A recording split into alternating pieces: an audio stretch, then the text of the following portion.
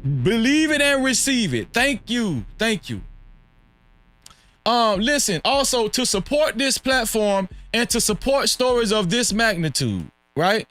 To support this platform and to support stories of this magnitude, you can either send a super cap, aka super chat, right? Just like my brother and my sister did. My sister Fear No Mortals, she sent a $5 super cap. Thank you, sis. I appreciate you.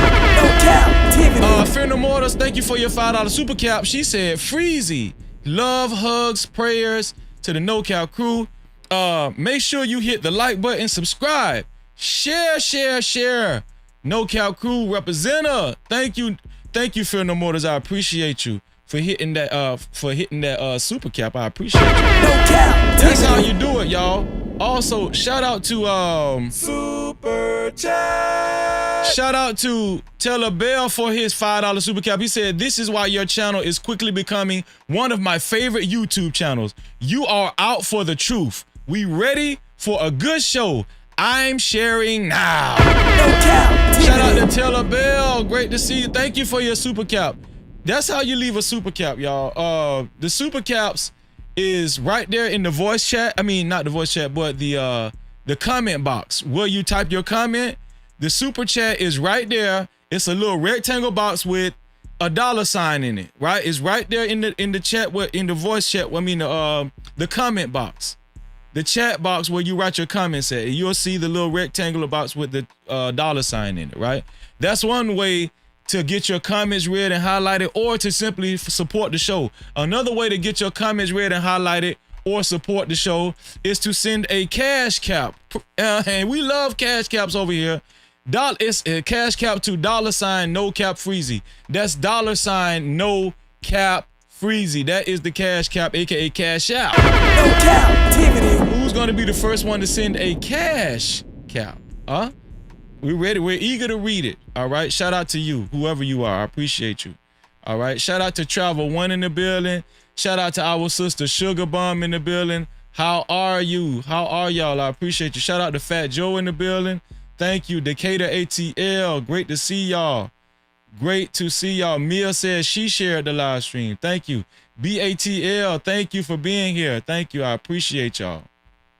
I really do. And listen, everybody else that comes in during the ladder, it's going to be a lot going on, but everybody else that comes in after this, I appreciate you. Forgive me if I don't get to your name. I usually try to get to everybody's name in the beginning. I do well with that, but when I take off during the show, just sit back and enjoy the show. I appreciate you and show some love. Thank you. Last but not least, to become the initial sponsor of tonight's show. How do you become an initial sponsor of tonight's show? It only takes $20 or more. $20 or more, and you will become the initial sponsor of tonight's show, right? And whoever becomes the initial sponsor of tonight's show, your name will appear on the legendary sponsorship board right here that's flashing below. Who will it be?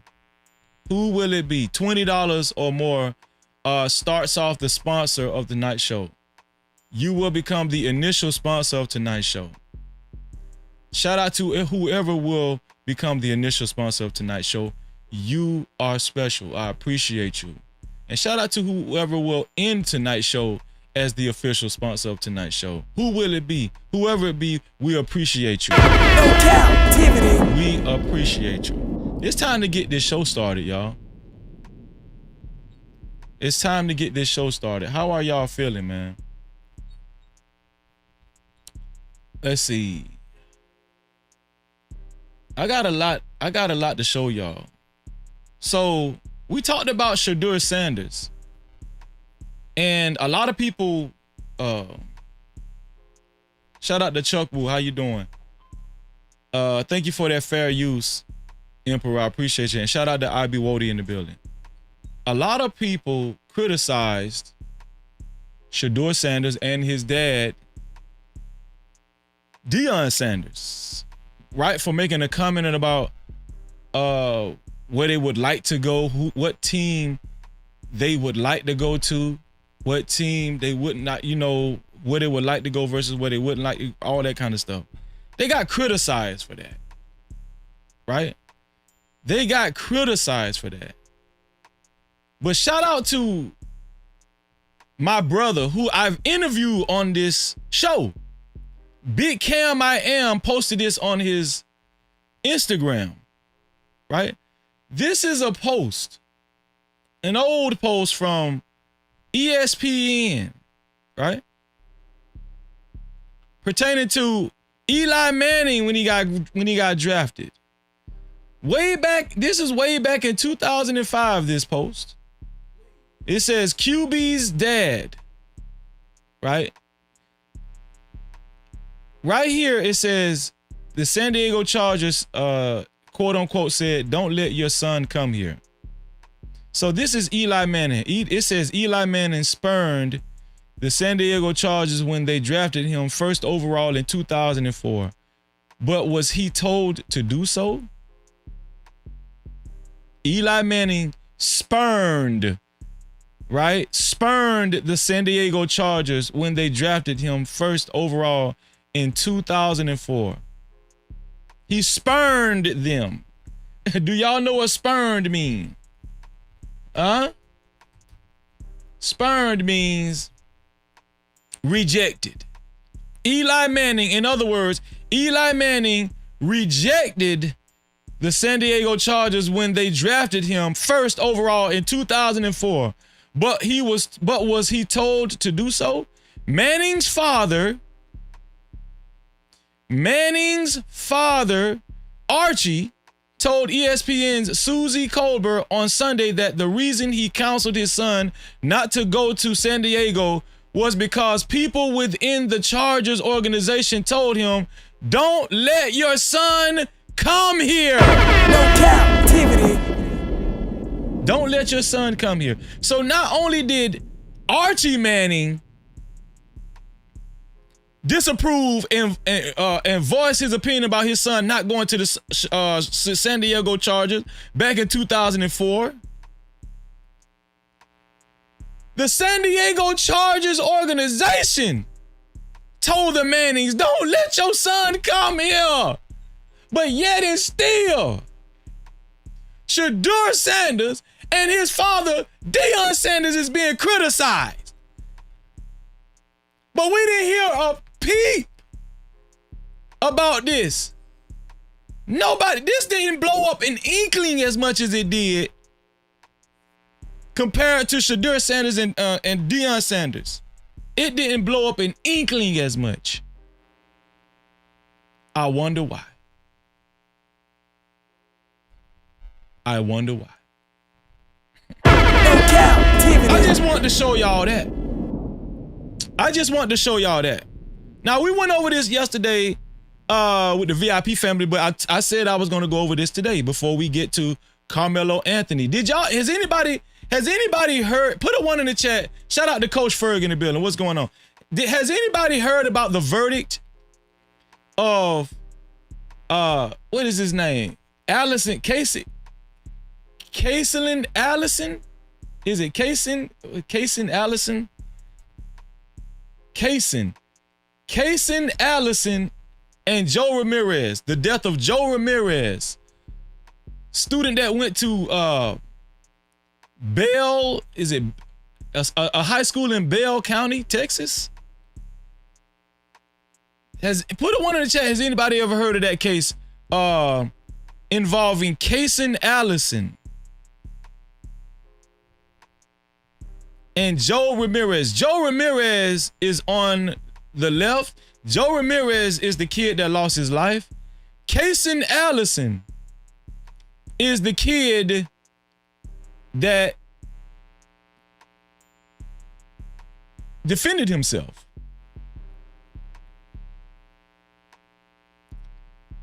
Cason Allison is the kid that stabbed Joe Ramirez. Now, just in case some of you guys don't know about this case just deliberated not too long ago. Not too long ago. Now, I'm gonna just go through it really quickly before we go into this Carmelo Anthony case. Long story short, these kids, both of these kids, met in the school bathroom to fight. Both of them met in the school bathroom to fight. And the kid on your left, Joe Ramirez, the Hispanic kid, threw the first punch.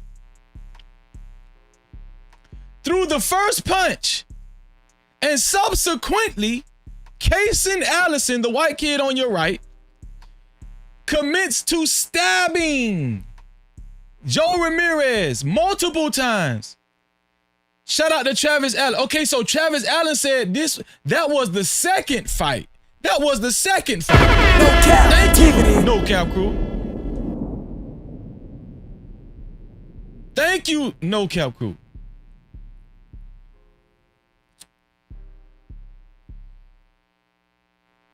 Could somebody block Poor Righteous? Somebody just block Poor Righteous. Please. Block Poor Righteous. No nonsense tonight. Just block. We're not even gonna read no comments. Just block Poor Righteous. Shout out. I need one of the mods to just get on that right away. Block the Poor Righteous person in the chat. So, listen. So, after Joe Ramirez threw the first punch, Kason Allen subsequently, as a result, started stabbing Joe Ramirez. He stabbed him in the chest. He stabbed him in the back. He stabbed him in the buttocks multiple times. He stabbed him in the leg. He stabbed him in the arm.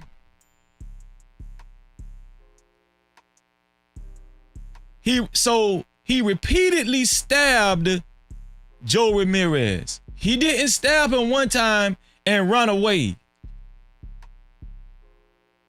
He repeatedly stabbed Joe Ramirez. And Joe Ramirez was the one that ran out of the bathroom and fell to the ground as a school nurse tried to save his life. They called paramedics, and before he even arrived to the hospital, he fell to his death. This is how Joe Ramirez, the Hispanic kid on the left, lost his life. Now, this case has been going on for some time now. Kason Allen just got found not guilty of murder a couple of days ago. No Cap-tivity. Kason Allen just got found not guilty of murder a couple of days ago. Now, to be fair, they still held him responsible for criminal negligence, which is a substantially lesser charge. A substantially lesser charge. Okay? And guess what? To my understanding, somebody can correct me if I'm wrong, Kason Allen did not get charged for bringing the knife to school. This one here for the thug. He did not even get charged for bringing the knife to school.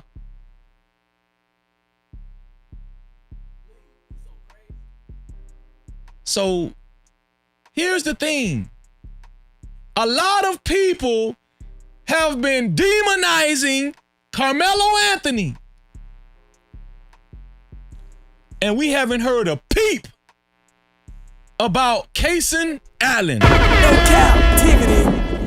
I have seen a couple of content creators cover Kason Allen, but not a lot.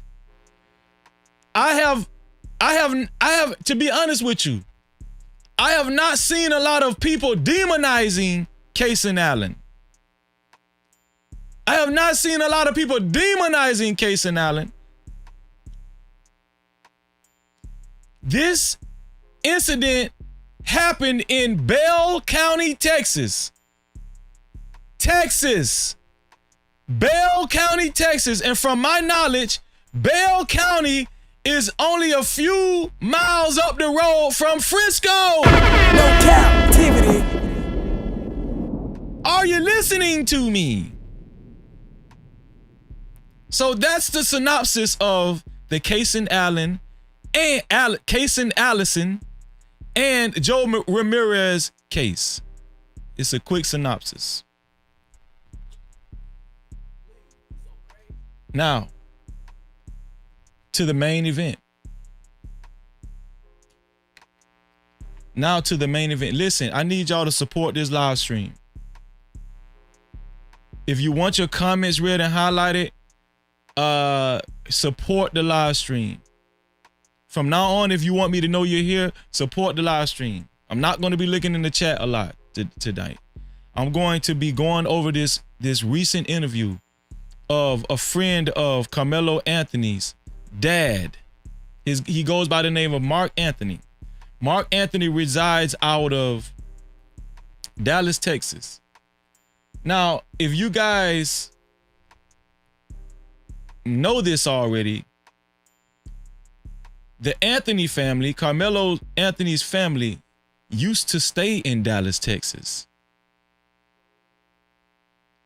It used to stay in Dallas, Texas. And I'm gonna tell you something. I'm gonna need just like the other person that was in the chat that I told the mods to block. If you see anybody that's coming through making stupid remarks like poor Righteous, like everybody's hold on, this is the rules for the mods. Everybody's entitled to their opinion. Everybody does not have to agree with Freezy. They can vehemently disagree with me. That's no problem. They can vehemently disagree with me. But any disrespect as far as like, you know, saying something, as far as calling me a name, calling me a racial slur or something like that, or anybody in the chat a racial slur, block them. And I'll look at the block list later. But I don't want a lot of blocking going on. It has to be extreme. It has to be people that's not here in good faith. Just like Poor Righteous. Poor Righteous didn't even comment on the topic at hand. So we're not having no nonsense. But I don't want people to feel like they can't disagree with the take tonight. You can disagree. You can disagree. It's not that type of live stream. It's not that type of platform. But don't come in here with the derailing comments. All that stupid derailing stuff. No, we're not having that. We're not having that. No derailing just to throw people off. No derailing. No. I'm talking about just talking about something else or talking about something you shouldn't even be talking. That type of bullshit. Like, oh, President Trump hair is orange. That type of stuff. No. Snipe them. Snipe them. Okay? And shout out to everybody that plans on supporting tonight's live stream. You can support the live stream or by sending a super cap, aka super chat, or you can send a cash cap, aka cash app to $, no cap freezy. $, no cap freezy. And listen, we need a sponsor of tonight's show. $20 or more, it makes the initial sponsor of tonight's show. This guy right here, he goes by the name of Mark Anthony. Now, y'all know I've been on this case substantially and following all the details. Now, before we get into this case, right? People have been trying to say the reason why Carmelo Anthony's mother and father and the whole family had to move to an undisclosed location. They're trying to say that the only reason was it was some kids in their neighborhood with water guns riding on bicycles or something. Well, let me show y'all something, man. This is why it's very dangerous to pass around misinformation. This is why it's very dangerous to pass around misinformation.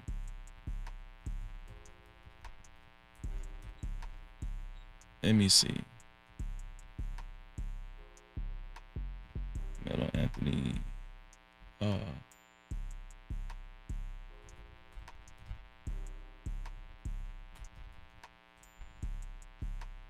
Where are we?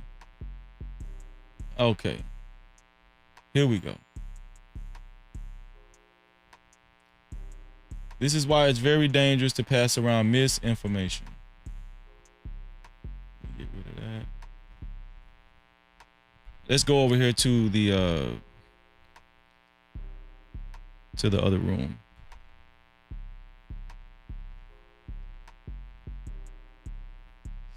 And you know, people want to discredit this family so bad. It's just a shame, man. It's a shame how much people want to discredit this family. Now, this is from the Daily Mail. If anybody knows anything about the Daily Mail is not that credible. Okay, I'm gonna just be honest with you. So, you know, the Daily Mail has been known to put out satire as well. Right? This is Carmelo Anthony's family. It says to Carmelo Anthony's family to spend a huge portion of their $515,000 Give, Send, Go fundraiser on secure home for a killer. So you can see right there the direction that this article is going. People are actually quoting things from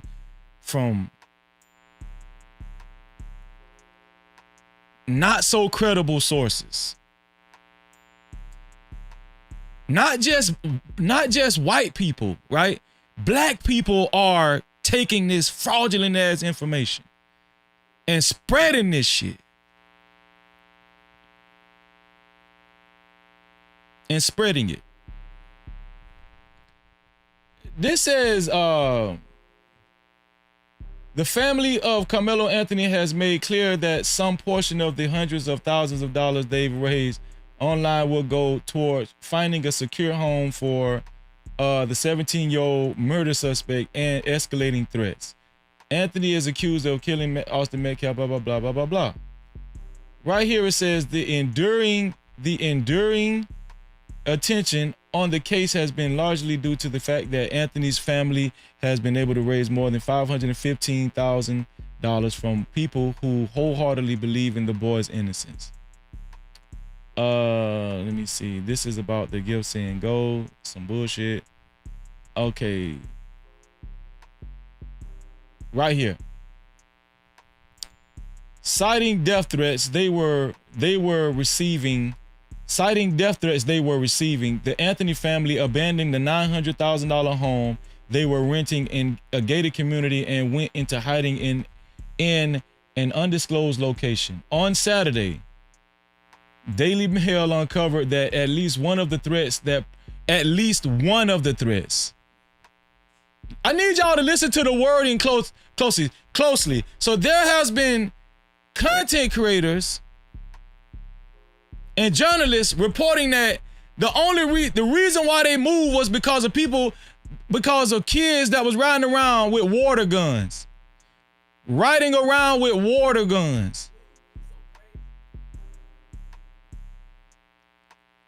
Right? But even the Daily Mail got enough sense to write that at least one of the threats. I wonder what was the other threats? Huh? But people just can't wait to just discredit this family and demonize this family. On Saturday, that the Daily Mail uncovered that at least one of the threats that prompted the family to move out came from teenagers who drove by the home firing water guns. Frisco cops were called to home April 15th by Andrew Anthony, the suspect's father, around 7:51 p.m. after two Jeeps with teenage passengers were seen driving past the house through the doorbell camera. Doorbell camera, according to the police incident report obtained by Daily Mail. Now, I'm going to just be honest with y'all. Me and my wife has been looking for this incident report vehemently. We have been looking for this so-called incident report, and we cannot find it. If anybody has the incident report, please email it to me. Write it in the chat. Let me know you got it. Because we have not been able to find this incident report. Okay? It says Frisco cops. No, it says within the first minute of his interaction with police, Andrew acknowledged the weapons the kid had were play guns. So the father, they're saying the father actually acknowledged that the weapons that the kids had were play guns. He further described the 2 Jeeps as having 4 passengers each. It was 8 kids, 8 teenagers with both white and black males in the cars. Andrew also told police that the play guns were never pointed at them. The latest development comes almost a month after Metcalf was killed on April 2nd. So here's the deal. Why are people saying this is the reason why they moved? If the father acknowledged that the guns was never pointed at the family, the water guns, why are content creators and journalists saying that this is the reason why they moved? Why is the Daily Mail saying this is the reason why? No Cap-tivity.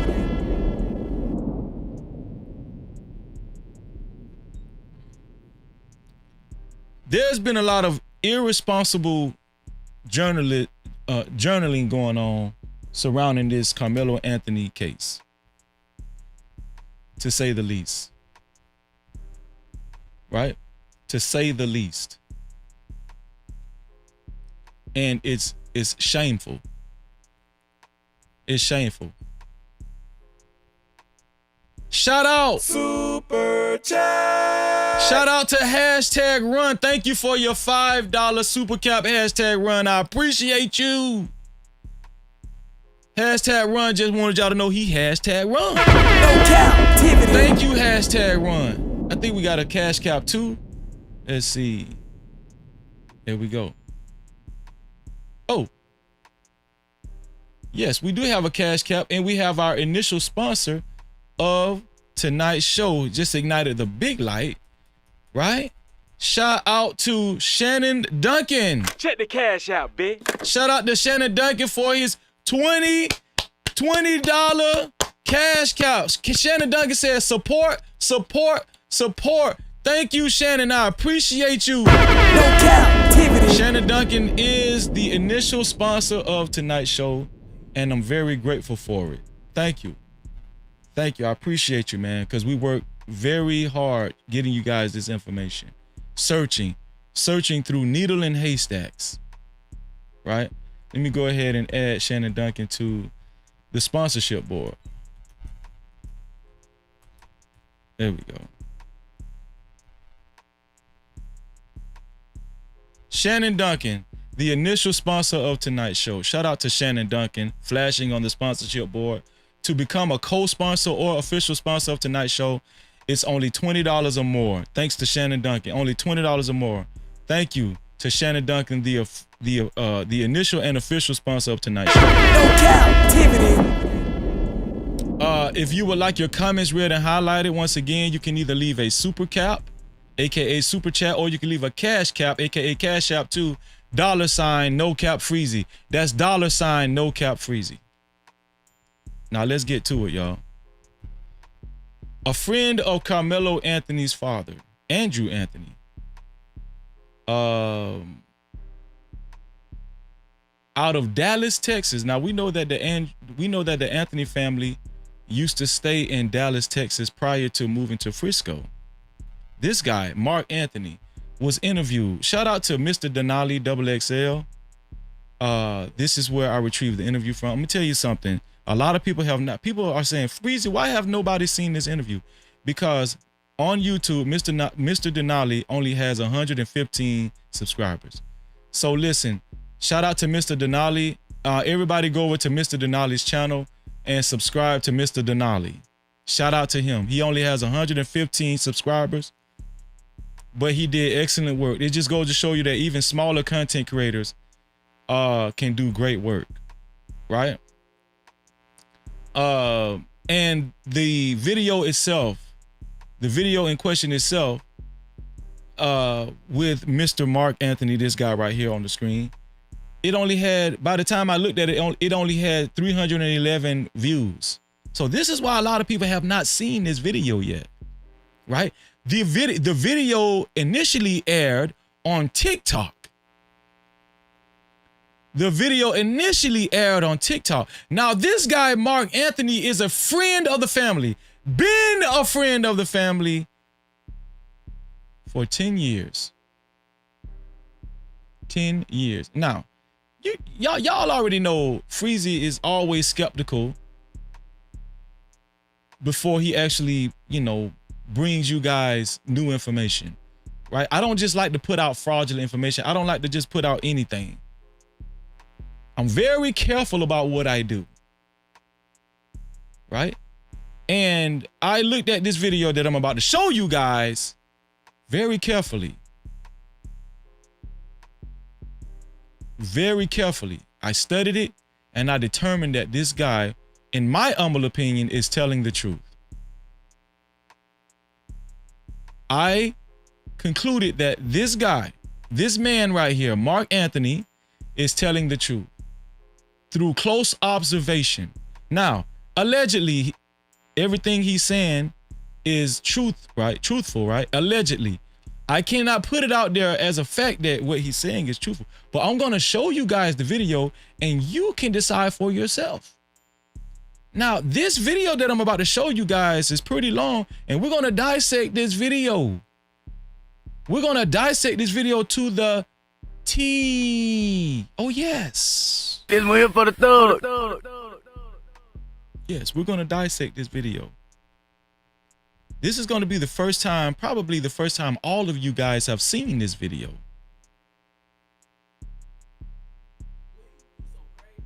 This is breaking news right here on No Cap-tivity with Freezy, right? No Cap-tivity.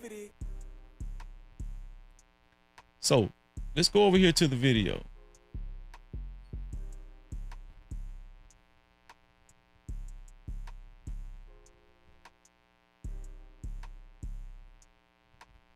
Here we go.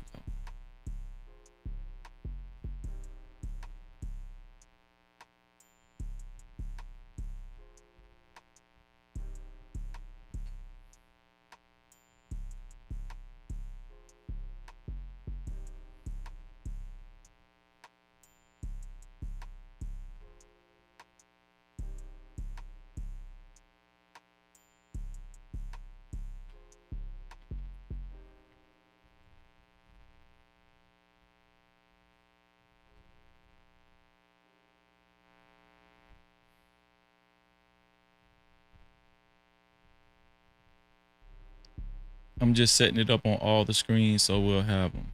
Okay, good. So this is Mr. Denali, y'all.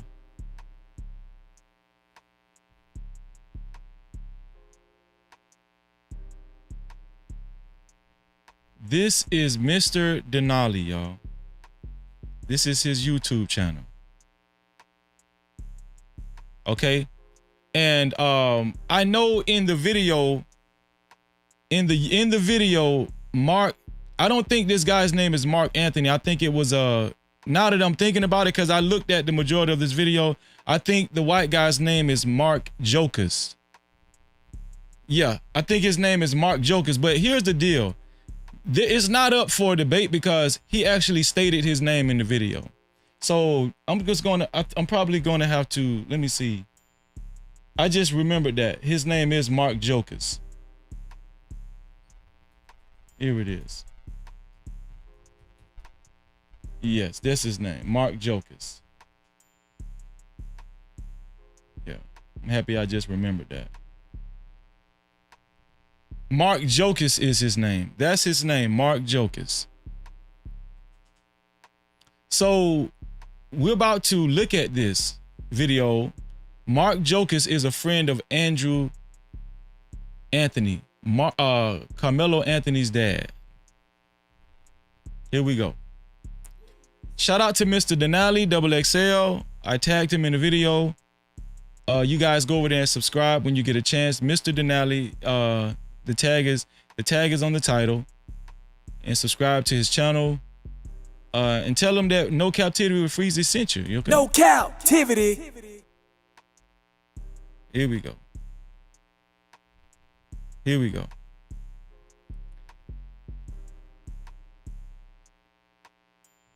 today. Okay. And yeah, we're just we're enjoying life a little bit, her and I. So we got the pups walking. So beautiful day here in the Dallas, Texas area. So, Absolutely. Beautiful. Beautiful. I love it. What kind of dog do you have?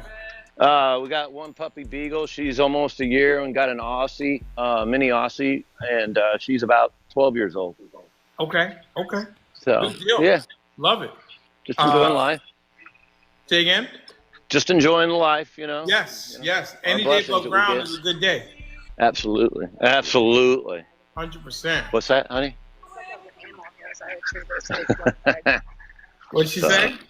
So you know, this little beagle, she was born. I don't think there she is. She's a little hunter for sure. Okay, right. That's what she does. That's what she does. So stays true to form.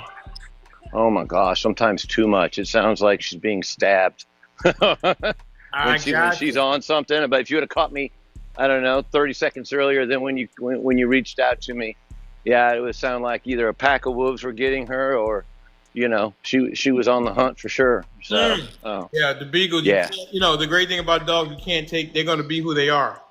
They're going to be who they are. Yeah. My guy's exactly the same way. Yeah. Exactly the same way. He is who he is. You get everything, every bit of Rottweiler from him. So. Yeah. Hey, so what did you think about those text messages I sent you? Did you read all of them?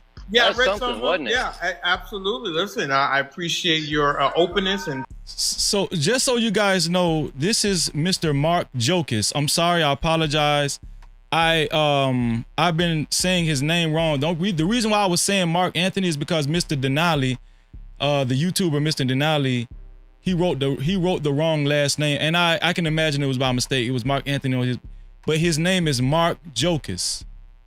That's his name, Mark Jokus. So just so you guys know, Mark Jokus is walking his dogs, and he's walking with his wife. He's walking with his wife. So if he's lying, his wife would even look at him crazy. This is Mark Jokus, 10-year friend of the of Andrew Anthony, Carmelo Anthony's dad, of 10 years, out of Dallas, Texas.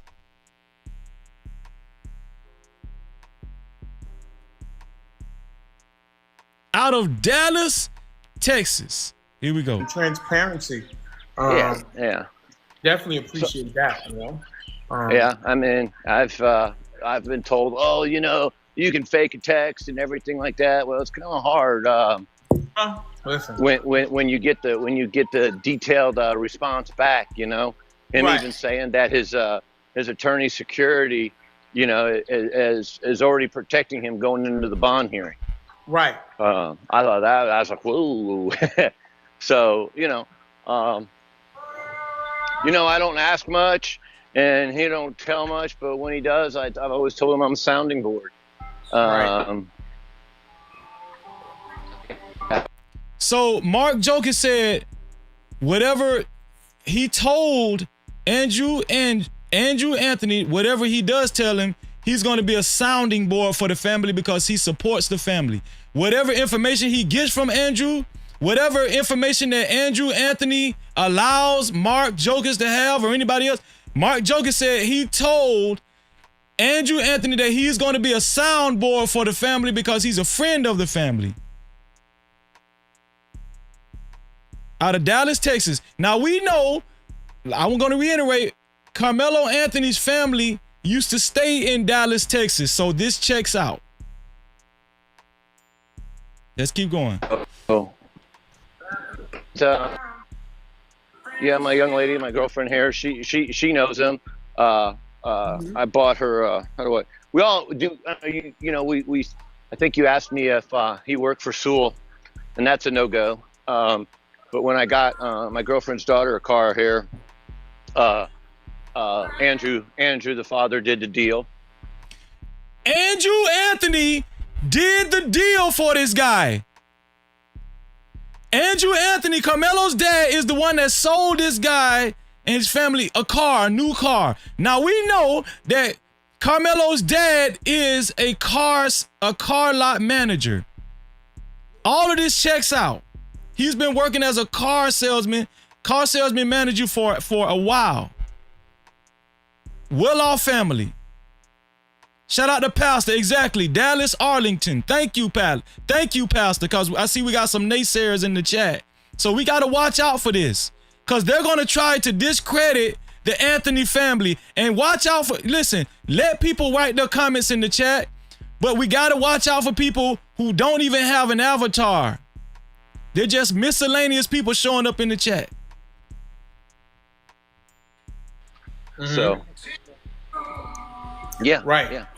So yeah. Do you want to wait till you get back to the house, or you want to do it now? I was going to do it at 3 o'clock. No, we can do it now. I'm good. I'm good at walking. If anybody wants to ask me anything, I mean, you know, I'm always good. Why don't we just why don't we do this? Go ahead and because I know one of your main things is the misinformation that has been going on. There's a lot of it. I heard some of that this morning at breakfast.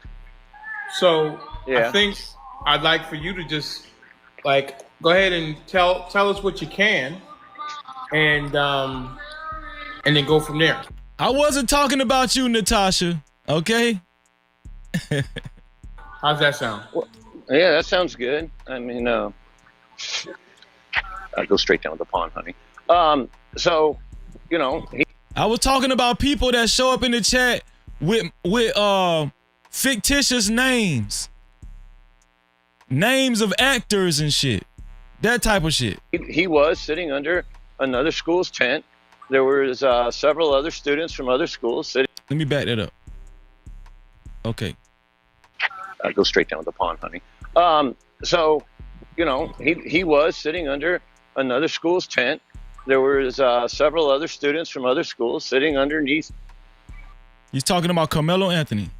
I guess another, you know, not their necessarily home tent, but, you know, we saw, and coming from, I guess I can say that without incriminating. I mean, it was said that the tent was moved from the stairs, you know, because they had them set up in the stairs, not like in the end zones, or I guess you could say where they normally put them. So the two tents were together. Carmelo was under one of them, and he was on his phone, and he was approached. And as the first statement said, he says, "My brother always has my back." So he's talking about Hunter Metcalf was saying that my brother always has my back. Hunter approached Carmelo and basically through that exchange, he said, "My brother always has my back," meaning Austin always has Hunter Metcalf's back. The question and the gap, I think, and I don't know, I call it a gap or a crack in the wall, crack in the floor, is that needs to be filled. Is, you know, if I don't know you and you're sitting there, and of course other people, it's raining, have a little compassion for humans who want to be out of the rain. Why would somebody, as in the first statement, just start four-lettering them? You know what I mean? That's probably the first thing they're going to get to the bottom of. How did Carmelo, who's on the phone and being accused of, "Oh, he just started four-lettering me." Right. Okay, we all have to scratch our heads about that. So basically he's saying that Hunter Metcalf was saying that Carmelo Anthony just out of the blue started four-lettering them. Right? Pay attention. The first thing they're going to get to the bottom of. How just start four-lettering them? You know what I mean? That's probably the first thing they're going to get to the bottom of. How did Carmelo, who's on the phone and being accused of, "Oh, he just started four-lettering me." Right. Okay, we all have to scratch our heads about that. So it was clear that, you know, he had this discussion with Carmelo, and then his brother stepped in. Cause it was bullshit. That's why. You know, he had this discussion with Carmelo, and then his brother stepped in. There's a squirrel, honey. She's gonna go nuts. Oh yeah. Here we go. No good. She didn't see it. Otherwise, you would have heard a dog screaming. And his brother steps in. Then they have words. And then the bag is grabbed from Carmelo. So his possessions are grabbed without his consent. Did you hear that? No captivity. Did you hear that? So allegedly, Carmelo Anthony's bag was grabbed from him without his consent and they threw it. Carmelo, this is what Mark Jokus, 10-year friend of Andrew Anthony, said. This is the information he got from the Anthony family. So we already stated that the Anthony family knows things because of their son, because Carmelo Anthony is the only living person that was involved. No, is one of the only living people that was involved in that incident. And we know the Anthony family has information that nobody else has, but this man is a friend of Andrew Anthony. Here we go. And you would have heard a dog screaming. So then and his brother steps in. Then they have words, and then the bag is grabbed from Carmelo. So his possessions are grabbed without his consent. Okay. They get tossed aside. Then, as you see in the police report or even the mugshot, I'm sorry, because we did talk about this, me and Andrew, because when Andrew called me the next day and he talked to his father, of course, his father doesn't even know the details. And he can't, and Carmelo can't say the details over the phone, because when you're incarcerated and you're making your phone call, you're recorded. You know that, I know that. And anything you say, it's just best to say. And his father said to me, bullying, Mark, bullying. And we're both in tears. Me and Dad are both in tears on that. So Andrew Anthony's father went on record and allegedly told Mark Jokus that it was bullying. He feels like it was bullying. Yes, sorry about the dog. She's about. Hon, you just gotta walk. If you would like your comments read and highlighted, you can either leave a super cap, aka super chat, or you can leave a cash cap, aka cash out to $ no cap freezy. That's $ no cap freezy, and I will take a break and read all of the super caps and the cash caps. Thank you. Walk her out of it.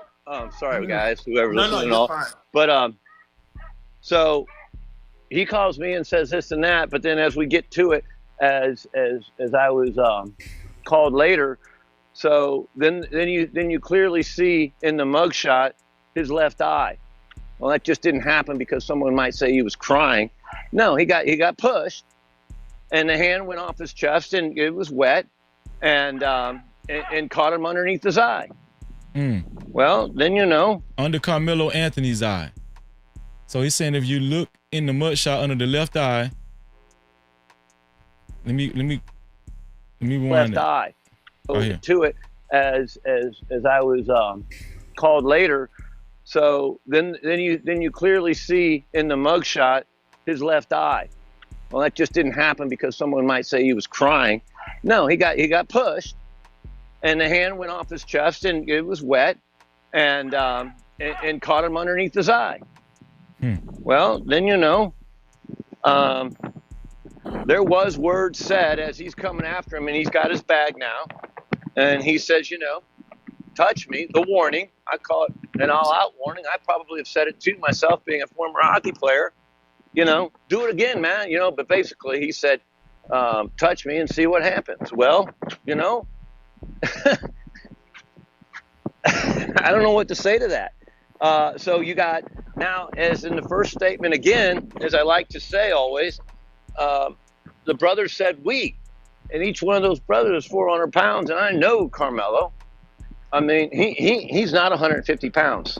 There's no way that kid weighs 150 pounds. Wow. And they have him listed at 162, and the brothers listed at 200. Well, let's just say Carmelo was seriously outweighed. Yeah, I mean, two guys. First of all, he's outnumbered, so there's 4 arms versus 2. It's wet, it's slippery.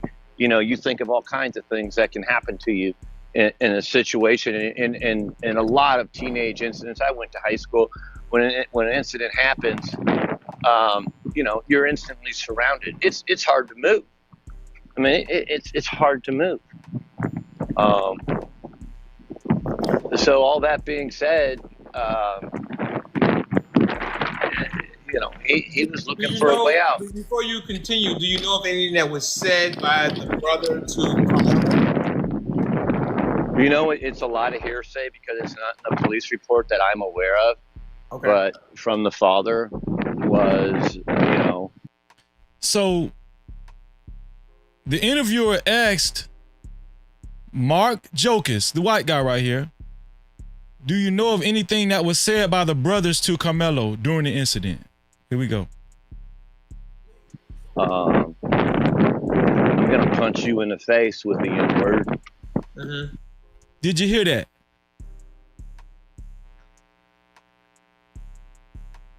I'm gonna punch you in the face, N-word. No Cap-tivity. Meaning, I'm gonna punch you in the face, nigger. I'm gonna punch you in the face, nigger. So allegedly, the Metcalf family were using racial slurs, nigger, as they was threatening to punch Carmelo Anthony in the face.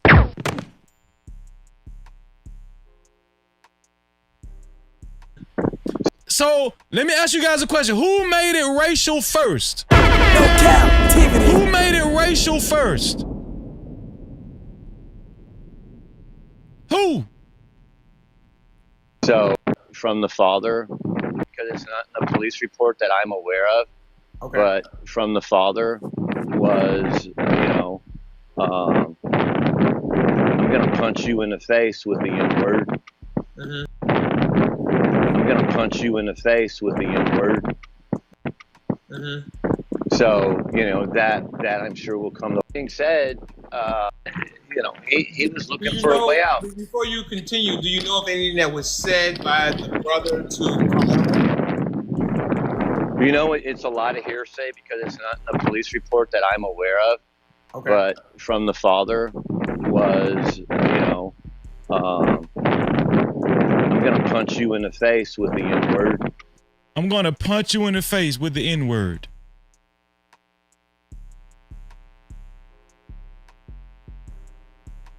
Yeah. Mm-hmm. So, you know, that I'm sure will come to light in you know, the next hearing, and how that's all laid out. So this guy attended the bond hearing. A lot of people are asking, how does he know all this information? He attended the bond hearing, and he's saying that information came out during the bond hearing, which was private, which it was, that he was privy to hear during the bond hearing by the Anthony family. He went there to support Andrew Anthony and his family. No Cap-tivity. Mark Jokus. And I think that's, you know, I know that's when Carmelo said, touch me and, you know, find out what happens. The kid just, you know, I told you yesterday, you know, in our phone conversation, he was accepted to a well-known university. Of course, I hope people will understand I cannot give that out, but astro engineering, are you kidding me? That is one smart kid. And not that if he did do anything, found guilty, innocent, but, you know, judges don't want to throw promising young people in jail. They don't. And I'm not giving anybody excuse. There should have been no loss of life. Absolutely none. But, you know, if that was your kid surrounded by, you know, outweighing over 200 pounds, two people coming at your kid over 200 pounds, as he said, what would you want your kid to have done? I mean, what would you want your kid to do? Another thing is yesterday I heard someone reading off the penal code 46.03, saying that poker is pro. She read it off, and I read it. So he's talking about the knife. He's calling it a poker. A poker. He's talking about the knife. He's about to tell anybody that's still wondering about the penal code in Texas and still saying that that knife was a weapon. This guy is going to remind you guys that it was not considered a weapon when he brought it to school. We know that Casey Allison did not get charged for the knife he had after stabbing Joe Ramirez 4 times. Prohibited is illegal. What did she say? In prohibited areas, it's against law. And it says it under Texas law. But there are no signs on that in that area that says that it's not prohibited. None of the students signed anything. You know, people say, oh, these students signed this agreement, that agreement. The only agreement that I know of is hockey, and you have a USA hockey number. I don't know, and anybody, please correct me if I'm wrong, if there is a USA, Canadian, and Mexico track and field number, and you sign it with a bunch of rules. You know, hockey, even in the NHL, when they go to throwing hands, they drop their sticks, they drop their gloves. In college, when I played in college, you get into a fight, you get kicked out of school, and you go to jail and you never play again. That USA hockey number can be pulled from you at any moment. And everywhere that kids, even old men like me that play hockey, it's sanctioned under USA hockey.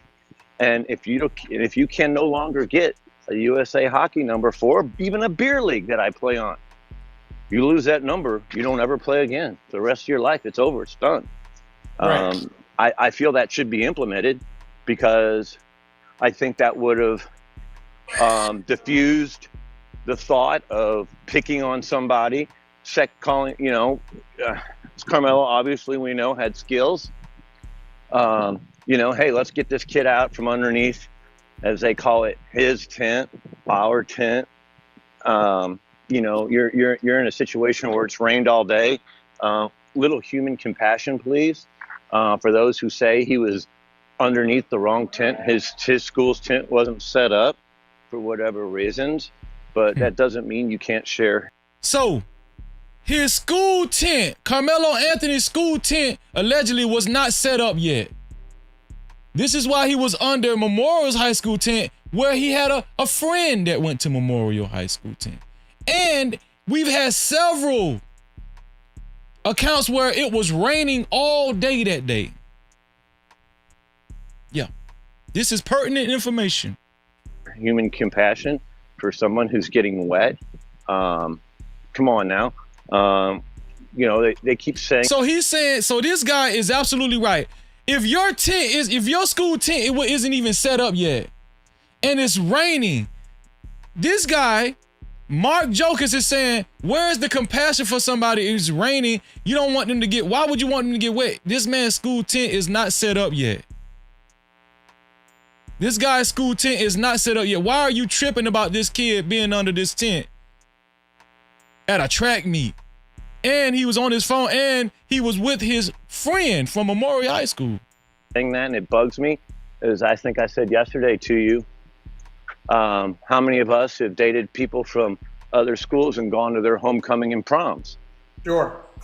Hey, you know, I never got into a fight. It was all cool. We all had friends from other schools, and now we're talking about a tent. I mean, has our kids gone us? I know I'm old, 53 years old, but has it gone to that extreme where we can't sit underneath someone else's tent for shelter and take a phone call? You have to ask yourself, where's the parenting? And, you know, and the divorce that the Metcalfs had with her addiction to alcohol. Oh!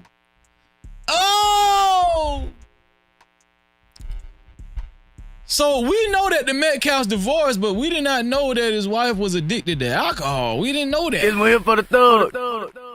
We didn't know that.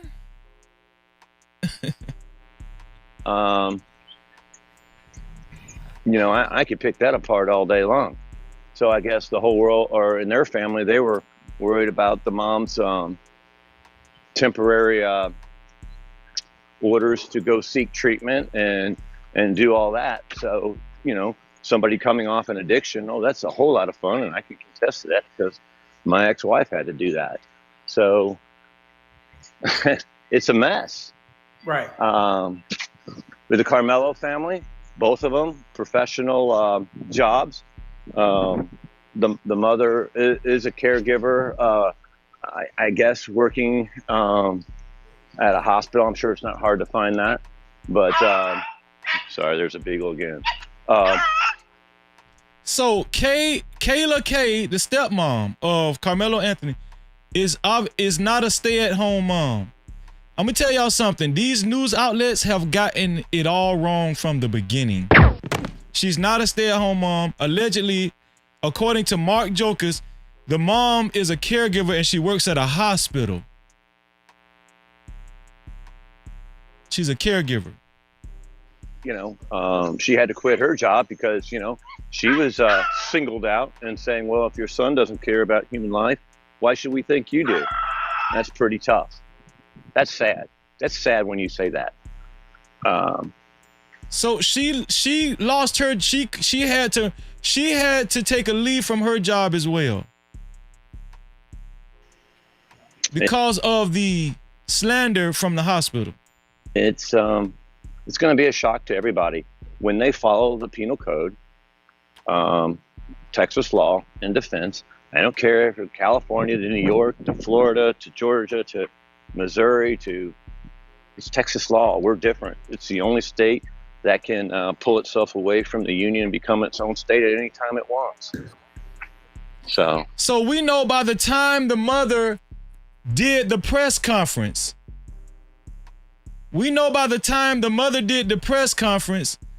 she was at home.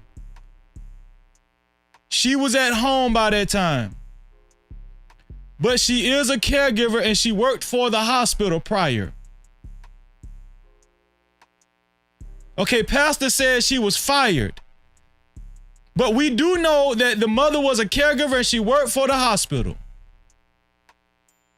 But two things can be true at the same time.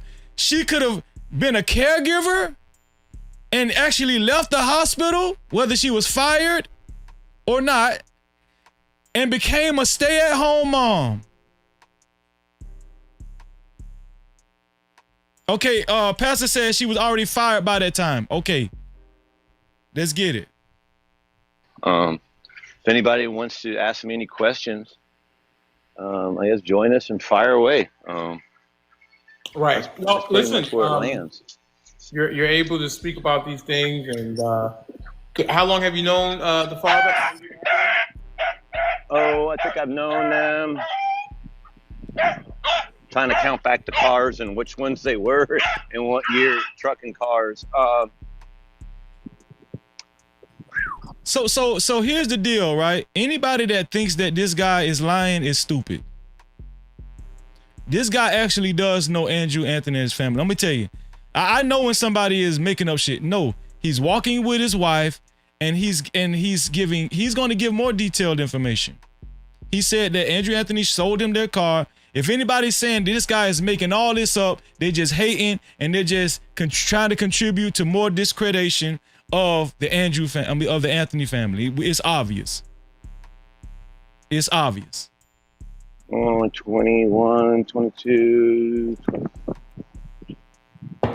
Oh, probably since 2015. 2015. Okay, so you're talking about 10 years. Yeah, I'm trying to think of when, you know, my daughter, his son, same age and all that, and talking about the same sports from the same, you know, different schools and how that all plays out. Right. Yeah, just trying to put it all together. Yeah, I mean, 10 years, that's a significant relationship. So you've known Carmelo since he was 7 or 8 years old. Yeah. Oh, absolutely. Yeah, they were young. Hold on. Wait. Youngins. Yeah.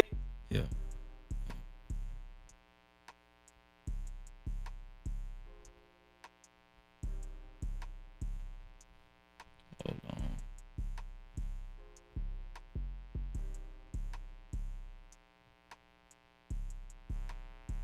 Let's go ahead and do this right now.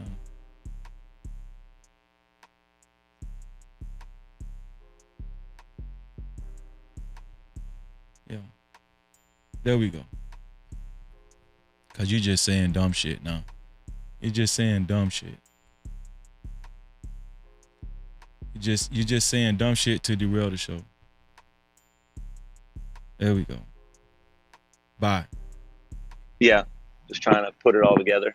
Yeah, I mean, 10 years, that's sports from my daughter, his son, same age and all that, and talking about the same sports from the same, different schools and how that all plays out. Right.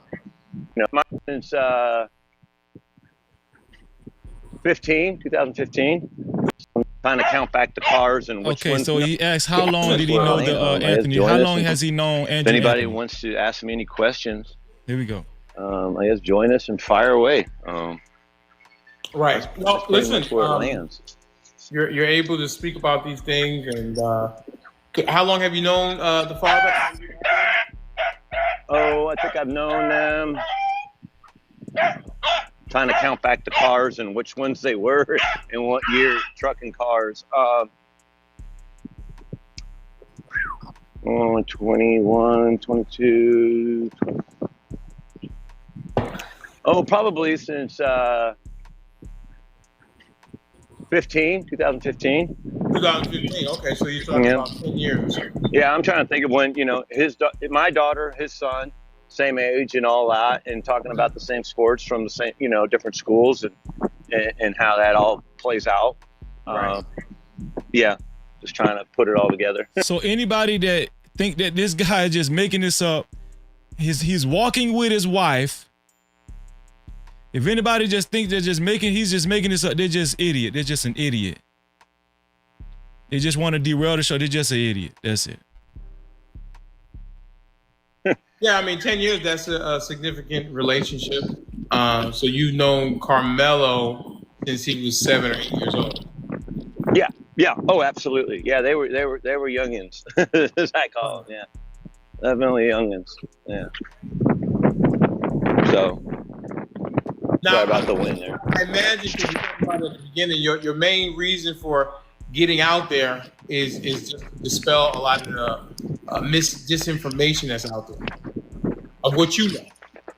Well, I can't go into too much detail of what they're claiming what was said between back and forth at each other. Obviously, if Carmelo is trying to work on an aerospace engineering degree, he's trying to work on that. He's not trying to throw it away. Carmelo is working on an aerospace engineering degree. Do you hear the details in what this guy knows? Carmelo is working on an aerospace engineering degree. How does he know that? And, I also have to say back and forth to the other one, I don't know what the other one, Medcats, I don't know the family. Mm-hmm. So I don't know. I'm going to catch a lot of hell for this. In a public school, you can be in low, medium, or high track. I don't know what Metcalf's was. I mean, I could be in low track and get a 3.9. But I know Carmelo was in the high track classes and taking dual credit, especially in his math with differential equations. So here's the thing. It's very important. Carmelo was in very advanced classes with a 3.7.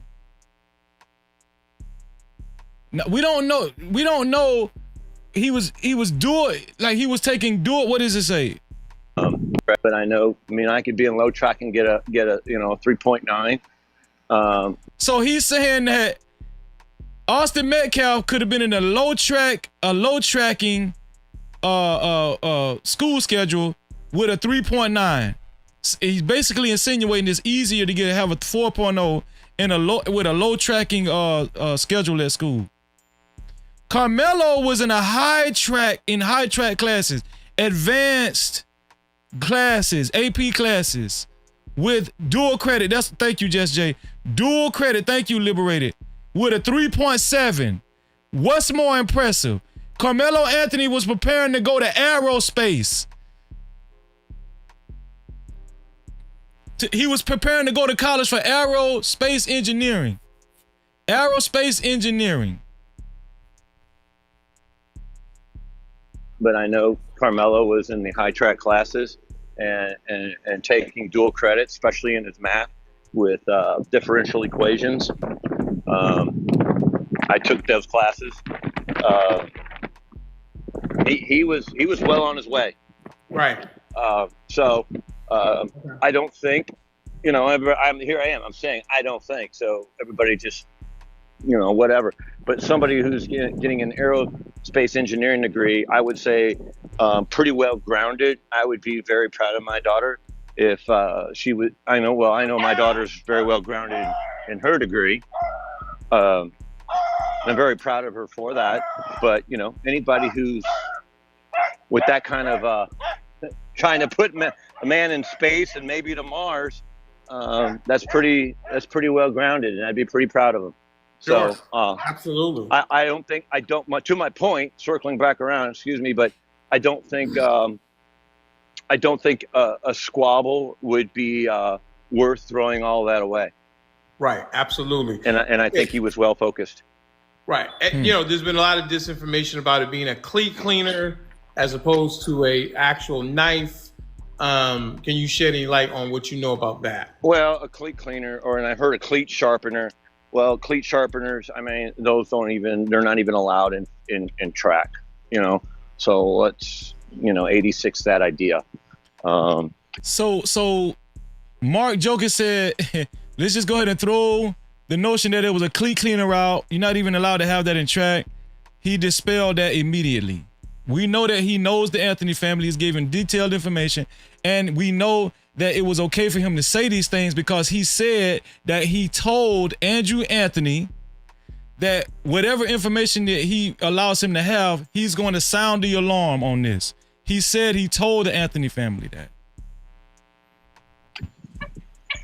I really don't want to say. The report says a black K-A-N-I-F-E with blood on it, so on and so forth. That's what it says.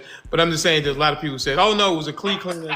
I'm pretty confident that it was actually a K-N-I-F-E. Could have been. But you know what they have to do? That's what the police report says. But what they have to do is they have to give it to Collin County CSI. And I'm not denying anything. I'm just saying when it goes to Collin County CSI and DNA from both are matched, then that's it. Right. I mean that's the fairest thing to say. Because I'm not Collin County CSI, and I'll tell you what, Andrew's not going to tell me either, in case I have a slip of the mouth. Sure. I mean, there you go. So he's telling everybody that Andrew is careful with what he's telling Mark Jokus. No Cap-tivity. He's careful with telling. So Andrew has not told Mark Jokus everything. Mark Jokus is just giving us a little privy information that, between him being at the damn bond hearing and talking to Andrew Anthony. A lot of this information came from the bond hearing, which was private. So he just said that Andrew Anthony is keeping tight lips. He's keeping tight lips on this case, his son's case. A lot of you didn't even know. A lot of people, let me tell y'all something, man. This is how fucked up this situation was. the mother, Kayla K's name was different than Andrew Anthony's name. People were insinuating that Andrew Anthony is not Carmelo Anthony's real dad. I heard content creators saying that. This is how juvenile content creators have been towards Carmelo Anthony's family. They were saying because Kayla K has a different last name than Andrew Anthony is not Carmelo Anthony's real dad. When it has came out, and he's gonna, Mark Jokus is gonna say it, that Kayla K is actually the stepmom of Carmelo Anthony. No Cap-tivity. But this is how juvenile people have gotten with it. This is how juvenile people have gotten.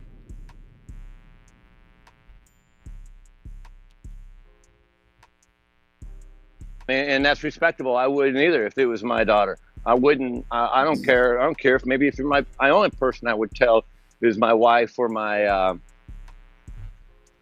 let's go this way. I wouldn't. I probably would only tell my wife and maybe my parents. Right. And that would be it. But yeah, the less you talk, the better.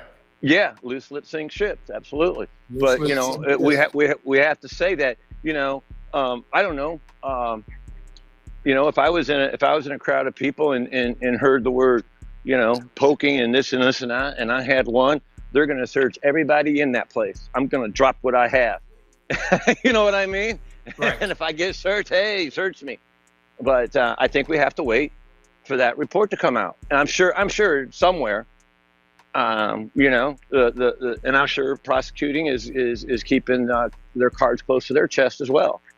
But until that report comes out, that's all you can say. Right. And I got to say, I don't know. Give me 1 second, Mark. Let me just do a little housekeeping. Hey, everybody, listen, we got Mark Anthony here, friend of Andrew Anthony, who is Carmelo Anthony's son, and he's giving... Now, I'll let you guys know, this was originally recorded on TikTok. This is a TikTok video, but you can't find it on TikTok anymore. You can't find it on TikTok anymore.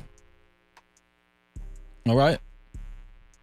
If any, let me tell y'all something. Whoever reviews this video, give your boy Freezy credit because I'm the first one that actually brought it to this space. Okay? No cap. Give your boy Freezy some credit. And that's a little insight on some of the things that he's able to speak about. Of course, he's not going to go into great detail. Even if he did know, he would not. But he is able to dispel some of the misinformation that is out here on this case that people are very, very interested in and seeking any information that actual factual information that they can. But we need you guys to go ahead and continue to tap the screen. We got over 200 people in the room.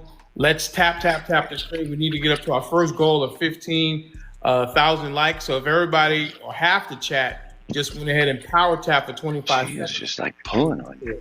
So let's start tapping the screen. I don't want to turn the comments off because I want everybody to be involved and known Andrew Anthony, Carmelo Anthony's dad, for about 10 years or so. All right, so let's get the tapping. Let's push it out there very, very quickly.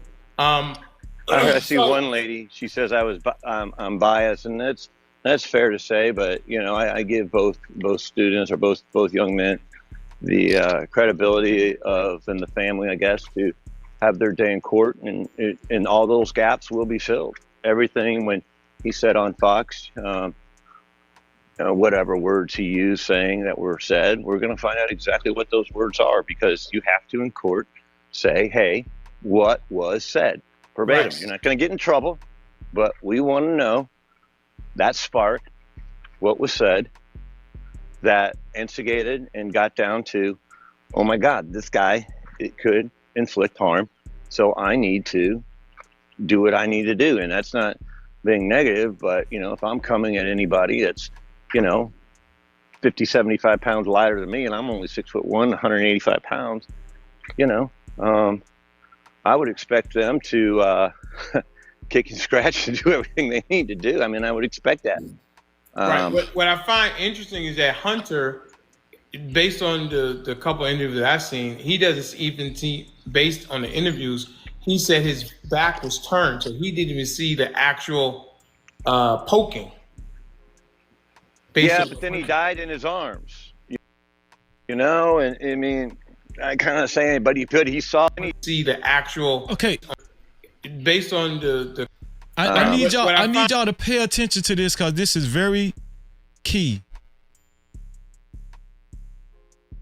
So Hunter Metcalf was recorded saying he didn't see the actual poking or stabbing. Look at what Mark Jokus said. Watch this. What I find interesting is that Hunter, based on the couple of interviews that I've seen, he doesn't even see, based on the interviews, he said his back was turned, so he didn't even see the actual poking. Yeah, but then he died in his arms, you know, and I mean, I kind of saying, but he saw everything. He says, the first interview, he doesn't say it, but the second interview, he says, oh yeah, we took his bag. Okay. Did you hear that? Hold on. He says, "Oh yeah, we took his bag." Okay, you know, and I mean, I kind of saying, but he saw everything. He says, the first interview, he doesn't say it, but the second interview, he says, "Oh yeah, we took his bag." Okay, he doesn't say it, but the second interview, he says, "Oh yeah, we took his bag."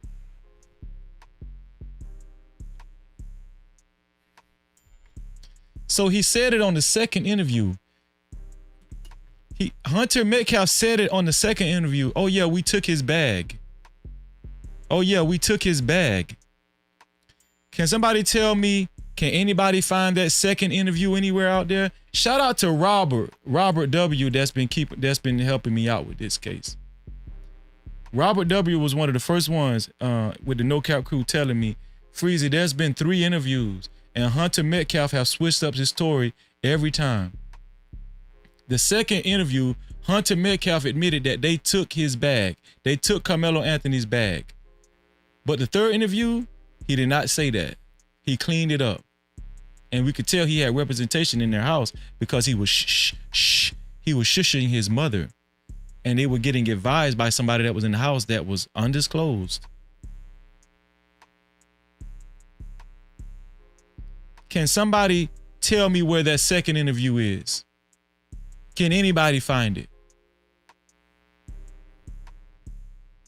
Okay. You know, it's pieces and bits as we come along of what was said. Of course, you know, the Carmelo family, well, they're not saying nothing. As you know, walking out of behind the courthouse, they didn't say one word.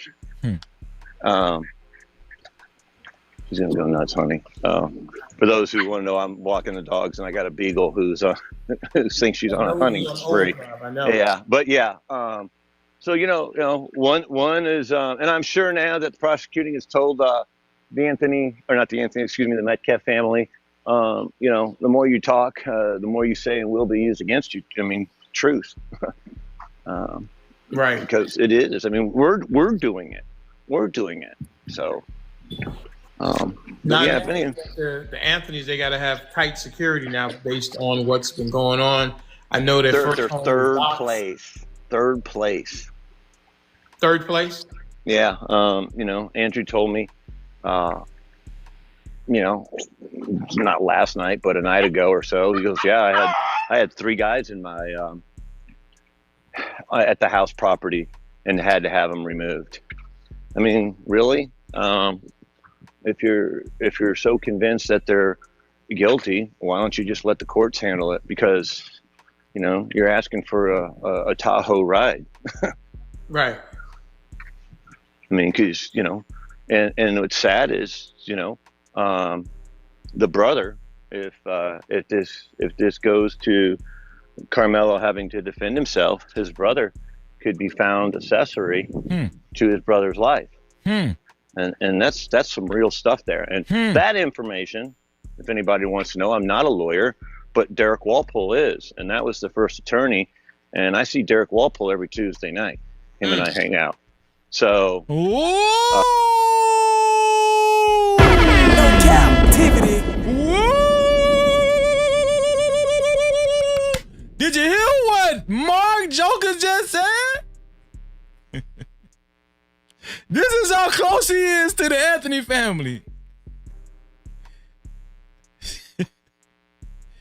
He hangs out with the first lawyer, the lawyer that's not on the case anymore, every Tuesday night. Let me show you guys again.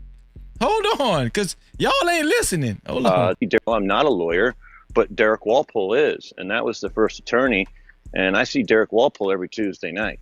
Him and I hang out. The first attorney, if anybody wants to know, I'm not a lawyer, but Derek Walpole is. And that was the first attorney. And I see Derek Walpole every Tuesday night. Him and I hang out. I wonder why Mark Jokus has a little smile on his face. Maybe it's because he knows a little more than he's leading on. He hangs out with Derek Walpole, the initial attorney, every Tuesday night. They're good friends. So yeah. Yeah, the Anthony family has friends all over, huh? Yeah. Where are you? Where's everybody at?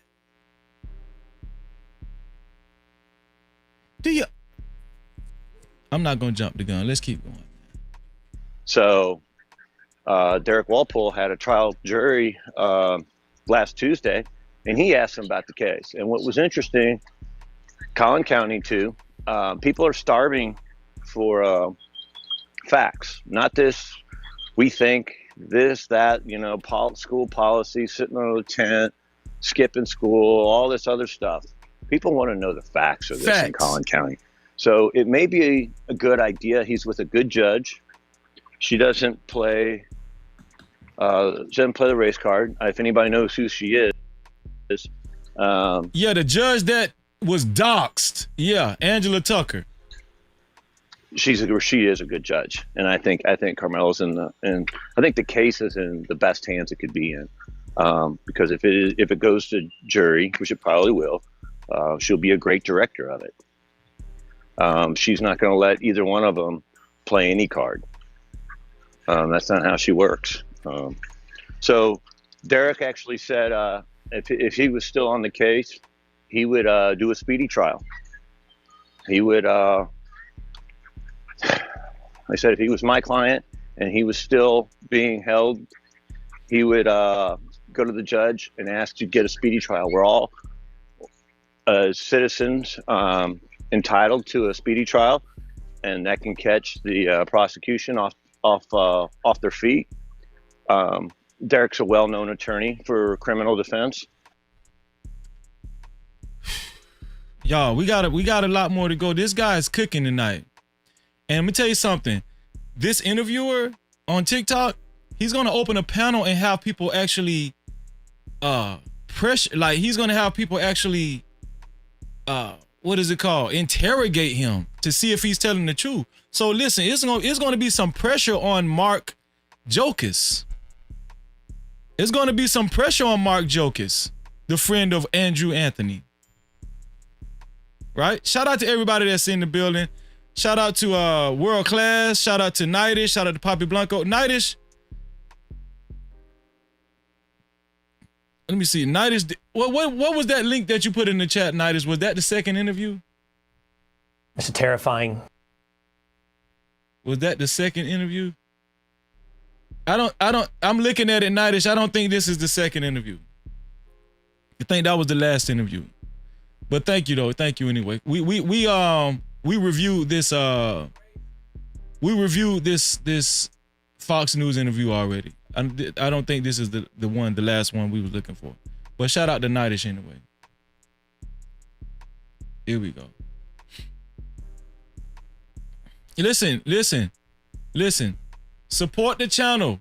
Support the channel by sending super caps, aka super chats, or cash apps, aka cash apps to $ no cap freezy. That's $ no cap freezy. Let me see y'all support the channel. Support the channel. Thank you, mods. Thank you, mods. I appreciate y'all.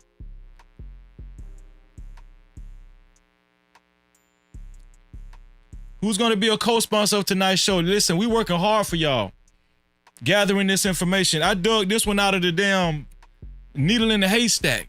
Shout out to Shannon Duncan for being the initial sponsor of tonight's show and the official sponsor so far. Shout out to you, Shannon. I appreciate you. Listen, don't just hate watch. Support the show, man. If you appreciate the work that's being put into this Carmelo Anthony case, support the show. I appreciate y'all. Let's get it.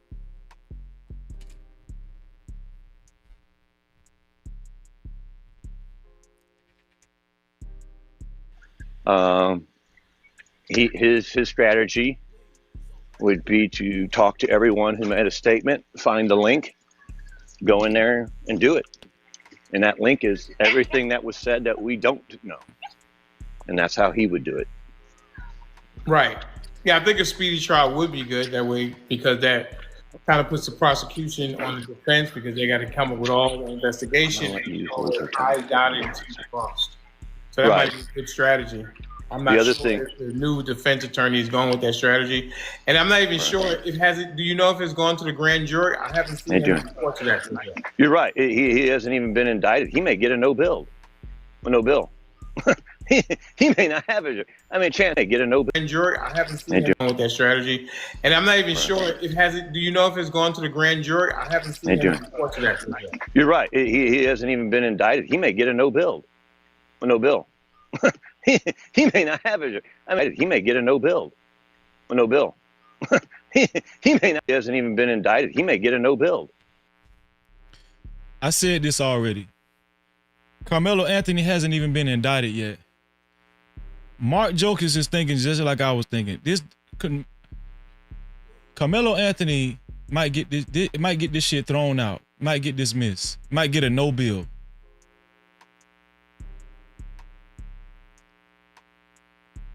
Listen, they only got 3 phones. We know there's other footages out there. We haven't even seen, there's video for sure. We know this. Mark Jokus said Carmelo Anthony might get a no bill. We said this already. No bill. He may not have it. I mean, chances is that or what they are. But yeah, he hasn't even been indicted yet. Right. Honey, babe. Yeah. Sorry, we're walking dog and a biker came up. I'm gonna Danielle, the Candid American. Do you have any questions for Mr. Mark Anthony? Yeah, thanks for having me up. I appreciate this. So I have a few questions, so hopefully you can oblige me. I'm sorry? Danielle. So my first question is this. Can you speak to the GoFundMe that was initially created that... Speak to the... Hang on a sec. Let me get something straight. I got all things up here. And I'll be here. Can I speak to the GoFundMe? Can you speak to the GoFundMe, the initial GoFundMe? Is that right, Danielle? That's what you're asking?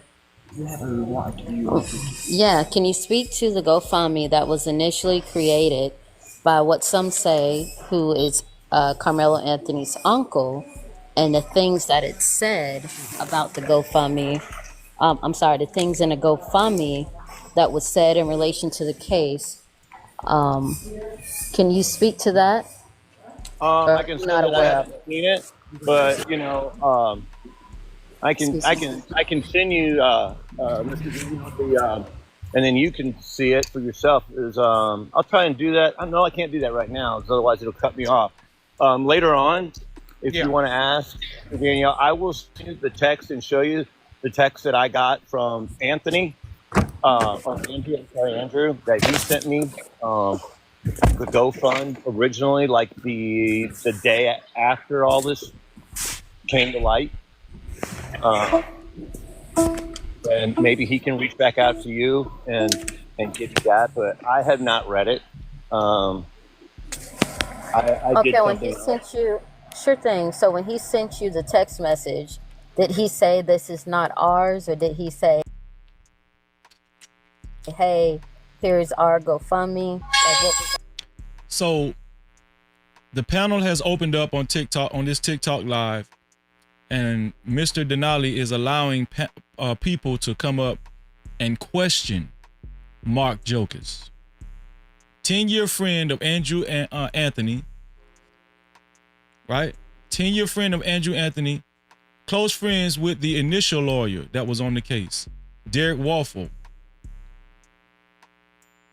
He's also attended the bond hearing. So he was privy to information that was at the bond hearing as well that we don't know. I need y'all to start paying attention. He was also privy to information. He also attended the bond hearing with the family. Yes, because he was telling me, you know, you're talking to I mean, they are a successful family. And then all of a sudden, all income stops. And bills are piled up quadruple, a big legal team and a security team 24/7. Ouch. Yeah, I'm just asking, that initial GoFundMe, was that a GoFundMe for Anthony that was made by his uncle, the one that. You know what? I'll try and look it Mr. up right Anthony now. Smith. I'll try and look it up right now. If I cut off, I'll come right back. All right, everybody, we have a Heart Me Flash goal. If we need, let's see, we need 30 more people. It's 1 coin. That's all it costs is 1 coin. That helps the show. It helps you level up on TikTok. So if everybody could hit that, that'll help the show and help you up as well. It costs 1 coin. People liked and people in the voices. Andrew Did you what I had is the father of Carmelo. For Mark Anthony, friend of Anthony. Let's continue to show engagement so more people can hear your voices. We're going to open it up here in a little while for questions for Mark Anthony, friend of Andrew Anthony, who is the father of Carmelo. Okay. I just sent it to you. I just texted you what was sent to me. Oh, okay, gotcha. But Okay, so then I'll make it quick because I know some other. So he just sent Mr. Denali. Mark Jokus just sent a text message to Mr. Denali that was sent to him. People may want to ask you some questions. So basically, from what I'm hearing, you yourself do not definitively know anything either. So what's the difference between your information that you're giving us versus anyone else with an opinion that has read the Texas Penal Code and, you know, the student code of conduct or this situation? What is it that you can add definitively and we can take your word for it as being the truth in this situation? well, you know what we know is what we know, and it's very little. I mean, let's just face it. Everyone's keeping their cards, and nobody wants to give out any, you know. So even with the information he's given out so far, he said he knows very little, but he knows that allegedly the Metcalf brothers, when they approach Carmelo, they call him the N-word and all of that. Information, and trust you me, I'm not asking for anyone. He knows that one of the Metcalf brothers grabbed Carmelo's bag and threw it. I talked to him, and we're talking about cars. We're talking about a celebration dinner when this is all over with. But what's out there that we know and the things that happened, I mean, from the brother's the one who really told us everything. I mean, he had, 3 interviews, and pieces start coming together, and he kind of talks himself into a corner. I mean, he basically says we went after him. So words, okay, words are words, but you can walk away from words or you can ignore them. You know, people have said things, I bet, to everybody who's listening in. And do we go and attack them for it? Or do we get near them? Do we shove them for it? Do we take their personal belongings? If this was, say, you, young lady, and say I took your bag, and I say I threw it, and you went to go pick up your belongings, I'm telling you I'm coming after you. And you had a pew-pew in there. And you said, well, I got this 185-pound guy coming after me. You know, he's already pushed me, shoved me, and took my purse. You'd be a hero. So, you know, all I can say is what we know and what we put law to it. What makes this something so relevant?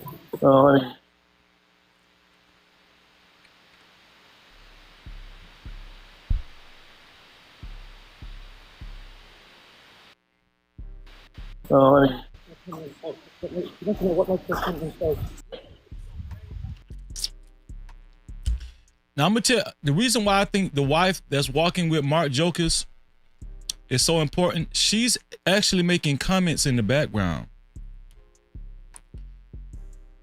Okay, this adds to the validity of Mark Jokus because obviously his wife knows the Anthony family as well. He's sitting up here. He's walking their dog. They're walking their dogs, and they're giving out the little information that they have. He's sounding the alarm, just like he said in the beginning of this live stream. He said he told Andrew Anthony, whatever little information that I get, hey, bro, I'm sounding the alarm because they're painting a bad picture of you and your family. He's even walking with his wife. So if he was lying, even his wife would be looking at him crazy like, what are you talking about? You don't know them. People want these people to be discredited so bad. And they're gonna listen, I'm gonna tell you something. One thing about me, I use my spidey senses and my common sense. And I know I'm going out on a limb. I'm saying, listen, I'm confident that this guy knows Carmelo Anthony's family. I'm confident. And it's all still alleged because I have to say that for YouTube purposes. But I'm confident that this guy knows Carmelo Anthony's family. What makes this something so relevant?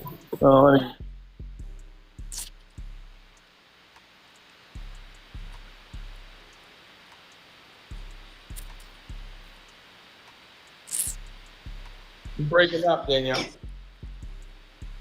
Yeah, Danielle, you're breaking up. Let's try it again. You know, I guess if I was kind of cut it down, and it's not that, I don't know if it's that great or not. I can definitely tell you that they said his wife was a stay-at-home mom. That's not true. He's not a lawyer. That's not true. People who are saying he is a lawyer, he's not a lawyer. Can you hear me now? Yeah, I can hear you. Okay, yeah, this was the last question. With the whole, with what you're saying from your perspective, you're saying that these were two twins coming at him well over 400 pounds. What would you do? I would want my kid to scratch kick or whatever you were saying. What I'm asking, is that what the family is saying? Like how Carmelo told them how he felt about these two twins? Or is that just something that you're saying and how you look Listen close. at it? Carmelo didn't know the twins. He didn't even know them. He didn't know the twins. No Cap-tivity. Carmelo didn't even know the twins. This is what Mark Jokus is saying. Carmelo didn't even know the twins.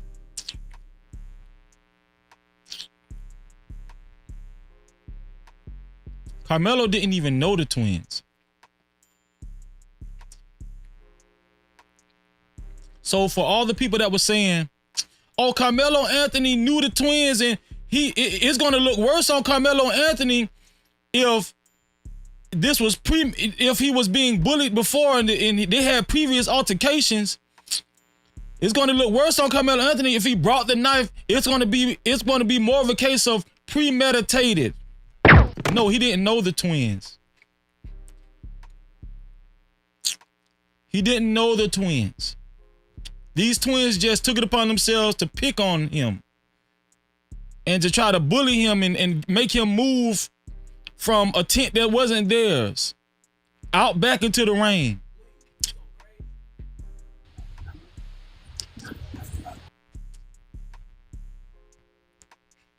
Saying what I'm at. But it was possible that they knew each other because we know those schools are close together. And also, Carmelo knew people that went to Memorial High School. He had a friend that was under the tent. He had a friend that was there at the track meet from Memorial High School. So yes, it was possible that he could have knew the twins. But this guy is solidifying that he did not know the twins prior.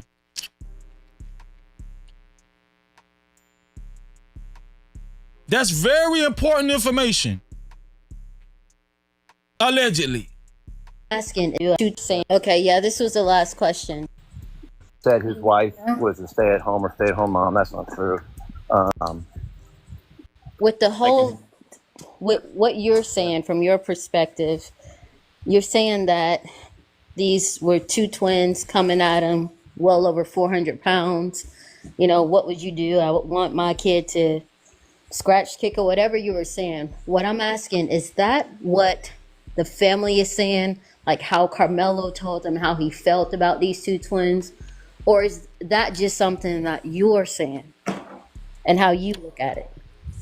Carmelo didn't know the twins. He didn't even know them. He never played against them in football. Never. Right, I'm talking about the whole weight difference thing. well, I know how much Carmelo weighs, and I was at the bond hearing. I saw how big the brother was. Did you hear that? He was at the bond hearing. No Cap-tivity. Put a 1 in the chat if you heard that. Put a 1 in the chat for all the naysayers. He said he was at the bond hearing. Did it? Put a... I know how much Carmelo weighs, and I was at the bond hearing. I saw how big the brother was. I know how much Carmelo weighs, and I was at the bond hearing. I saw how big the brother was. I know how much Carmelo weighs, and I was at the bond hearing. I saw how big the brother was. I'm gonna tell y'all something, man. Y'all better stop doubting your boy Freezy.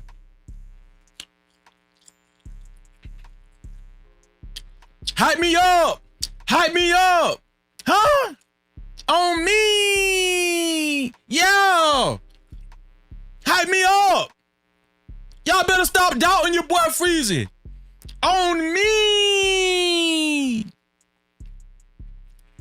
Yeah. I know y'all thought I was lying. I know a lot of people out there thought Freezy was lying. Yeah. Yeah, they gum good. Yeah.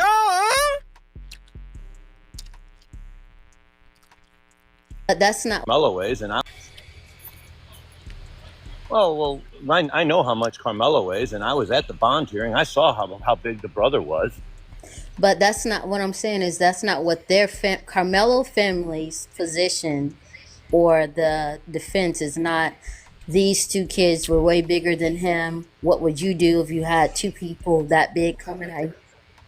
No, they're okay. That's not you. saying that. Okay. Yeah, I mean they're saying it's self-defense. They are saying it's self-defense. I mean that's they have to say that. I mean I don't even have to say, but they are saying it's a self-defense thing. They're not saying it's a weight issue. They're saying it was a self-defense thing. Yeah. They're just not saying anything about weight. Yeah. I got you. No, I'm sure that'll come out, but I mean, It was 2-on-1. yeah, and it was a 2-on-1. I mean that's almost that's almost like common sense. You go when the light's green. So when you're saying it's 2-on-1, 2-on-1, is the family saying the twins are trying to jump Carmelo? They both did. Well, they were both approaching him, and one had already shoved him. You heard see what his wife said. You heard what Mark Jokus' wife said. She said they jumped him. What the fuck are you talking about? They jumped him. Oh, watch this. Carmelo? They both did. Well, they were both. You heard her. She said they jumped him. Jump Carmelo? They both did. Well, they were both approaching him, and one had already shoved him. I mean, even the brother who's alive said, I quote him, "My brother always has my back." Yeah, because when you said that, you went over there to jack with them, no matter what. Right, Carmelo, that's my girlfriend. Listen, are y'all listening to his wife? Are y'all listening? His wife is getting crunk. Hype me up. His wife is getting crunk.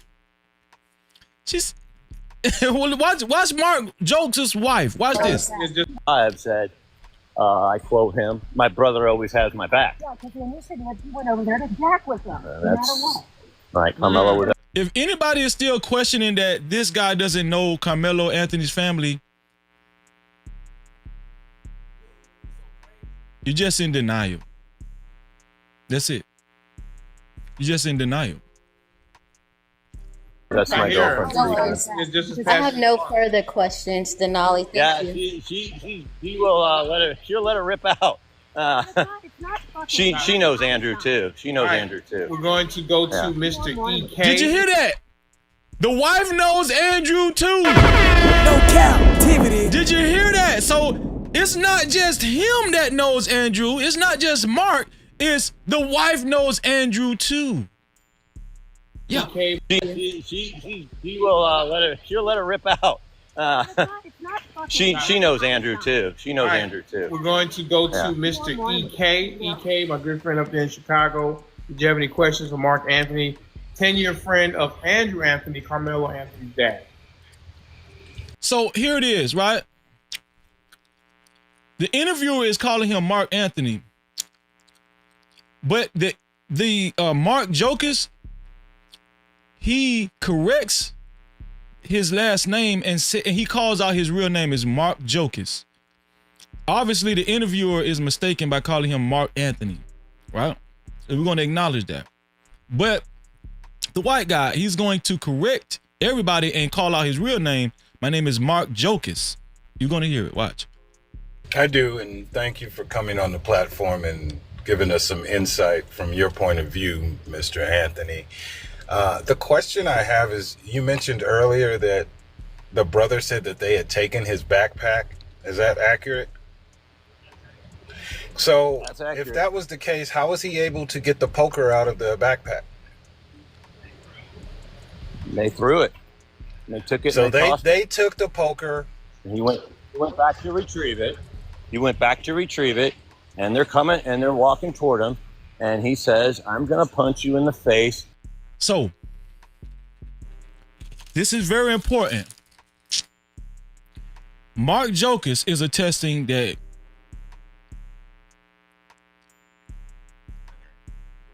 the Metcalf twins threw Carmelo Anthony's backpack. The panelists on TikTok is asking, well, how, if they threw his backpack, how was he able to grab the knife and poke the Metcalf twin, Austin? Mark Jokus is saying they threw his bag.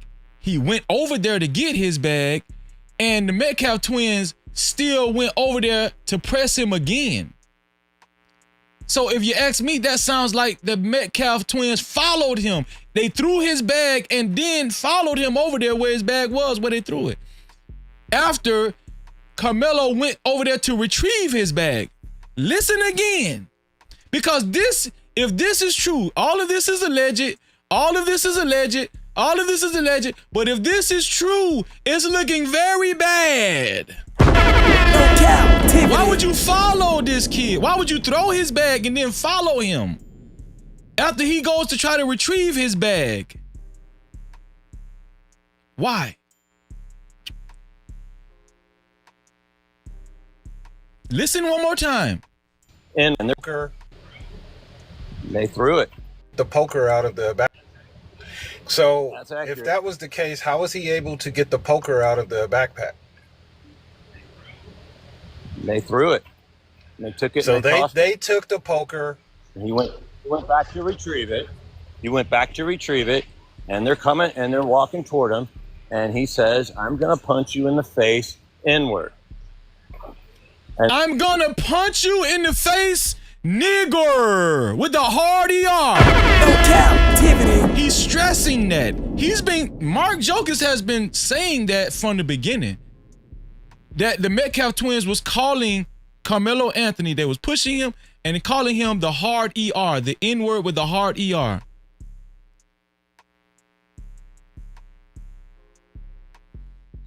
Who made this race? Who made this racist? Was it Freezy? Freezy made it racist?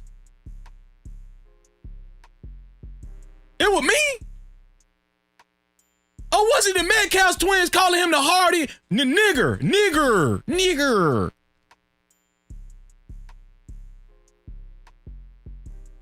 Threatening him if he don't, telling him what they would do to him if he don't leave. Putting their hands on him. Punching him, according to Mark Jokus, from what he's heard from his sources, which are very credible, might I add. This one here for the thug. And he also attended the bond hearing. And so he said, and they took it. So they took the poker.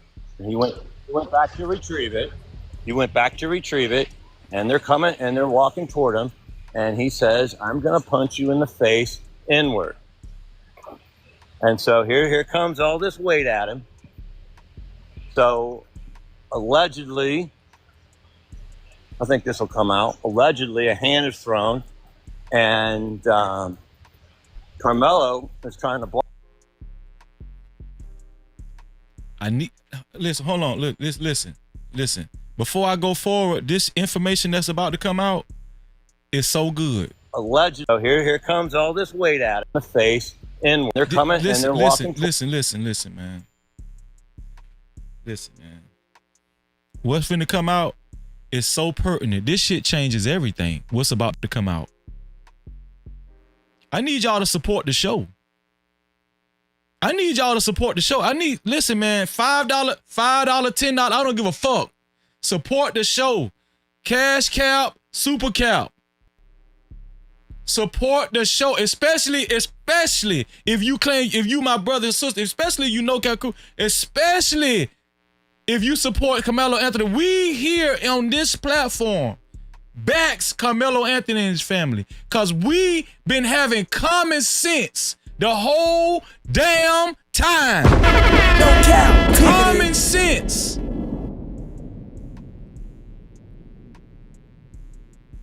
Common sense on this platform the whole time.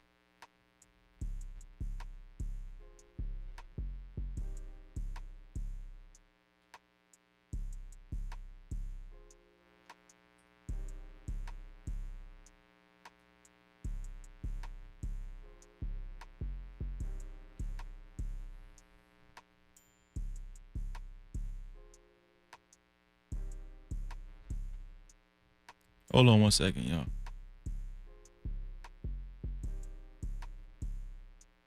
You done hit the bluff for 10, yeah, and caught the bin, yeah. You wanna fuck her and a friend, yeah, do that again, yeah. Get 2 lags, know them boy could double back and spin, yeah. Ride around with that extend, yeah, you play to win, yeah. 40 with a switch, yeah, with thumb in this bitch, yeah. Pull up and let it hit till it's none in this bitch, yeah. You a head hunter, drop 100, get 100 niggas dead. You don't want the bitch, but you gon' hunt your head. Yeah. That little bitch good with them names, huh? You in the game, huh? You bout to go to Johnny Dane, huh? And do your thing, huh? Took that bitch to Miami, bout to switch a frame, huh? Baby mama mad at you, wanna do the same, huh? Couple pics of watch, so I guess you bang, huh? I seen really young dappy up, I guess you slain, huh? Wanna take it to the booth, huh? And drop some heat, huh? You know BD got them beats, huh? That boy a beast, huh? Since a juvenile, you stuck to the G code, huh? They hating on you cause they think you got the cheat code, huh? You hope your name don't get brought up in that Rico, huh? Cause you one of them niggas. All right, quick, hold on. Yeah. Support the channel, y'all. Support the channel. No Cap-tivity. Listen, we only got 3 super caps. Support the channel. Who's gonna be the 4th one to send a super cap? Who's gonna be the 4th one to send a super cap?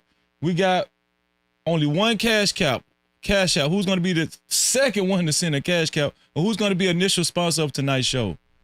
Shout out to the sponsor so far, Shannon Duncan. Shout out to Shannon Duncan, man. I appreciate you, bro. No Cap-tivity. Shout out to Shannon Duncan, I appreciate you.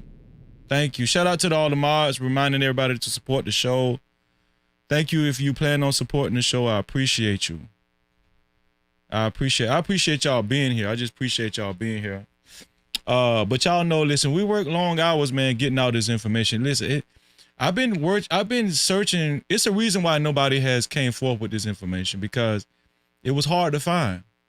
And I got an idea. I feel like the powers that be are suppressing this type of information, are suppressing these videos.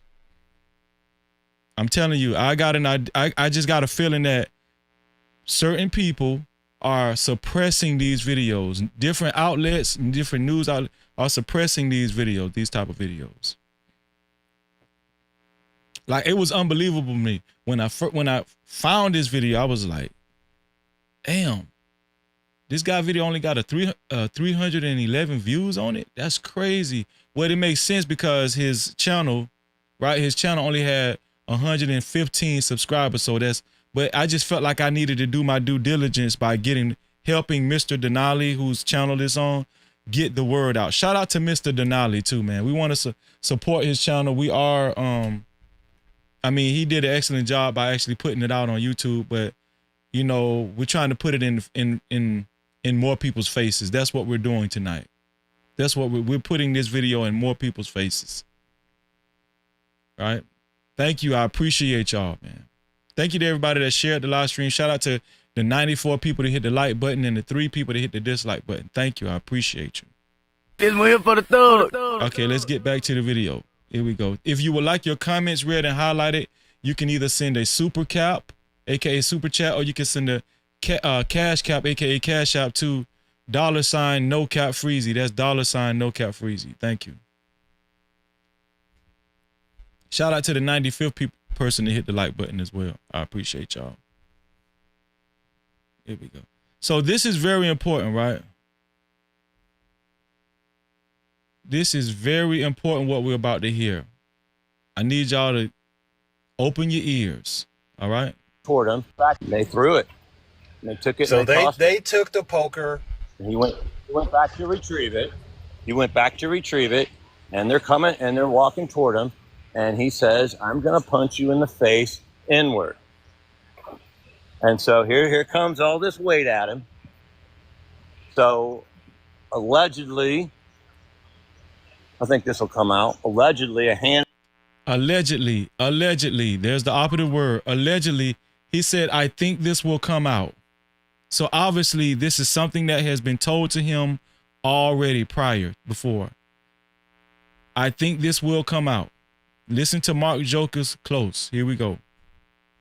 And allegedly, I think this will come out. Allegedly, a hand is thrown, and Carmelo is trying to block it. Before this is said, though, he said, so a hand is thrown, and Carmelo tried to block it. Tried to block the punch. Now, a lot of people don't know this. A hand was thrown, and initially Carmelo tried to block the punch. This was before he grabbed his knife or anything. He blocked a punch that was thrown to him. So he did engage in some type of defense against the Metcalf. This is very important. Are you listening? This is very important. Shout out, man. Shout out to half urban, half suburban. No Cap-tivity. Thank you. Thank you for supporting the show. Thank you. I appreciate you. Half urban, half suburban. I appreciate you. Super chat. Half urban, half suburban says, no, he's just saying half urban. He's just sending $20 from half urban, half suburban. Half urban, half suburban is the co-sponsor. Half urban, half suburban is a co-sponsor of tonight's show. Thank you. Shout out to the mods. Thank you, Just Jay, for showing appreciation to half urban, half suburban. We really do appreciate everybody's support. Thank y'all. Shout out to Fear No Mortars working hard in the chat as well. Shout out to all the mods working hard, man. Let's see. Let's add half urban, half suburban.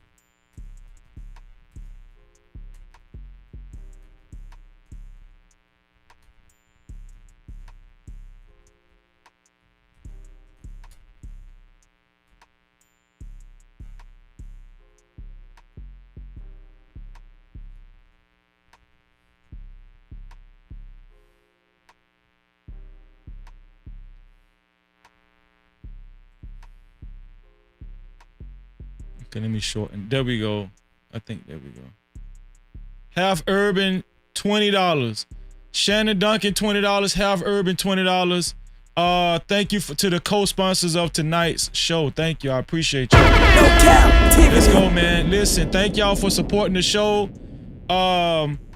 Listen, if you would like your comments read and highlighted, or even if you would just simply like to support the show, you can either leave a super cap just like Half Urban did just now, or you can leave a cash cap to $ no cap freezy. That's $ no cap freezy.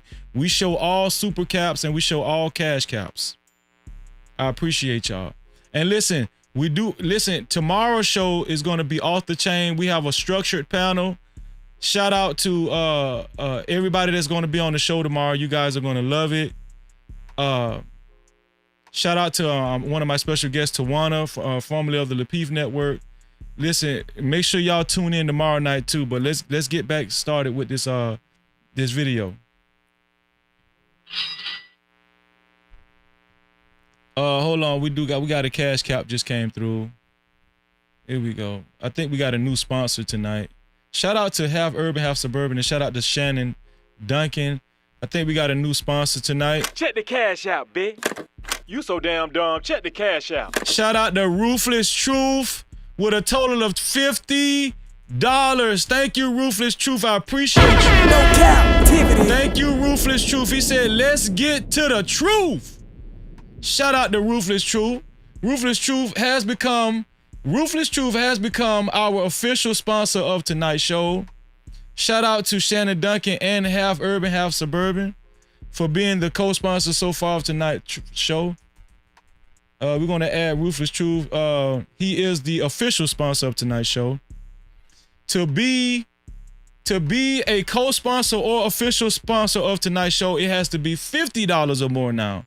Thanks to Ruthless Truth. It has to be $50 or more. Can anybody beat Ruthless Truth? That's what we want to know.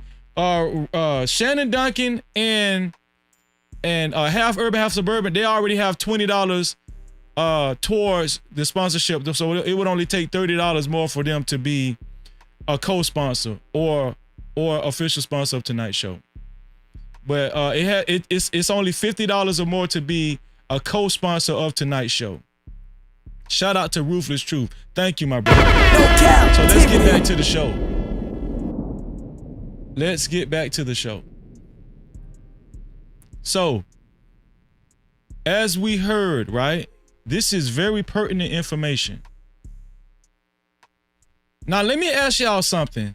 If somebody came to you while you was on the phone, listen to the chain of events. If somebody came to you while you was on your phone, minding your business under the tent, and threatened you and told you to leave from up under this tent, threatened you, stood over you, two brothers that was larger than you, and then not only that, threw your bag, then you went to go get your bag after they throw it. You didn't fight after they threw your bag. You went to go get your bag after they threw it. And then as you go get your bag, the aggressors follow you to your bag. And then when you pick your bag up, they throw a punch and you try to block it. Allegedly, these are the chain of events. Put a 1 in the chat if you think this is looking more and more like self-defense. Put a 1 in the chat if this information is true. Put a 1 in the chat if you think this is looking more and more like self-defense. Blocking a punch.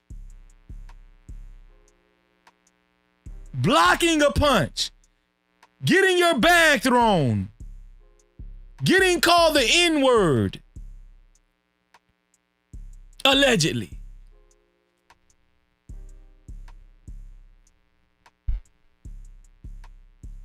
He says, I'm going to punch you in the face. This will come out. Allegedly, a hand is thrown. Allegedly, I think this will come out. Allegedly, a hand is thrown. And Carmelo is trying to block it. Before this is said, though, he says, I'm going to punch you in the face. He goes, touch me again and see what happens.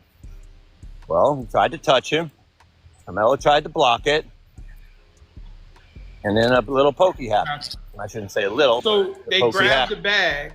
They threw the bag. Carmelo went to retrieve the bag. Mm-hmm. And that's how he was able to get his hand on the poker. Right. And that's kind of what I was saying earlier to the young lady when I said, if I took her purse and tossed it and she's going to get her stuff and she had a pew-pew in there and, defended herself against me. Sure, I was just trying to put that together in a different way. And you're saying that a racial slur was said to Carmelo. Oh, yeah. So where did you hear this information from, Mr. Anthony? So they're questioning. So they're questioning him. Where did you hear this information? They're still calling him Anthony, but he's going to correct them later on. Where did you hear this information, Mark? He's going to tell us right now. So where did you hear this information from, Mr. Anthony? Oh, that I heard in the bond hearing when they were trying to. That I heard in the bond hearing. No Cap-tivity. That I heard in the bond hearing. What we just heard, that Carmelo actually blocked what was thrown at him, hands that was thrown at him, and his bag was thrown. He heard all of this in the bond hearing. Mark Jokus went to the bond hearing to all the naysayers.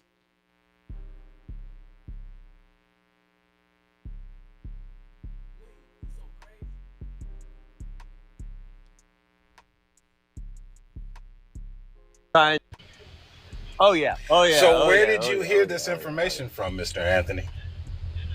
Oh, that I heard in the bond hearing when they were trying to, and he came out and it was admitted.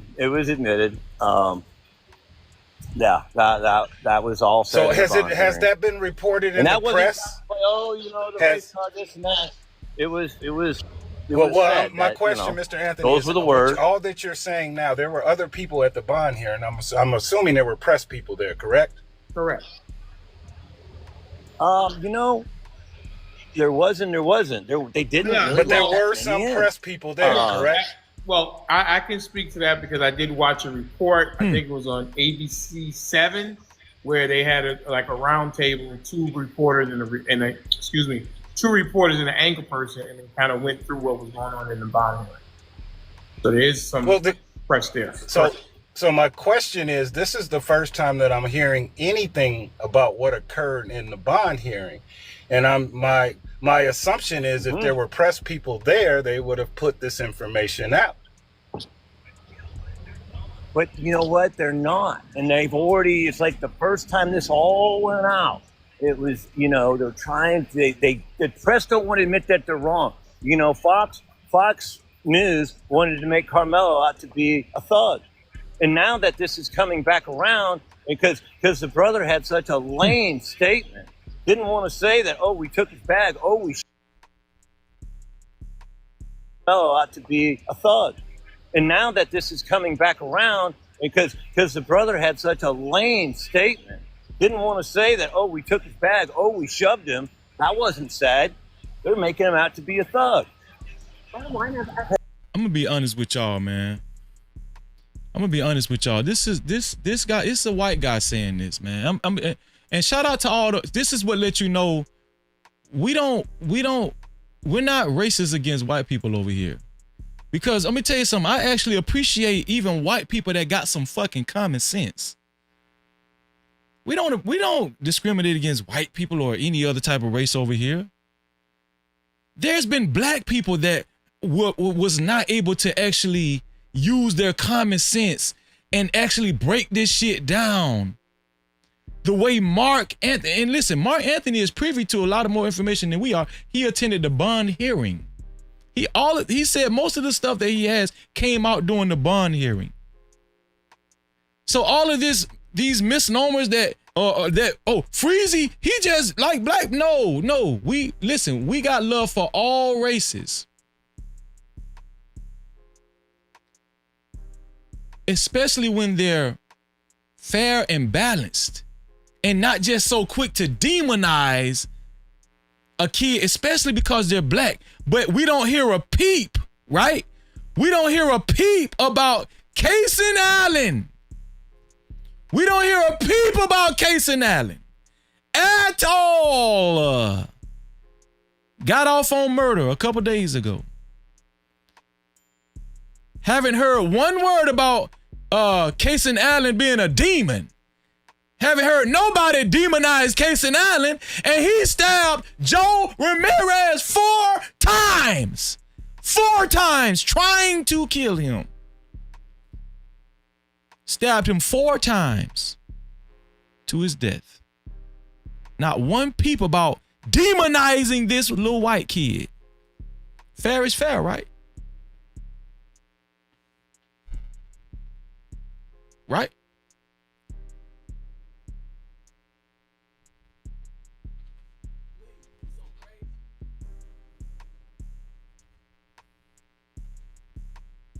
Yeah, and so it's a lame statement.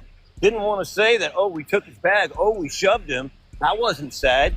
They're making him out to be a thug. Yeah, and so now that we know these things, it's kind of, oh, you don't hear Fox Fox going, is hey, not we the didn't only have all media the outlet. information. Donali just said ABC had Right. people there. That's not Fox. Right. But see, nobody wants to come back around and go, oh, you know what? This kid now with an aerospace engineering degree had 400 pounds coming out. We don't want to say we were sorry or wrong. I've never heard a newscast say, oh, we made the wrong call, we're sorry. They have to stick with that. I mean, there was this little lady in the picture that I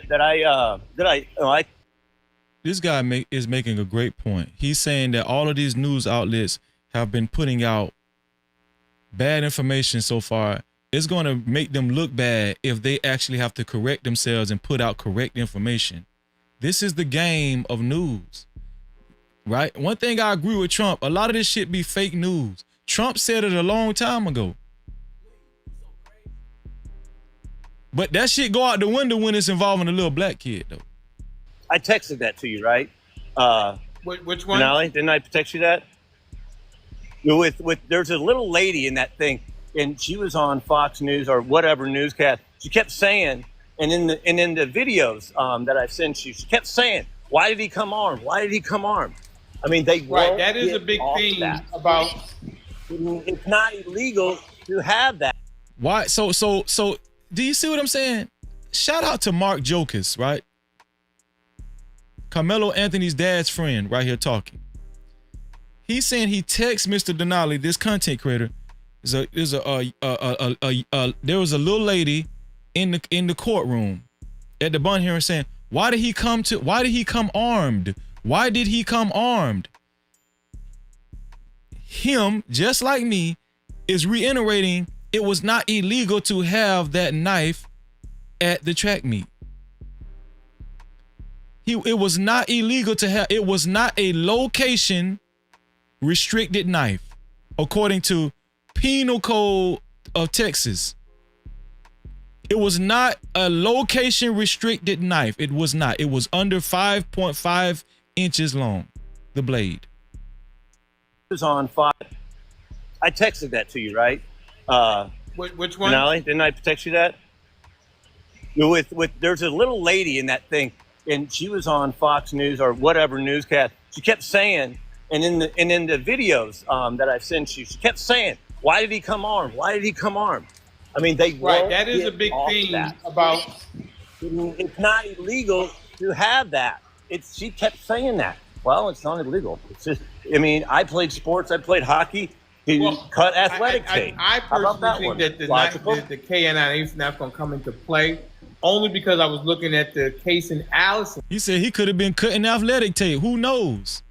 It wasn't illegal to have the knife. That's the point. Case, and they didn't charge him for bringing a KNIF. I played sports. Let's listen to what Mr. Denali had to say right here. Played hockey. Cut athletic tape. I personally think that the KNI is not going to come into play, only because I was looking at the case in Allison case. Case in Allison. Charge him for bringing. Case in Allison case. Mr. Denali is bringing up the case in Allison case that we talked about earlier. Only because I was looking at the case in Allison was not charged with the knife. This is what Mr. Denali is about to bring up. That the KNI is not going to come into play, only because I was looking at the case in Allison case, and they didn't charge him for bringing a KNIF on school property. They only charge him with the charge of murder. That's exactly. And me and my girlfriend were talking about that today. You know, how many people, well, you've been kicked out of school for having one, you've been suspended for having one, but you don't get criminal charges for having one. And they don't understand. Some people, you know, I love Illinois. I was born just south of that in Missouri in St. Louis, but I can't put Missouri law into Texas. It doesn't fit. It's a square hole in a round peg, you know? It's different down here. I mean, the stand your ground is different than the castle law. I mean, they're both laws down here, but Carmelo didn't have to leave. I mean, there no coaches is coming up and saying, oh, you know, Carmelo was causing problems. No one is saying in the whole thing that he was causing problems, but yet they made him out to be a thug in the beginning. Wow. Wow. Wow. And we know his own people, black people, have made Carmelo out to be a thug. His own people, black people, have done this.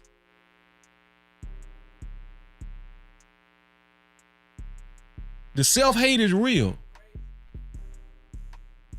I mean, yeah, it was problems. No one is saying in the whole thing that he was causing problems, but yet they made him out to be a thug in the beginning. I mean, yeah, he's talking on the phone to a girl. And so, I mean, he's a good-looking cat. He's got a good family behind him. That was a great point, Just Jay. Just Jay said, but Carmelo wasn't invited. Okay. Mark Jokus is telling you he had every right to be there. He was invited. He was there. He was a participant. Crazy. He's going places. I mean,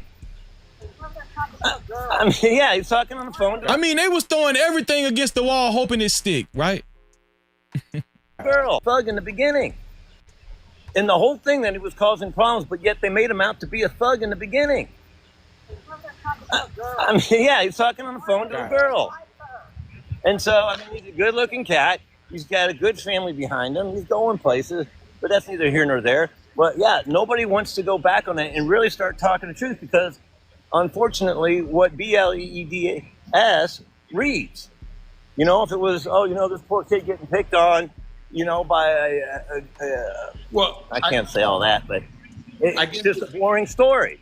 We got to hype this up, you know. Let's make him a thug. EK, anything else, EK? Yeah. The only other question I've had, there have been rumors, and are you aware of not if there is a videotape of the whole incident? So yeah, I couldn't put that in any comment. I've tried to so many times. There is a videotape of the whole incident. I'm at the go. Yeah. Oh yeah. Oh yeah. Oh yeah. Oh yeah. On me. Hype me up. There's a videotape of the whole incident. And it hasn't been disclosed. Oh yeah. Oh yeah. But they don't let you. Are you aware of not if there is a videotape of the whole incident? So yeah, I couldn't put that in any comment. I've tried to so many times, but they don't let you put so many words and letters. The judge has put out like this all out. If anybody has video and you decide to put that on social media, or one, it could foul up any jury if there's a jury. And I forget if she called it tampering with witnesses, or she put something out there that was pretty strict. You do it, you're gonna be talking to me and it won't be a good conversation. I forget what it was, but it was definitely a threat by the judge. That's a big no. But my question is, are you? Yes, there is video. Okay, that's what I wanted to know. So, Mark is confirming that there is video allegedly of the whole incident, but Judge Angela Tucker warned anybody to prematurely put videos out of this incident. She warned people that attended this bond hearing. She warned people that will actually she warned people about putting the video out if you did have any footage, right? Yeah. The answer, you do it, you're gonna be talking to me and it won't be a good conversation. I forget what it was, but it was definitely a threat by the judge. That's a big no. But my question is, are you?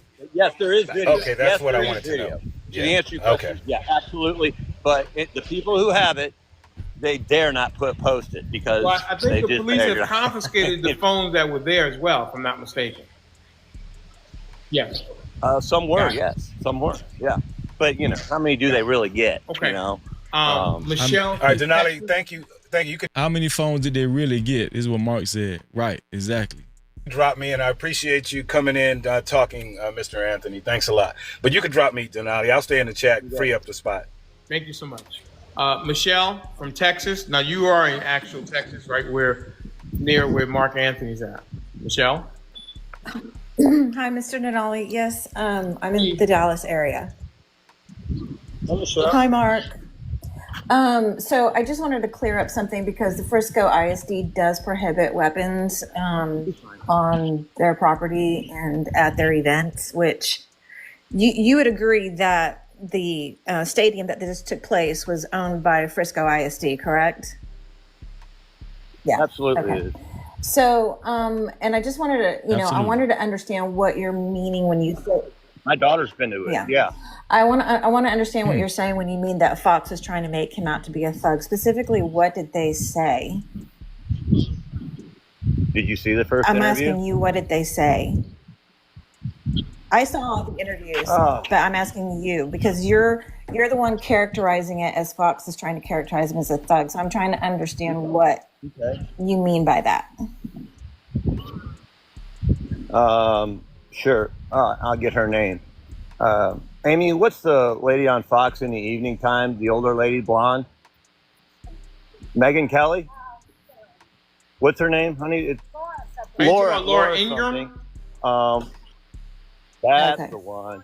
Laura Ingraham, when she says, all over her seat, and I quote her, all over her seat, someone loses life. How tragic. All over her seat. And not saying anything about self-defense, but, here we got Carmelo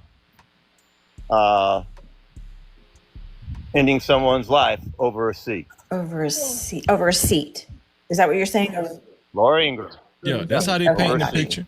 I understand. Yep. How tragic. I understand. You're saying it's biased sounding.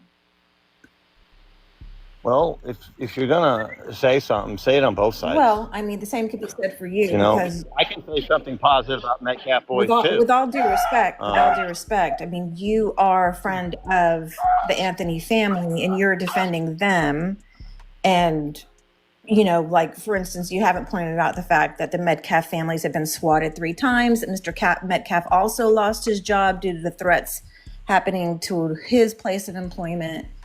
So, if we wanted, let's draw a full rounded picture here. But I do want to understand more about what you were talking about the mom, because the mom said in her statement, the stepmom, in her press conference said that she stays at home with the kids. But you're saying that she was employed and she lost her job? Yeah. Okay. She's a nurse. Talk about Kayla Hayes, the mom. I'm talking about Carmelo's. Right. Anthony. Her name is Kayla, right? Anthony. Kayla Hayes, right? Okay. Right. And she's Carmelo's stepmother, correct? Yeah. So they're talking about Carmelo's stepmother. They're talking about Carmelo's stepmother. Everybody thought that was his real mother. No, that's his stepmother. They're talking about how she's not working as a caregiver at a hospital anymore. Right? Because one of Kayla Hayes, right? Okay. Right. And she's Carmelo's stepmother, correct? Yeah. Because one of the first rumors that was going around about them was that the dad was a doctor and the mom was a lawyer, but the record is that. Oh, okay. I didn't even hear that one. But he works at a car. See how he's laughing off the rumors and stuff, right? There was also rumors that Andrew Anthony wasn't even Carmelo Anthony's dad. Yeah. It's crazy. Either at a car dealership or he works in some capacity in that manner. He works at a car dealership. Yeah. And you're saying that she was a nurse. Wait. Yes. Okay. Wait, I'm confused now. Kayla is Carmelo's biological mom, correct? I'm referring to the little lady that was at the press conference that was standing next to Andrew. That's not his mom? Anthony. That's a stepmom. Oh, it's a stepmom? Yes. Well, how did I miss that? I'm pretty sure, doesn't his mom still live in Baton Rouge, Mark? Wait a second. Yes, in Louisiana. That's where the whole family's from, is Louisiana, man. Kayla Hayes is his stepmom. What? Correct. Yes. That's why when people say, the other story I've heard is, look at both parents, of course he's little. I'm like, that's not even his biological mother. Well, where's his mom? Is his mom not coming forward?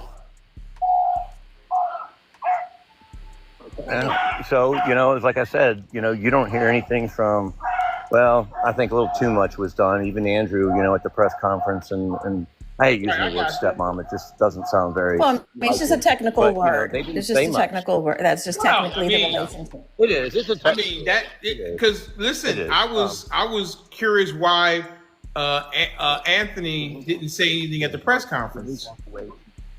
Why the dad didn't say anything. Yeah, he didn't say anything.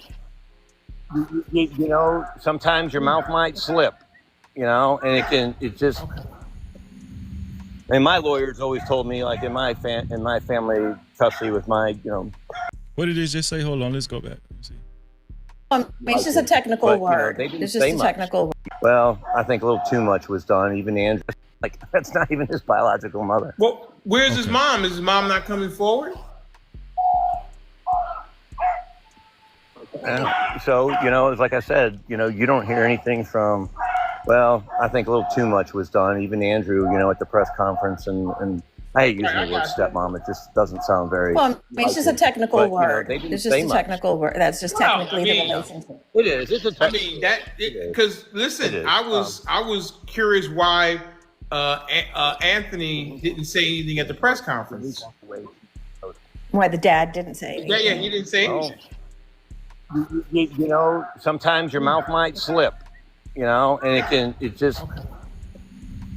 and my lawyers always told me, like in my family custody with my, don't just answer the question, Mark, don't get into it. Do you have any insight as to why the family kicked Mr. Metcalf out of the press conference instead of engaging with him and talking with him? Because he wasn't supposed to be there. I think they felt. Yeah, go ahead. Yeah, if they felt it was inappropriate, that's all. Right. If it would have been discussed prior, I think he would have been more open and willing. Because I'm going to say that nobody else knows. When Andrew called me, we were both in tears about it the next day because he was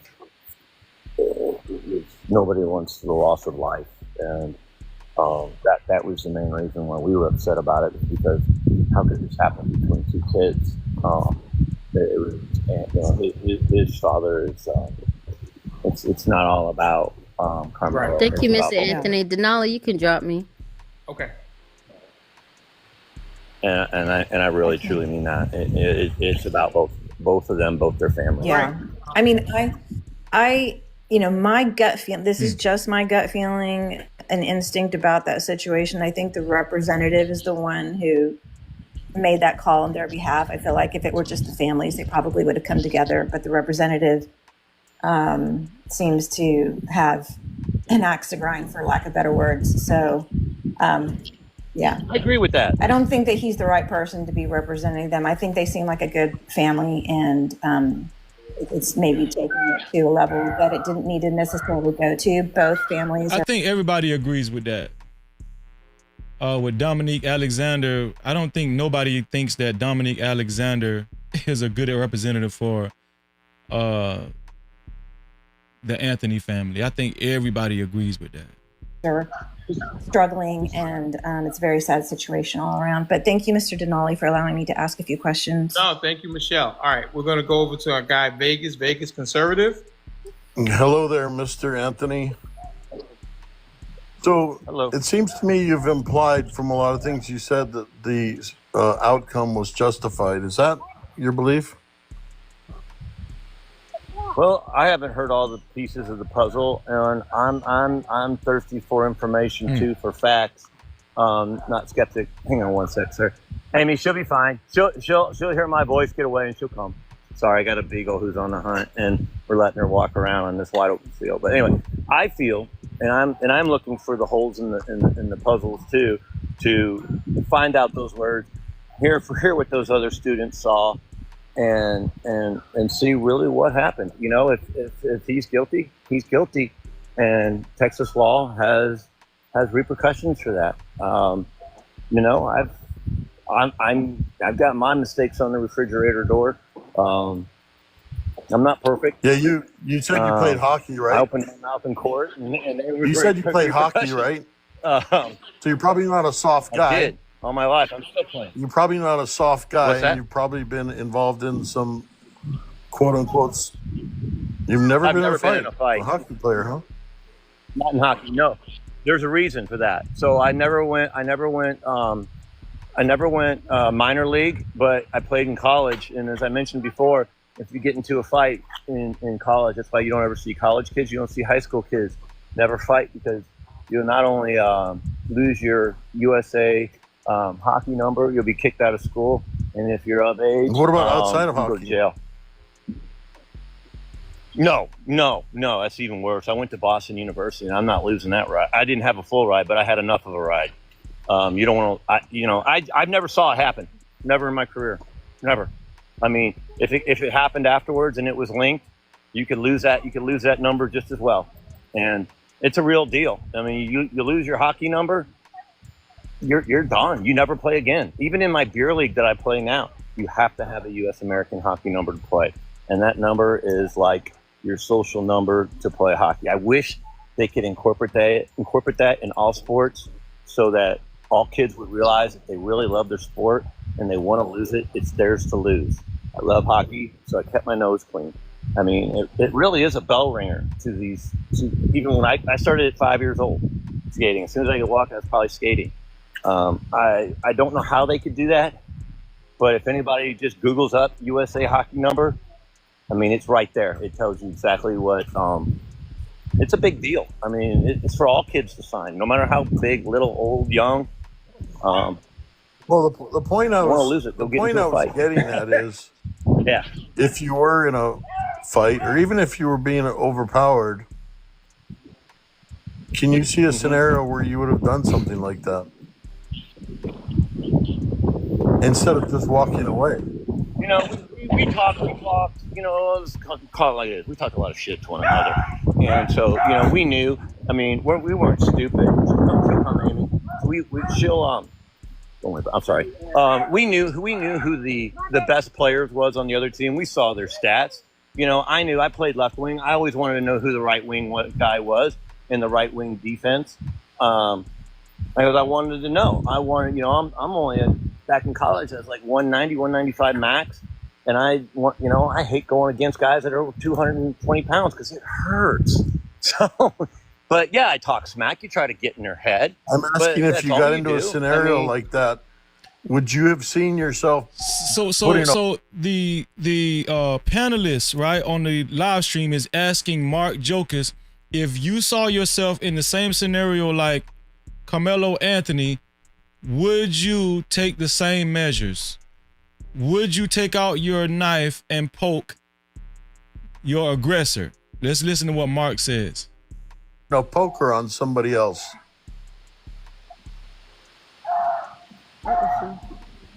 If I had no other way out in my life, I have to say yes, but it wouldn't have been involved with hockey. If I would have been any scenario, doesn't have to be hockey. If it was in a scenario, me, Mark Jokus, that's my last name.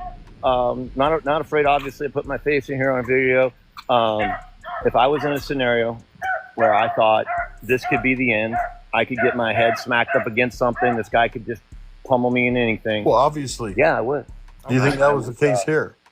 Yeah. Well, yeah. I don't know. I can't say that because I don't know all the facts. I don't, like I said. There's a lot he doesn't know, just as we don't know. So that's fair. I'll leave it there. And he can't answer it fully because of that. All right. Yeah. Thank you, Vegas. Mr. Walker Bay, do you have a question for Mark Anthony, 10-year friend of Andrew Anthony, Carmelo Anthony's dad?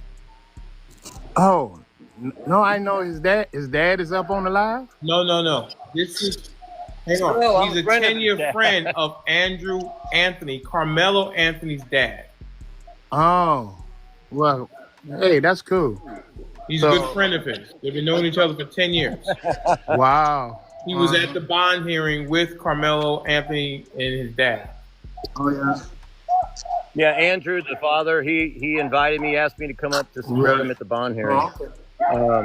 Yeah, Danelli, he saw the text. Did you hear that? Hold on, listen to this.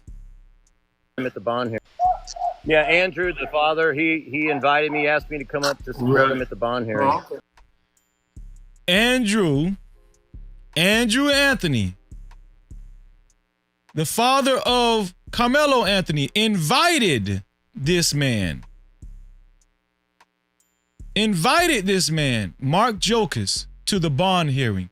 Invited him. Allegedly.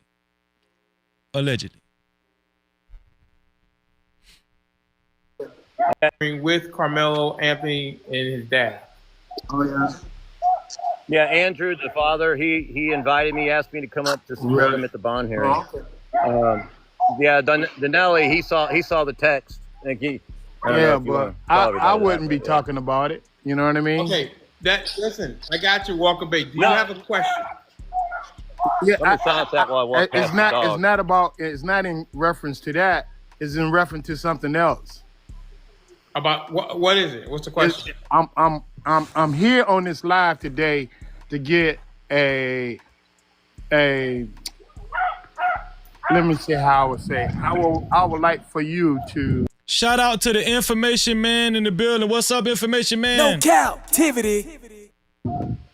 To admit He's the most that I would like for you to fully make amends by admitting that you made a mistake for casting your vote for who you cast your vote for. What? Yes. Listen. You're asking me to make tell you that I made a full voting Walker Bay. Walker Bay. You go.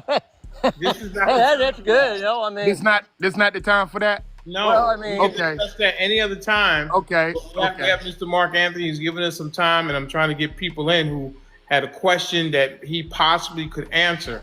But no. Okay. Yeah, go ahead because you know what? yeah. I'm not a straight ticket voter. If you want to touch on that, I'm not a straight ticket voter. I voted. No. Listen, this is not the time for that. We have plenty of time. We got 4 years of Trump where we can have that discussion. No, we're not. No, we're not. It's only been 100 days. Okay. All right. Go ahead and do your. Okay. Oh my goodness gracious! What the hell? 18. Hi. How are you? Good. Before we go to the next question, shout out to my brother, Information Man. Super chat. My brother, long time brother. Information Man, guess who I'm going to have on the show tomorrow night? Tawana G. Shout out to the Information Man. No Cap-tivity. Shout out to my brother, Information Man. Long time brother, man. Love this guy. Information Man, thank you for your $5 super cap. He said, keep doing your thing, brother. Shout out to the Information Man. No Cap-tivity. Thank you, my brother. Listen, if you guys would like your comments read and highlighted, or if you would simply like to support the show, just like the Information Man did, you can either leave a super cap, aka super chat, or you can leave a cash cap, aka cash app to $ no cap freezy. That's $ no cap freezy. Thank you, Information Man. Great to see you, man.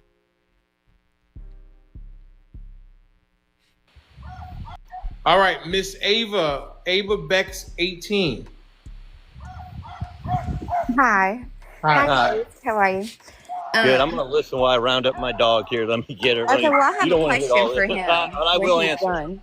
Okay, what's your question, Miss Ava? For Mark, are you listening? Yeah, he's listening. He's doing something with it. Go ahead. Oh, okay. Question. Okay, so what is it? So you're friends with Andrew Anthony, 10-year friends? Yes, Carmelo Anthony's dad. What does he do for a living then? Mark? He's in finance with cars. Yes, that's what he does. He works at a car dealership, and when you buy a car... Yeah, you're right. Nissan, right? I agree. No, I already knew. That's the wrong... Nope. Doesn't work for Nissan. Anymore, I guess. I mean, ma'am, did you come up, ma'am? Did you come up to test him, or do you have a legitimate question about the case? It's not Nissan. Well, I don't think he has any answers about the Ma'am, case. do you have to be a honest. question He's for just ma'am? You just tried to tell me he worked for Nissan, and he don't work for Nissan. Ma'am, did you come up with a legitimate question? Well, she's okay. She's out of here. I mean, like, you know, the man, Mr. Mark Andrews, give me some time. Get the ass up out of here. If you have a legitimate question, he'll answer it if he can. But let's not come up with the trying to get somebody because you have a narrative. He that must you be like freezing to spin. cousin. Please don't do that. This is an honest conversation. He's telling you what he can tell you, and you decide whether you believe it or not. But let's not do that because he is a guest of mine, and I'm not going to allow that. Mr. Nelly, can I just say something real quick and you could drop me back down? Hey, Mark, how you doing? It's Yo-Yo. Hey, Yo-Yo. How are you doing today? I just wanted to come up and make it clear to everyone that obviously he's not going to be giving any pertinent information that even if he does know about the case, he is strictly here just to talk about his personal opinions, personal things he may know about the family outside of the case. Of course, he's not going to be discussing the case itself on the show. That's common sense. That's it. So people come in thinking he's not telling us anything we don't know. Well, I can't incriminate the family. I mean, I can't. If a prosecutor. Okay, now this goes to what everybody was saying. Why is he talking? He can hurt the case or whatever. He's going to speak to this. This caller actually brought up a great point. Watch this. Watch what he says. Watch this. That's common sense. Of course, he's not going to be discussing the cases. Opinions. He's not going to be giving any. Hey, Mark, how you doing? It's Yo-Yo. Hey, Yo-Yo. How are you doing today? I just wanted to come up and make it clear to everyone that obviously he's not going to be giving any pertinent information that even if he does know about the case, he is strictly here just to talk about his personal opinions, personal things he may know about the family outside of the case.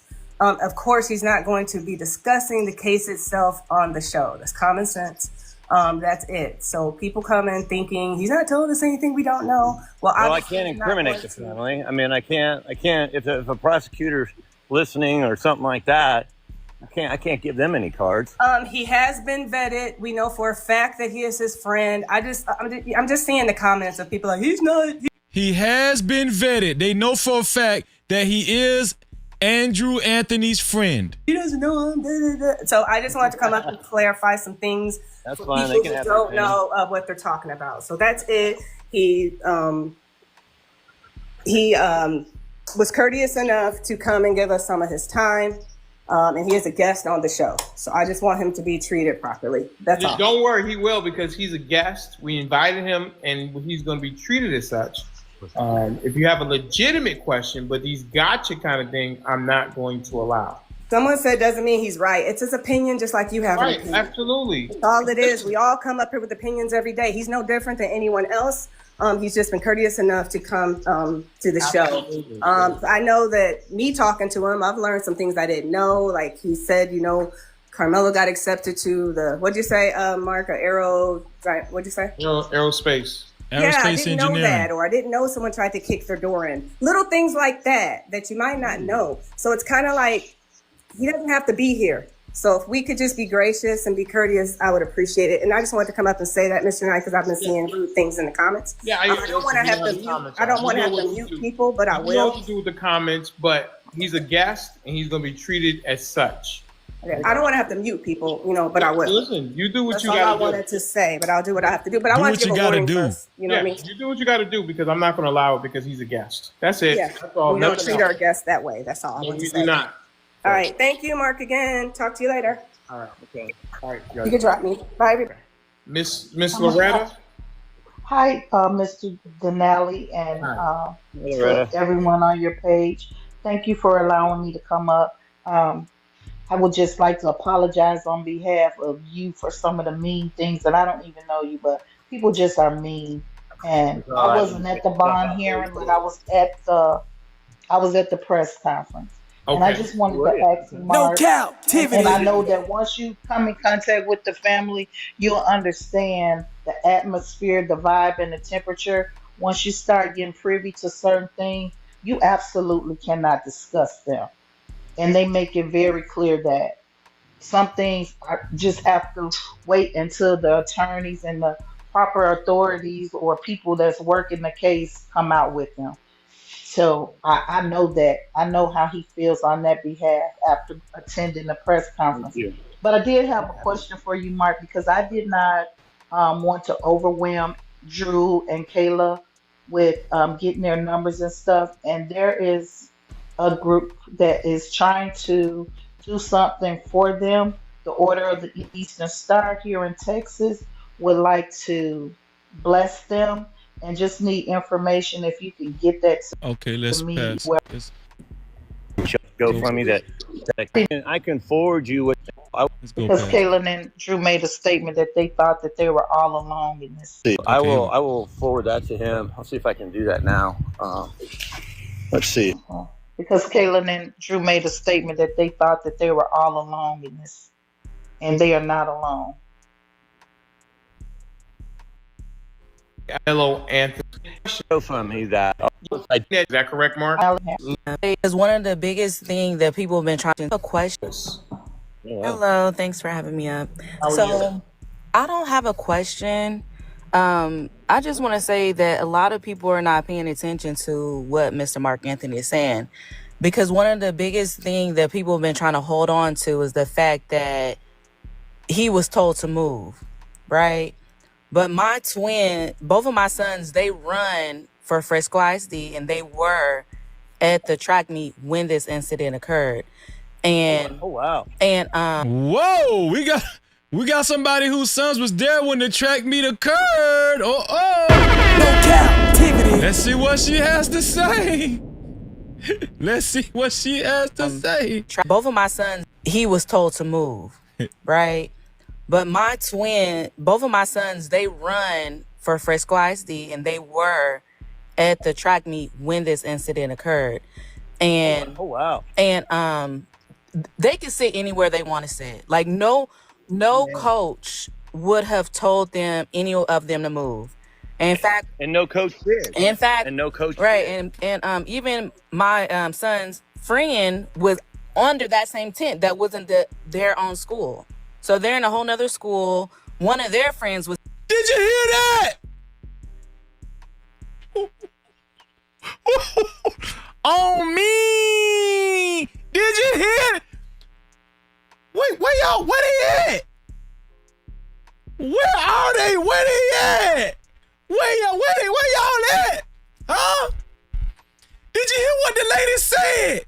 All these people talking about, oh, he wasn't supposed to be up under the tent. He wasn't supposed to be. This lady say she got 2 boys that attended this track meet. And she said it's never been an atmosphere where you're not allowed up under nobody's tent. Everybody be up under everybody's tent. Hold on, watch this shit. Was that anywhere they want and for Frisco ISD, and they. But my twin, both of my sons, they run for Frisco ISD, and they were at the track meet when this incident occurred. And wow. And they can sit anywhere they want to sit. Like no coach would have told them, any of them, to move. And in fact, and no coach did. In fact, and no coach right, did. and even my son's friend was under that same tent that wasn't their own school. So they're in a whole nother school. One of their friends. Even her son's friend. Even this woman that's talking, son's friend was under that same tent, and he didn't go to Memorial High School. So guess what we know? Guess what we know? Guess what we know? What we know? Guess what we know? What we know? That Carmelo Anthony was not the only person under that tent that didn't go to Memorial High School. According to this young lady that's speaking, allegedly. Where y'all at? Where all the demonizers at? were the demonizers that was saying, oh, Carmelo Anthony, he wasn't supposed to be on the team. Those Metcalf kids had every right to tell him to move.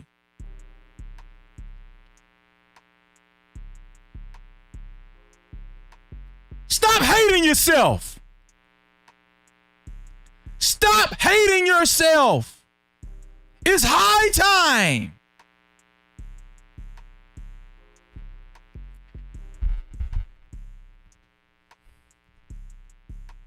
Friends was them sit anywhere they wanted to move, right? Put on to is the fact that he was told to move, right?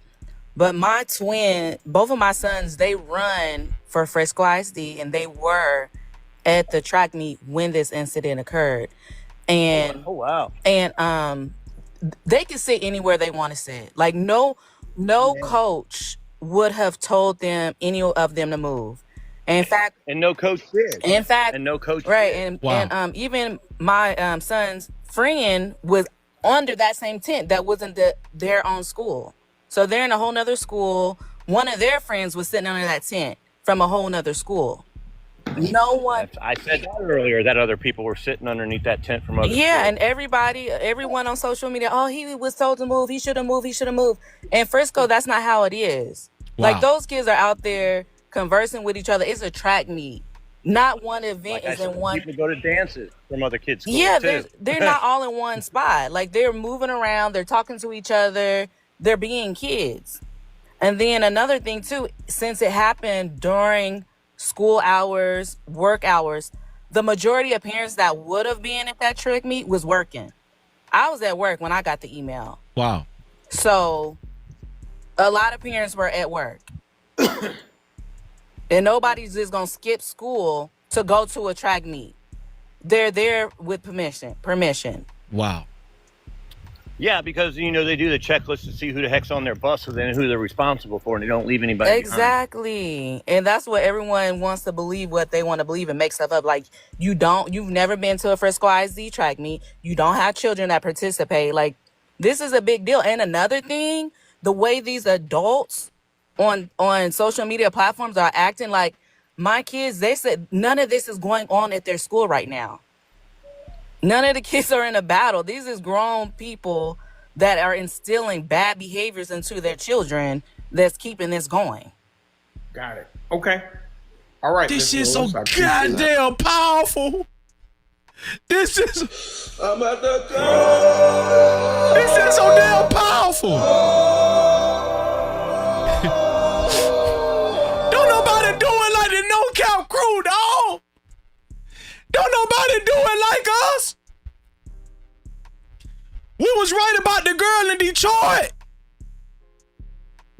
We was right. We was right about the girl in Detroit that who two kids died in the van. And we're right about Carmelo Anthony. We was right about Sonya Massey. We was right about Sonya Massey. We were right about Sonya Massey. We was right about Tatiana from Detroit. And we're right about Carmelo Anthony. You know why? Because we don't hate ourselves and we don't hate our own people. We use common sense over here. We look for unbiased information. I vetted. Listen, I looked at this video several times. We're not quick to demonize people.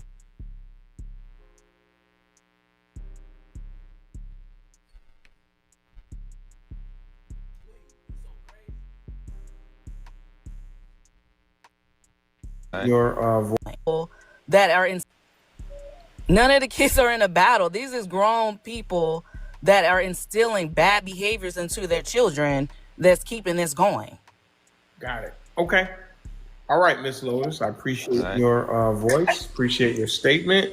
Let's give Kia Smith. Kia Smith, you have a question for Mr. Mark Anthony?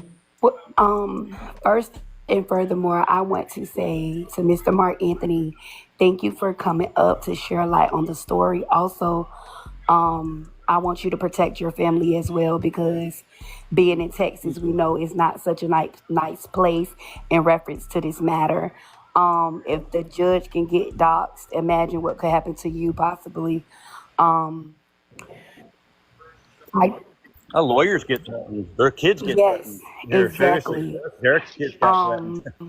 What I really do want to say is, as I went back and I reviewed Austin's first interview, if you actually play it out, I was up 4 o'clock this morning re-listening to that interview, and Austin stated that his brother, Hunter stated that his brother grabbed the bag and became aggressive. Right. In his first initial video, he said that Austin, he identified the bag grabber of the aggressor as Austin. Wow. When you go back to the second video, right, he said it got aggressive and he grabbed the bag. Wow. So what I want y'all to see is, when y'all come on these panels, if you're going to cover this story, please cover this story based on facts that already have been put out to the media, interviews, and you can read the police report. Hunter, listen, allegedly, this is not even alleged. Hunter Metcalf has given different stories during different interviews, different accounts of what happened. Hunter Metcalf has given different accounts of what happened at least three times he's been interviewed. Why? Carmelo Anthony has been demonized and he hasn't even opened his fucking mouth after he got arrested. This one here for the thug. This young lady is cooking right here. When y'all come on these panels, if you're going to cover this story, please cover this story based on facts that already have been put out to the media. Shout out to you, Robert. Robert, you have been saying that. You were the first one I heard say that. I seen say that. Interviews, and you can read the police report, and that's what I got to say. And anything affiliated with GoFundMe, his family is not a part of that at all. If you want to send to him, you can go to send. Give Go Send. Yeah, Give Go Send. That's the only and official you can one actually for review the Carmelo Anthony everything family. on that platform. You can actually review everything that has already been sent to Carmelo Anthony. Y'all have a blessed day, and Mark Anthony, make sure you keep your family safe, sir. All right, thank you, Miss Kia Smith. Oh, thank you, young. I appreciate that. And we have Aubra Smith. Thank you, Mark, again for coming. I appreciate the time that you're giving us. Aubra, Yes. do you have a question for Mr. Mark Anthony? What is the truth behind, or if you can even answer it, what is the truth behind previous violent issues with Carmelo? Great question. I mean, as far as I know, he doesn't have any kind of criminal record that would have been brought up at the bond hearing. No criminal record. Was brought up. No criminal record. Carmelo Because that's what Anthony. they're saying was brought up at the bond. No, well, I mean, listen, based on what I heard from the bond hearing, from the reports I heard, he doesn't have any criminal record. Right. Bond not a record, but the bond probably would not have been lowered if he Hold did on, have any kind of. he doesn't have a record, but what? Who said but? Mark Anthony did. You were talking. there's a but. You know, I can talk about what I can talk about, but you know, has he been in anything? I'm gonna say anything that he was called to the principal's office. Shout out to Truth and Reality Undefeated. No Cap-tivity. Thank you for your super cap. Thank you for supporting the show. Shout out to Truth. He said for his $5 super cap, he said maybe Hunter gave different accounts because someone that he loved or looks like just like him died in his arms. That traumatic as held the same fate.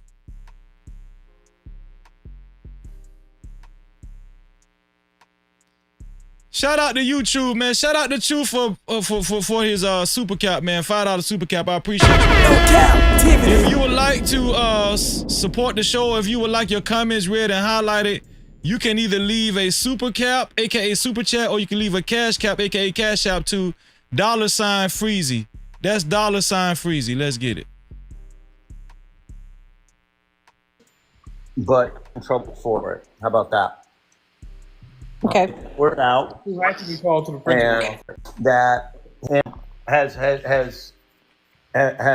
has he been in anything? I'm gonna say anything that he was called to the principal's office, but in trouble for it. How about that? Okay. Word out. Who had to be called to the principal's office? He was not found. I mean, hell, I've been to the principal's office. I mean, but who hasn't? that doesn't mean anything about this case. But Right. if it ever is found, has Carmelo been to the principal's office? Oh yeah, Carmelo's been to the principal's office. He's a thug. He's a thug if he's been to the principal's office. Oh God. you know, for those who want to look it up and can find no criminal record. At school, it was resolved. Resolved and dissolved. It was whatever they're trying to throw at Carmelo Anthony, as far as him being involved, a prior incident and being involved with the school, it was resolved and what he said, resolved and devolved. Resolved. Resolved and dissolved. And dissolved, yeah. Okay. Arbor, anything else? I know. Again, when I got the phone call, all he could say is bully. So do I can speculate, and I didn't ask when he called me that day to tell me about it. I didn't ask if it was an ongoing thing. I don't think. Well, they said that Andrew, the representative in Anthony's side has also come out and said that they didn't know each other previously. They might have known of each other because they obviously played within the same school district, but they didn't know each other. Well, Hunter said the same thing. And they never played football. Now, both sides have said that they didn't know each other. Right. So there was nothing previous that. No. I didn't mean previous between Austin and Carmelo. I meant previous as in Carmelo in general having been charged previously or having. What I'm saying, ma'am, is that if he had any kind of criminal record, the bond would not have been low. No. This is dumb questions, man. No, it does. I'm just asking because that's some. I'm asking him because, like you said, he knows the family, and that's some of the things that are being said. There was something brought up in the bond hearing about February, an incident in February, and I was just asking for clarification on that. There was something in school that probably would not have been brought up in the bond hearing because that's a criminal case. Right. Right, because it's juvenile. I'm calling. They're trying so hard. It's calling it juvenile in the sense that it doesn't hold any weight to be criminal. Right. All right, Arbor. That was my question. Hard to demonize all right, I this appreciate kid. you. Thank you. Thank you, Ms. Arbor. All right, and we have looks like Love. Love, how are you?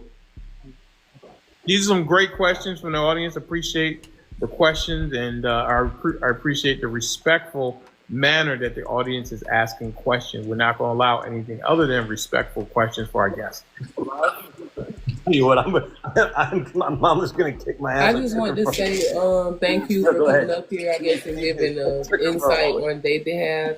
I want to know how do you know if Carmelo is doing okay? Is he receiving any help or anything right now? Because it's pretty traumatic for him as well, other than the other people. Make sure if you're a new watcher, make sure you subscribe to the channel and hit the notification bell. Make sure you after you subscribe to the channel, hit that notification bell. We go hard like this every day. No Cap-tivity. Let's get it every day. Let's get it. Therapy, ma'am? Yes. I don't know if Mark can speak to that or not. Oh, I mean, so even during all this cloud nine about being accepted to this university for aerospace engineering. I mean, when I saw him on bond down or bond hearing, I don't know if anybody saw him, but I was shocked. He walking tall, not kind of, I'd been walking slumped over, just barely holding my head up. I mean, I think he's got what he feels the strong support, his parents, his church, his community, his friends that believe in him. I really believe, as bad as things are, and he couldn't be in a better situation as bad as things are.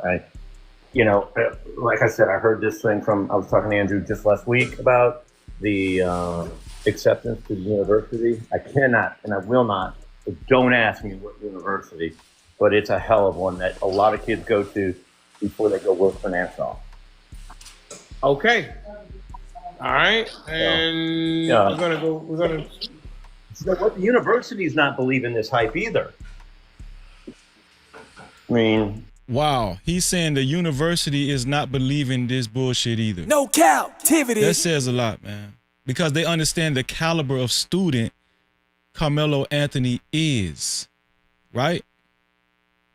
Not on my watch. That's what's amazing. Okay. They're big. Yeah. All right. Brian Borrow. Do you have a question for our guest, Mr. Mark Anthony?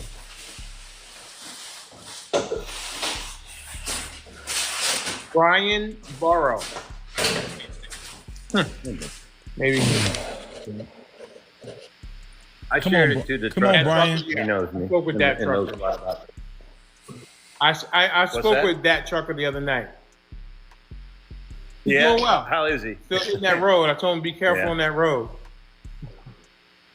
Oh, he does. He's always driving. I don't know when he sleeps. Always. I give him respect. Everywhere he goes, you always hear that blinker. He's always signaling. Absolutely.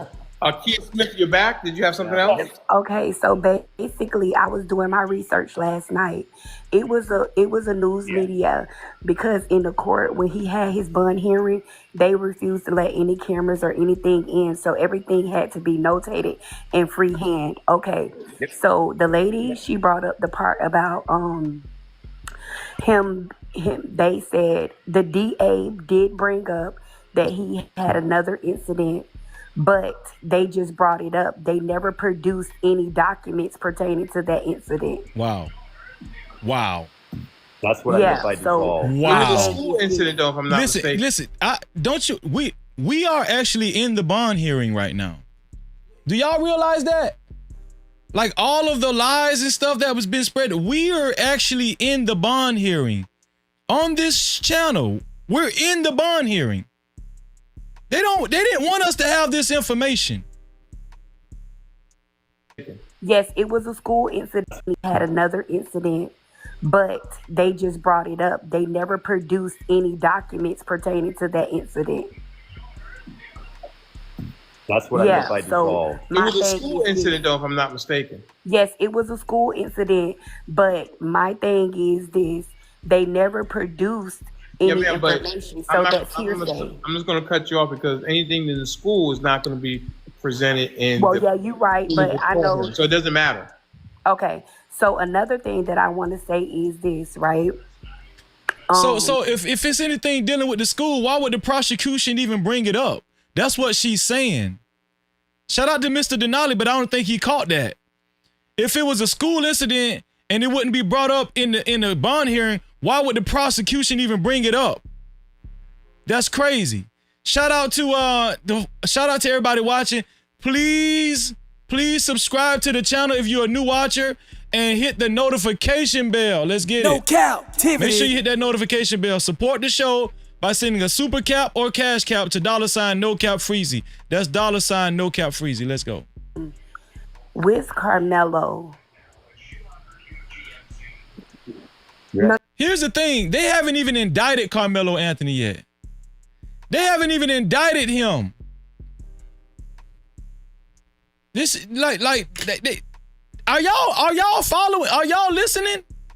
They haven't even indicted him yet. They might throw the baby out with the bathwater with this bullshit. No. That I want to say is this, right? With Carmelo. No. Where he's I'm at? not asking you that. Definitely, I don't want it to be disclosed at all. Right. Yeah, I don't know. Yeah, he doesn't know. If somebody was asking, I got you, Mark. No, I didn't ask him that. I know. It's Kia. I know you What got is me. your question? Okay, so my thing is this. Do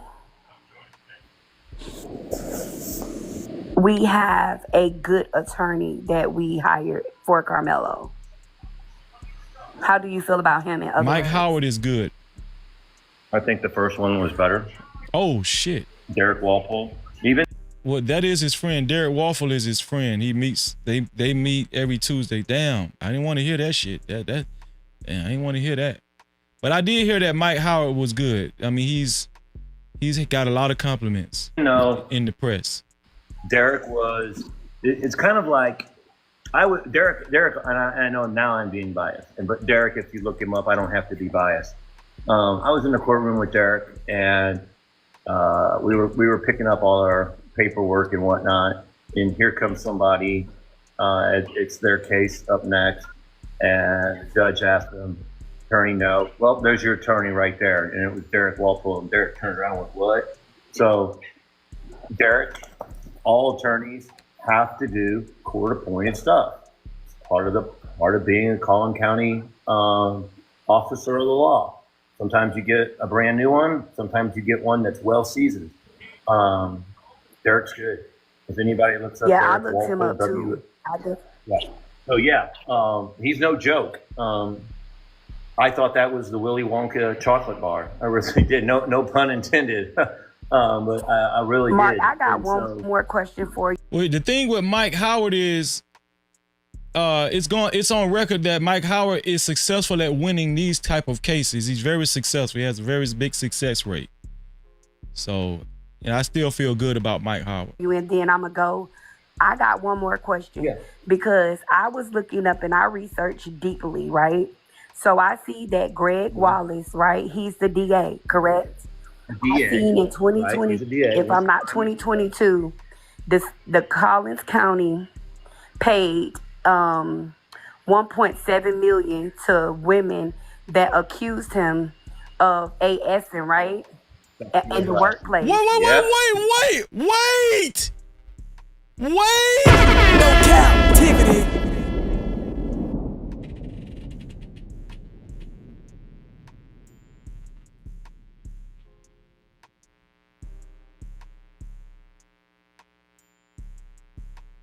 Did y'all hear that? Did y'all hear what I just heard? Let me hold on. Let me rewind this shit. Wait, hold on. What the fuck? Hold. My 22 is up and I researched deeply, right? Got one more question. Yeah. Because I was looking up and I researched deeply, right? So I see that Greg Wallace, right? He's the DA, correct?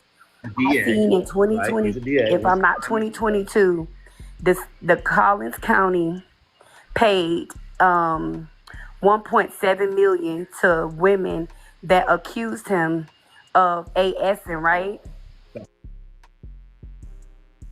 Greg Wallace, the district attorney for Collins County, over this case, paid $1.7 million to women because of him being accused of essaying these women.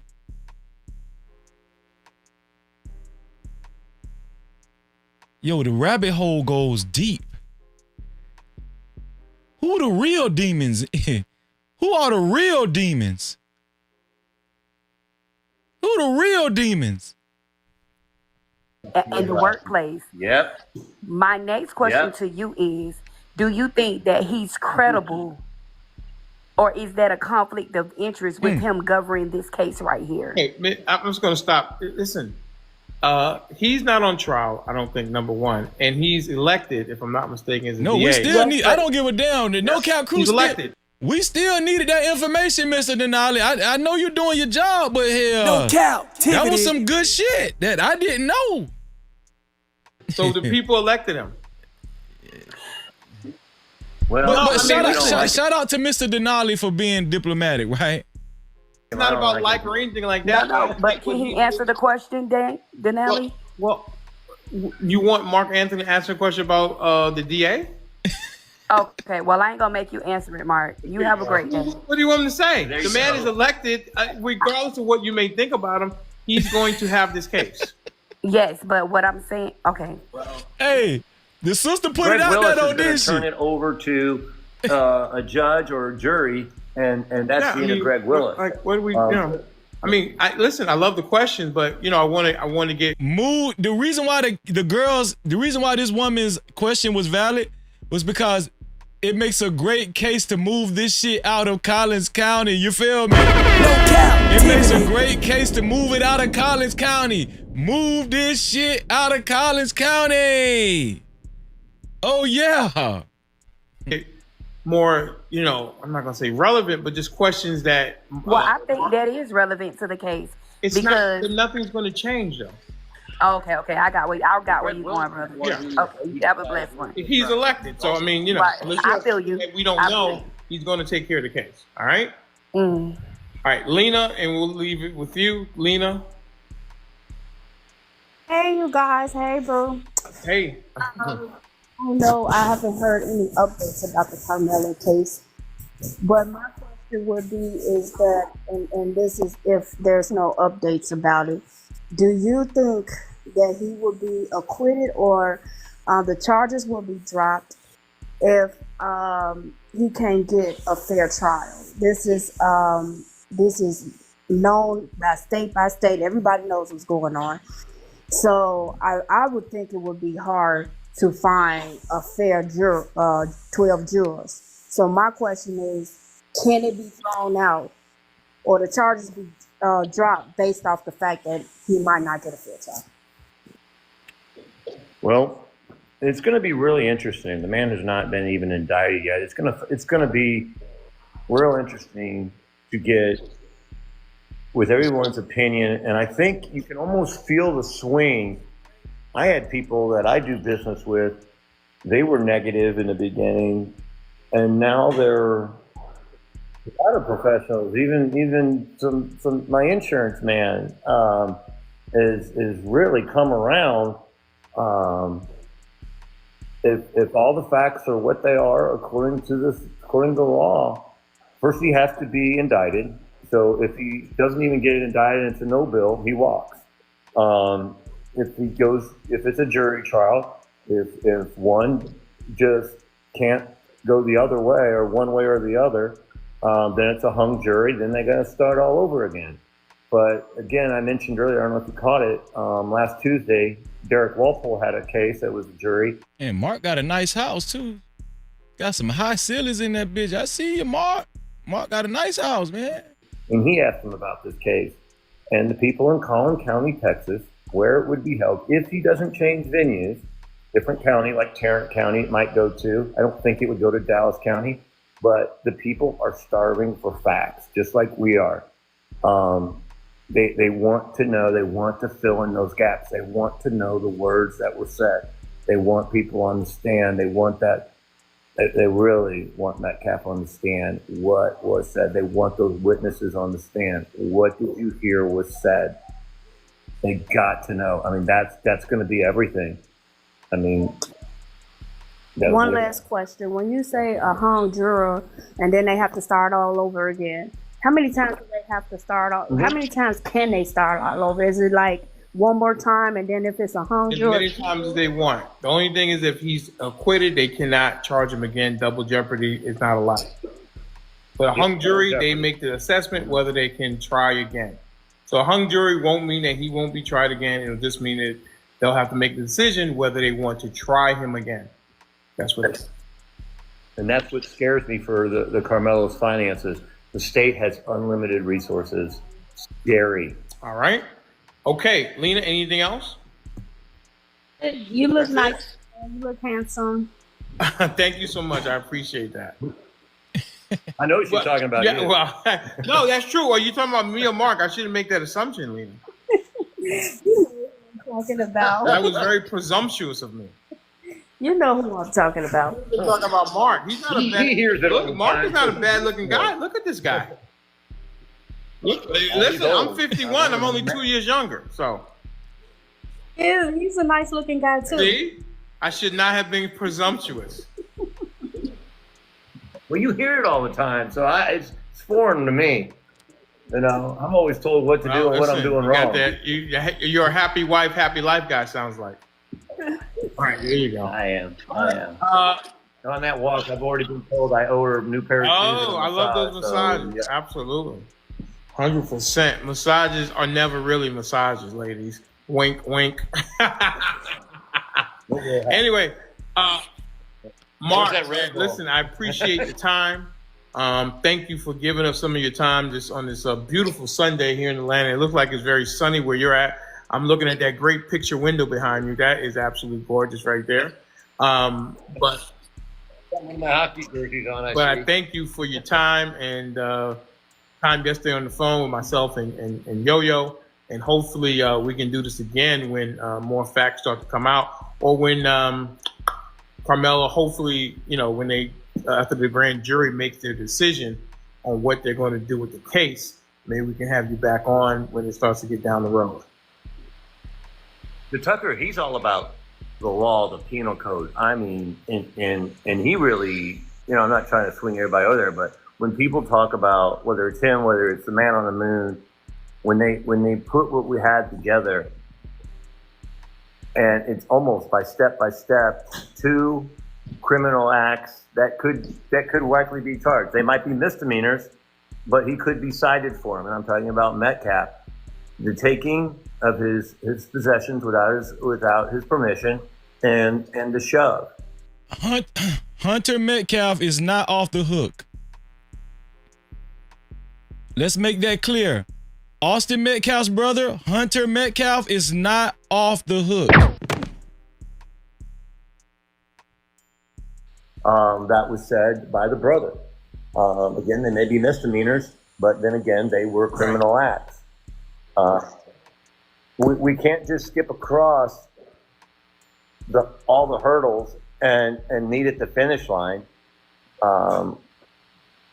And we can't say, well, here in Georgia, here in California, I've heard California, and some people are, oh my God, I don't even bother to look it up for no offense, and I had a place in Aliso Viejo, so I can't bag out on California, but people, if you just type in Texas Penal Code, I think I have it on my computer, and it helps explain it to myself included. I mentioned earlier I'm from St. Louis, Missouri, to the guy who was from Illinois, but Penal Code 46.01, Title 10, Offense Against Public Health, Safety, and Morals, Chapter 46, Weapons, status.capitol.texas.gov. I mean, it says it all there. It's very enlightening. We don't went over this already. It was not a location restricted knife, according to the Penal Code of Texas. It was not a location restricted. It was not a location restricted knife. The knife was not restricted. It was not a location restricted knife. To myself.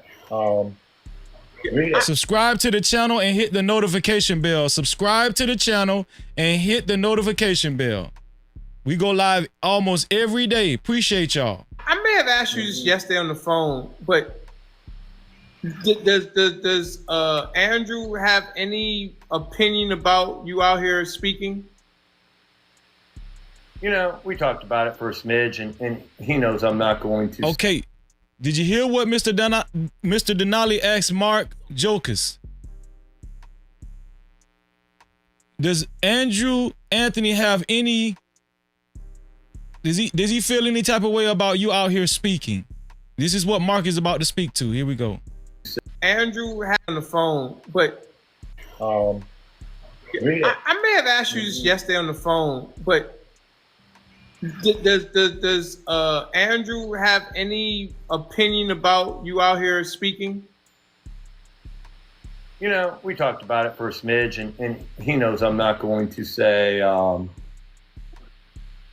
know, what I shouldn't, like what hospital, what dealership. Right. You know that I haven't said that. People, but no, I do have a question. I do have a question, right? Wait, who are you? Who are you? Who am I? Yeah. The man was speaking. Who talking to me, the host? What? Yeah, I'm the host. Why would you cut him off while he was speaking? Oh, I didn't realize I was actually speaking. Just relax. And I didn't mean to cut him off. Go ahead, Trouble. I mean, yeah, it's all right. Go ahead, Trouble.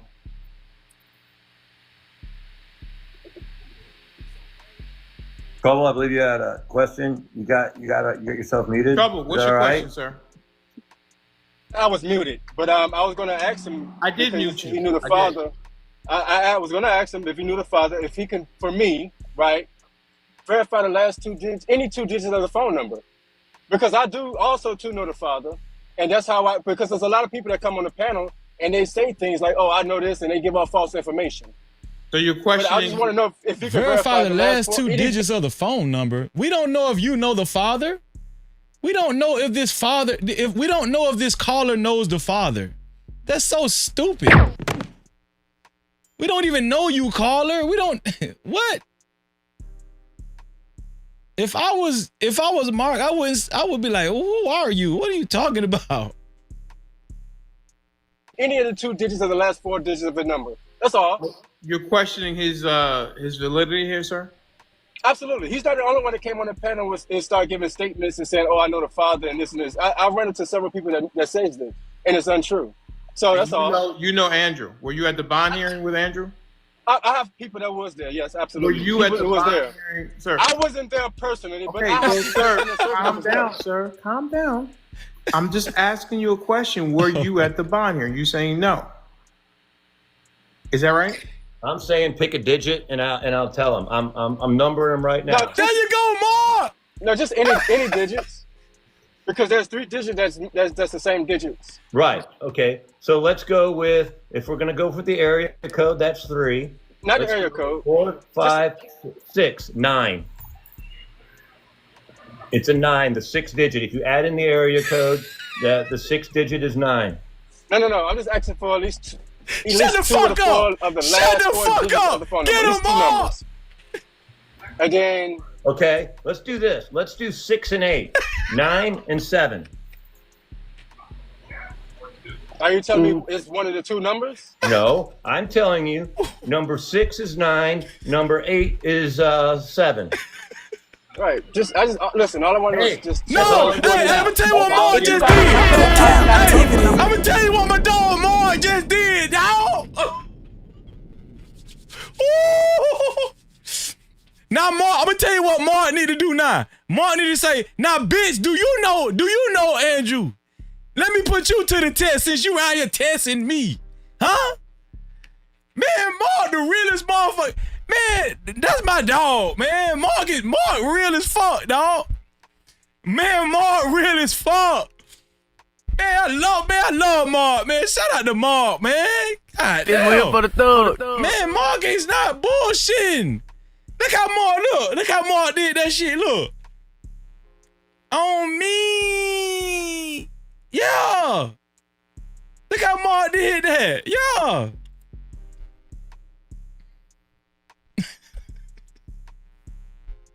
I mean, like, who are you to come question anybody? In number 9. Yeah. Because there's a lot of. It's not that I'm questioning. You are, sir. You came up. Do you know the phone number? Give me 1 second, Lena. I do. Mr. Trouble, you did come up and question him. Who are you to question him? If you've got his phone number, you could do it. I got his phone number written right on here, too, that I just pulled off my phone. I showed Denali the texts I got from him. Dude, like, who the hell are you? I mean, why not question it? You should know. You should know. If you've got his number and I've got his number, the 6th number in his phone number is 9. The 8th number in his phone number is 7. Get him, Mark! Deal with it. And he gave Denali proof that he Okay, no, he right. He right. I didn't know we was going. You right. Yeah, you right. Do y'all remember that damn troll that was in the chat earlier? That I told y'all to block? That was saying he don't know the Anthony family? This caller had to admit, yeah, you right. Yeah, you right. My bad. I told y'all this shit was gonna get ugly. Didn't I tell y'all? No cap crew, huh? No Cap-tivity. Exactly, Just Jay. They just be coming in here to derail shit. That's it. Subscribe to the channel. Hit that notification bell. Ain't nobody as real as us over here. Man, shout out to Mark, man. Watch the caller say, he right. Watch this. Look at Mark. Look how Mark looking. And his phone number is 7. Deal with it. And he gave Denali proof that he sent Denali text message. Okay, no, he right. I didn't know we was going. Prove that he sent Denali text message. Okay, no, he right. I didn't know we was going. Prove that he sent Denali text message. Okay, no, he right. I didn't know we was going. This shit, yo, this shit bad. Mark. Look at Mark. Mark is like, why you trying me, dog? You hating on me? Dog? Look how Mark looking. Mark looking like this here. This how I be looking too. Mark like, what's wrong with these people, man? Why I got to lie about this shit? I ain't got to lie about this shit. So first of all, I don't know who you are to even come up and question anybody about anything. Well, that's okay. It's an open panel. What does it matter? Why get upset in the finish because I asked the question? Was I right? Oh, who cares? Who cares what he thinks? For real, that was. Mark said, "Was I right?" Who does he think he is? Yes, he just. If you have a problem and you know Andrew, then call Andrew and say Mark is on the phone on the TikTok. I mean, get the fuck out of here. I'm not dealing with that. I'm sorry, Mark. You're a guest. I'm not going to give straight numbers because of course you're not, Mark. Of course you're not. But he doesn't have any authority to come up here and question anybody the same way Austin didn't have any authority to come up and ask Carmelo to leave. So please don't do it. Okay, that's it. That's all we got. I mean, that should have been it. He should have looked at his phone number, said, "Okay, this number's out. Okay, you're good." But enough. Okay, listen. I think that's it, Mark. Ask Mr. Mark one more question, please, Mr. Sure, go ahead. One more question. Down. Come on now. We don't. Come on now. Let's give Mark a break. Get one more question, lady. Down. Okay. So, Mr. Anthony, right? You understand law, correct? I understand what? Law. I understand. Like I've got the penal code right here. Okay, so you looking up what we looking up, right? So I want to ask you, would in this incident saying that the boys did strike him first, right? Yeah. Do you think that accessory before the fact would play out for Austin? I mean, for Hunter. Do you think that he could potentially, because... I know what you're saying, an accessory to his brothers unalive. Yes. Yeah. I do. I mean, it could be that's what the prosecution has, that can of worms. They got to be very careful that after this is over, that could come back and bite his ass in the ass. Like if you and me, young lady, decided to do a robbery, and the gas attendant was unalive. Yep. And I was the driver. And you as the driver, you and me are both guilty. Exactly. And let me ask you a question, Mr. Mark. Anyways, I'm 22 and I'm from New York. So when somebody said that you're suffering from white guilt, what does it mean if they didn't ask the question before? Well, can you explain? Don't worry about it. We're not doing that. Nope. Sorry. Bye-bye. Go to another panel if you want to talk about that. You know what? Enough. It's ridiculous. Can I just add? My friend, over a decade, you're gonna don't even, Mark. It's not even necessary, sir. Mark said it's my homeboy over a decade. Please. Mr. Denali. Yeah. Can I just look at Mark laughing? Maybe just a counterpoint, and I'm honestly not trying to. You have a counterpoint, or do you have Mark a question? still laughing? Look, it's a counterpoint because I think it's just important that everybody do get all their facts in a row. But there is Texas Penal Code 9.31. If people want to look at that, because that also applies to this case, It does. And the two things that might come into play are whether or not Carmelo provoked by his words, because the penal code does say you cannot provoke, and then the reasonable force. Yeah. Okay. And then the how did Carmelo provoke anything when he was on his damn phone minding his business? What's wrong with these people? Force. Like, do we think that it was reasonable to unalive someone based on what's happening? And again, I'm not taking a position on that. I'm just saying people be aware that those things will probably come into play. I know, and I know, but the next one, I think it's whatever the next penal code is, that if you think that you are in danger of serious bodily injury, 9.32. It's or 9.32. Give me a second, ma'am, or bodily injury, that if you think that you are in danger of serious bodily injury, 9.32. It's or 9.32. give me a second, ma'am, or death, you can take reasonable force and you can go to deadly force. It's a state of mind. Correct. So, but what I'm saying is the court will have to decide whether they think it was reasonable force. Sure. You understand what I'm saying? 12 jurors will have to come to that conclusion. Yeah, I mean, exactly. Yeah, I mean, we talked about it a lot on the show with that. So, because no one thought about that. Everybody, and I agree, the reasonable force aspect.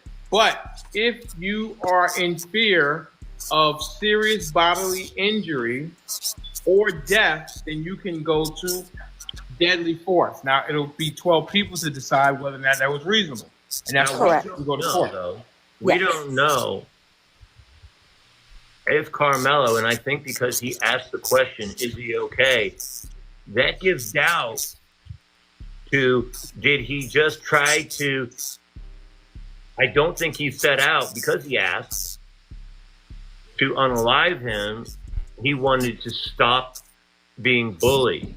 And the only way he saw out was, but we won't know that until the day of court, until everything, all the pieces of the puzzle are presented, and we just don't have those. We don't have everything just yet. So we don't know Carmelo's mind, but I'm hoping the videos will help bear that out too, and I hope that everyone who's paying attention will be open to changing their minds no matter which direction this goes. Mm-hmm. Because hopefully we all want justice to prevail no matter what. I agree with that. Correct. I agree. Yeah, we have to have law. Absolutely. We have to have order. If we don't have that, we've got a big problem. Absolutely. We got anarchy and we got the purge. We don't want that. Atlanta lawyer, we got to, we'll let Mark go here in a second. Atlanta lawyer. But Mr. Denali, you can drop me, and Mark Anthony, thank you for your time today, sir.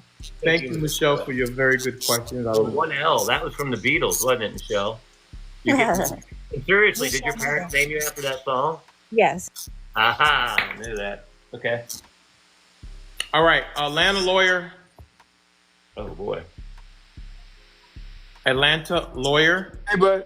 Hey, I'm sorry. I was just enjoying the live. I came in late, so I see you've had deep conversations about this.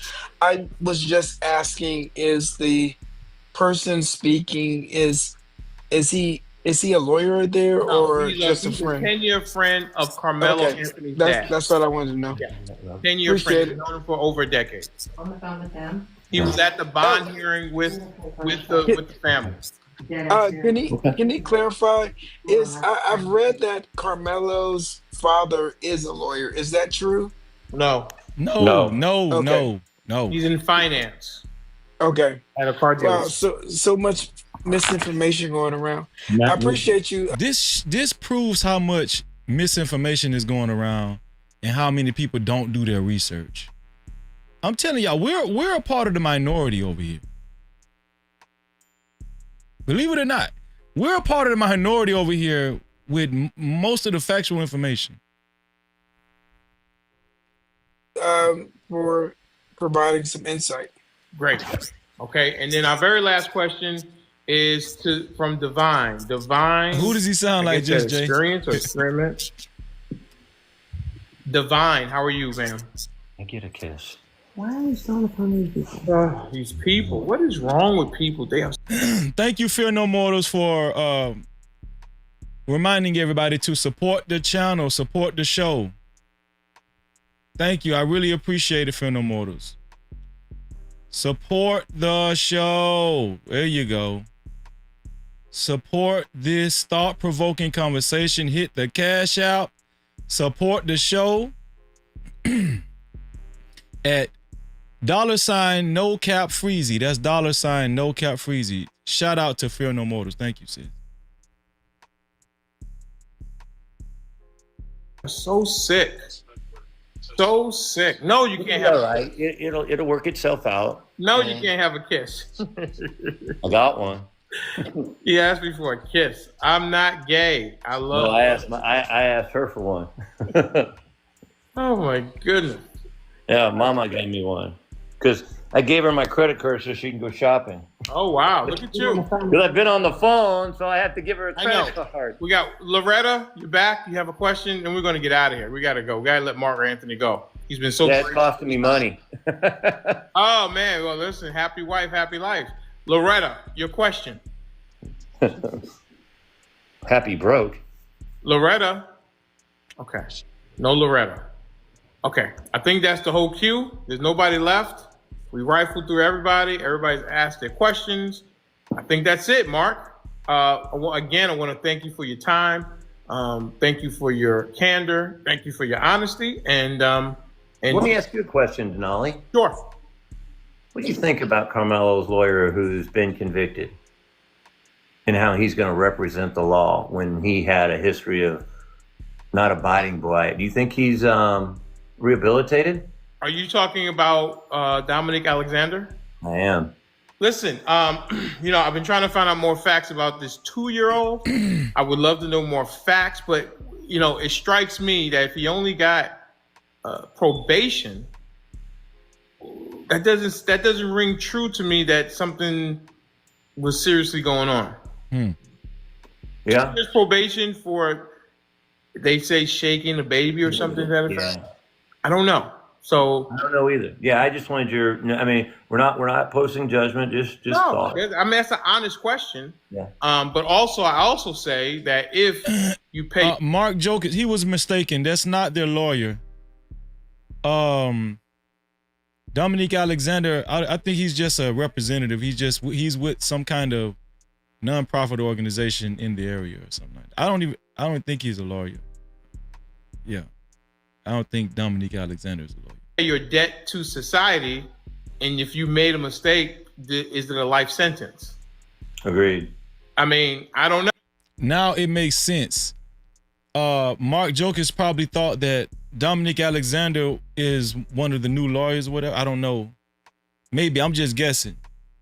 But their lawyer is a white guy by the name of Michael Howard. No. But then when you talk about children, it's a little bit different than if you're talking about stole a car. Yeah. You know what I'm saying? So I've struggled with that right now with Dominique Alexander. I say that this is who the family has chosen. And, people have called him Al Sharpton Jr. I'm not sure I guess that's supposed to be a negative thing. But I think Al Sharpton and Jesse Jackson and many other, Benjamin Crump, they show up when no one else is showing up.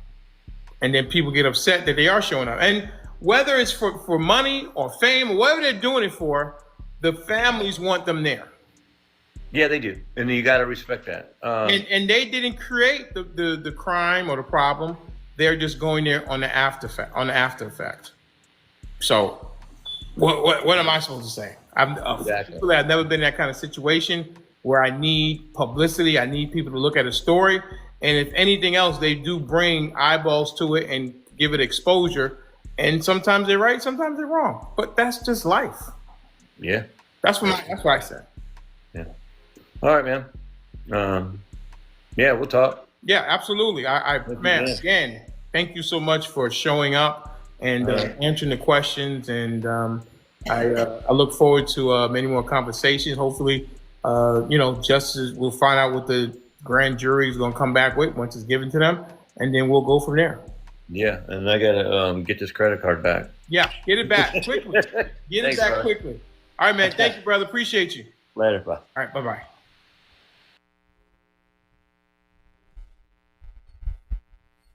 No Cap-tivity.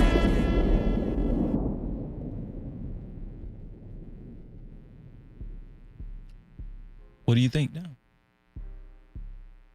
Do you think that Mark Jokus really knows Carmelo Anthony's dad? Does it sound like he was lying?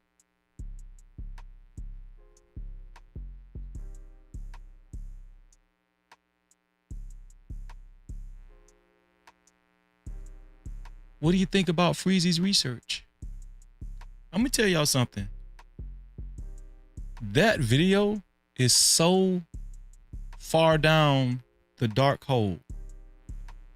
Nobody knew about this video. Hardly anybody. That shout out to Mr. Denali on YouTube. He only has 115 subscribers. Shout out to Mr. Denali. Everybody that's watching, go over to Mr. Denali's channel. Go in his comment section and tell him, hey, listen, No Captivity with Freezy sent us. Let's support Mr. Denali. He's tagged in the title. He only has 115 subscribers. Guys, go over there and subscribe to his channel. We gotta support. We gotta support good content.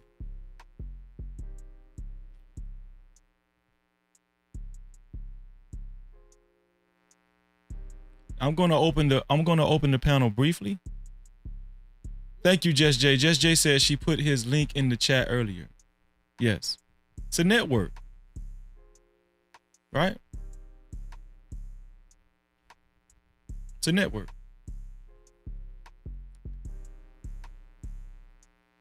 I'm going to put the link in the chat briefly. So I want to talk about this. I don't want to keep y'all all night.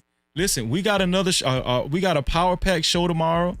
I got my sister Tawana G, previously of the Lapeef Network, coming through tomorrow night. Well, tonight, actually it's Friday night, right? And some more guest panelists. Going to have a great show, excellent show. Co-ed panel, structured panel, right? And, you know, I'm just looking forward to, you know, just us just growing, man. I'm going to put the link in the chat. And I want to discuss what we've heard so far, thus far, right? And I want to know from you guys' opinion. Listen, even if there's people that still don't believe this guy is a friend of Carmelo Anthony's dad, even if you don't believe, hit the link. Come on up. Shout out to the 119 people that hit the like button. Shout out to the 6 people that hit the dislike button. And that might be a record tonight. 6. That might be a record. 6 people hit the dislike button. That's what lets you know that this case is very emotional. It's a very emotional case, right? Yeah, but shout out to the 6 people that hit the dislike button. I appreciate you. Listen, I'm about to put the link in the chat. You guys come up and holler at your brother Freezy. Please support the channel. Shout out to Ruthless Truth. Ruthless Truth is the official sponsor of tonight's show with a total of $50. A total of $50. Shout out to Ruthless Truth. To be a co-sponsor or official sponsor of tonight's show, it's only $50 or more. $50 or more, right? Shout out to Shannon Duncan and also who was it? Half Urban, Half Suburban, for being the initial co-sponsors of tonight's show. Shannon Duncan being the very first sponsor of tonight's show. I appreciate y'all. To be the co-sponsor or official sponsor of tonight's show, it's only $50 or more. Thank you to everybody that's been supporting the channel tonight, supporting the show tonight, and appreciating the information that has came out. If you appreciate the information, send a $5 super cap, right? Right? Send a $2 super cap. It doesn't matter. Send a $10 super cap, 20, whatever you're feeling, right? If you appreciate the information that has came out tonight, support the show. We work religiously over here, right? Religiously. I'm gonna put the link in the chat. Oh, and to support the show, or if you would like your comments read and highlighted, once again, you can either send a super cap, aka super chat, or you can send a cash cap, aka cash app, to $ no cap freezy. That's $ no cap freezy. All right, I'm about to put the link in the chat. Let's have a discussion. Let's do it, man. Sliding like a lubricant. Don't forget the Gucci print. My little chick Peruvian. Hold up, let me check my ego. Lately been really focused on the neighborhood hero. Switching to my stamina, transforming the stilo. Niggas are playing hard, I'm playing smart. Yes, I should. I'm no longer in the hood like 10 hard bands start. Playing in my pocket, don't knock it to protect mine. I will introduce you to a rocket plugged in like a socket. I know all of your connects. When you see me, when you greet me, give me all of your respect. Waistline still, nothing getting killed but the tech. Tell your bro, keep her body. I just deal with the neck. Holla, wow, like the Lakers. Spot filled up with pizza, you got flavors. Anywhere I can take you. I don't want no bullshit people with me in Jamaica. Yeah, get rid of that hoe like she was stolen. Hey, look, you can keep that money if you owe me. Yeah, and you and your partner, y'all be rolling. And should've let my boy take shot like he was Kobe. Zay, play, Zay, play. Hit the plug for 10, yeah, and caught the bin, yeah. You wanna fuck her and a friend, yeah. Do that again, yeah. Get 2 lags, know them boy could double back and spin, yeah. Ride around with that extend, yeah. You play to win, yeah.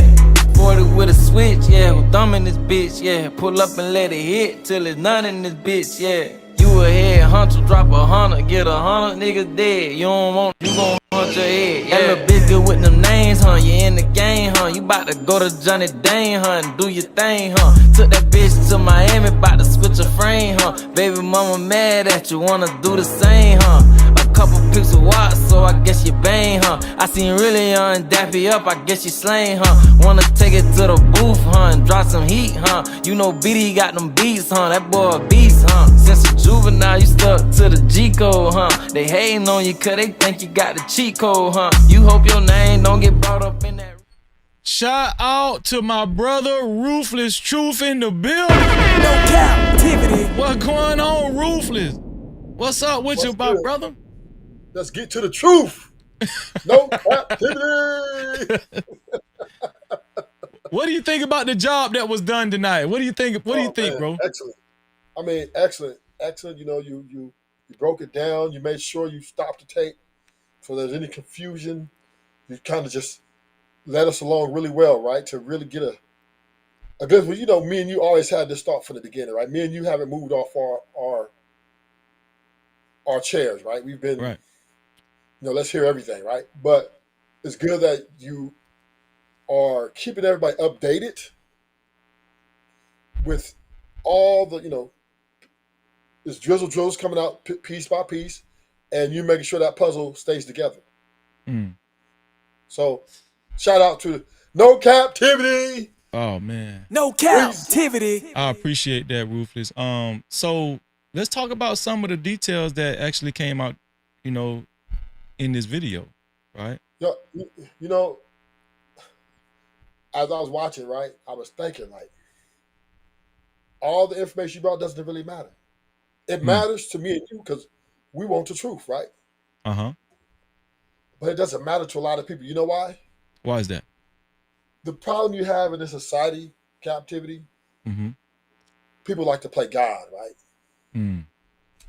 They thought, was the white boy wrong for doing all that? Yeah, right? But did he deserve to die?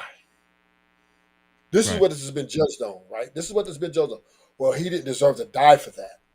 Right. So people are putting themselves in the seat of God, like, and saying, oh, well, you know, Carmelo this, or, you know, but Carmelo's that.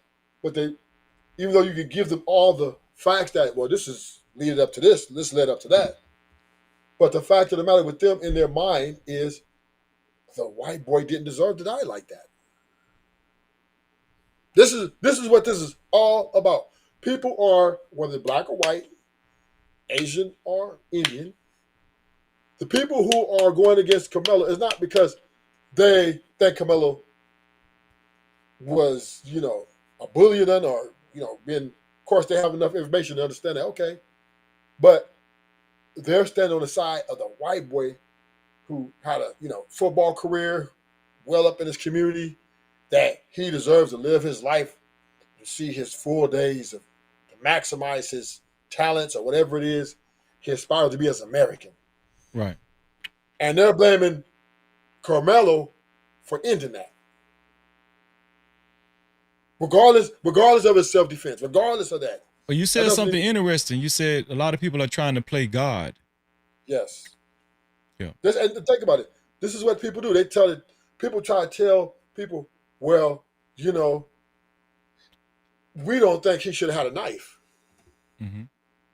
Right? But like they are enforcing, their opinion is, yeah, everybody should listen to me. He should have walked away. I would have walked away, right? To try to express that, you know what? We don't think the white boy should have died like that. Mm. He didn't deserve it. And who are we as humans to say who deserves what and when and why, right? There's people who die in plane crashes, accidents every day, right? Every so many seconds. Yes. So how one is going to leave this earth, there's no rhyme or reason with it, right? There's no guarantee that, well, if I do everything right as a citizen, I'm not going to die for a car accident. Even if I follow you can follow all the street laws, right? Wait for the light to turn green, cross, and a DUI, a drunk driver come and take you out, right?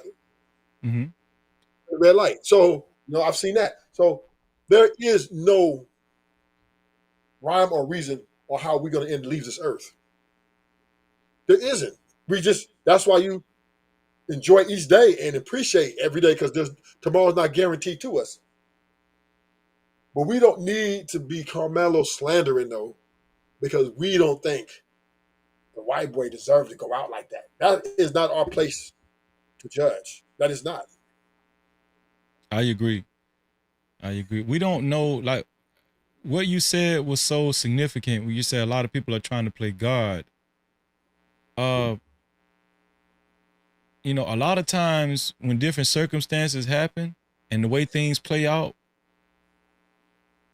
we don't know what was the rhyme or the reason why it played out that way, right? But there's a reason why we have law and order,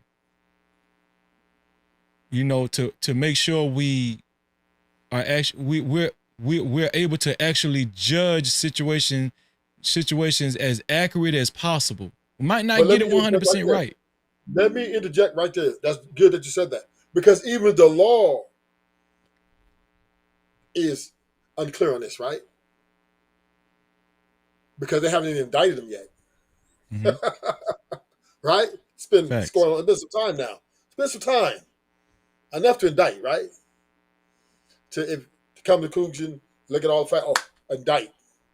Well, I knew that when they let him go home. But the bottom line, what I'm saying to you, Freezy, we're in a world that if we like them, if we think, now let's just say that was two black kids, right? Gangbangers. Mm-hmm. Other gangbanger, what I do, bam, and that stabbed him. He died. It would have been nothing. No big deal. Hey, he deserved it. He's a gangster. You know what I mean? That's how he went out, right? Only one who would have been tripping was his mama. And his dad, he didn't deserve to die, right? Not like that. So this is just a world of where we are delusional in our own conceits, where we're going to sit up here and this little boy, and I'm not going to say little, he's pretty much a man. But, hey, we know that he did not premeditate this, right? We know that there was no forethought or malice. We know this, right? That's enough has come out to prove that point. But a lot of people are just taking the side of Hunter and his brother because they don't think they deserved it, Freezy.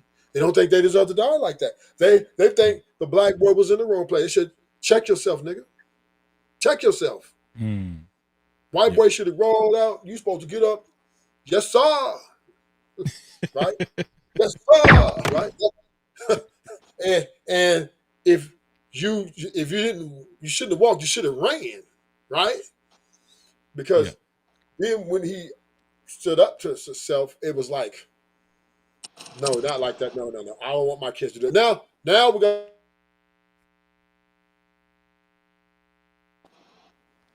Right? Yeah. They come take your shit, slap you in the face, walk away. Right? Nigga, you know. And I see you 2 cents. I see you. I'm gonna get to you in 1 second. Go ahead. Yeah, you know, so yeah, you good. Bottom line is we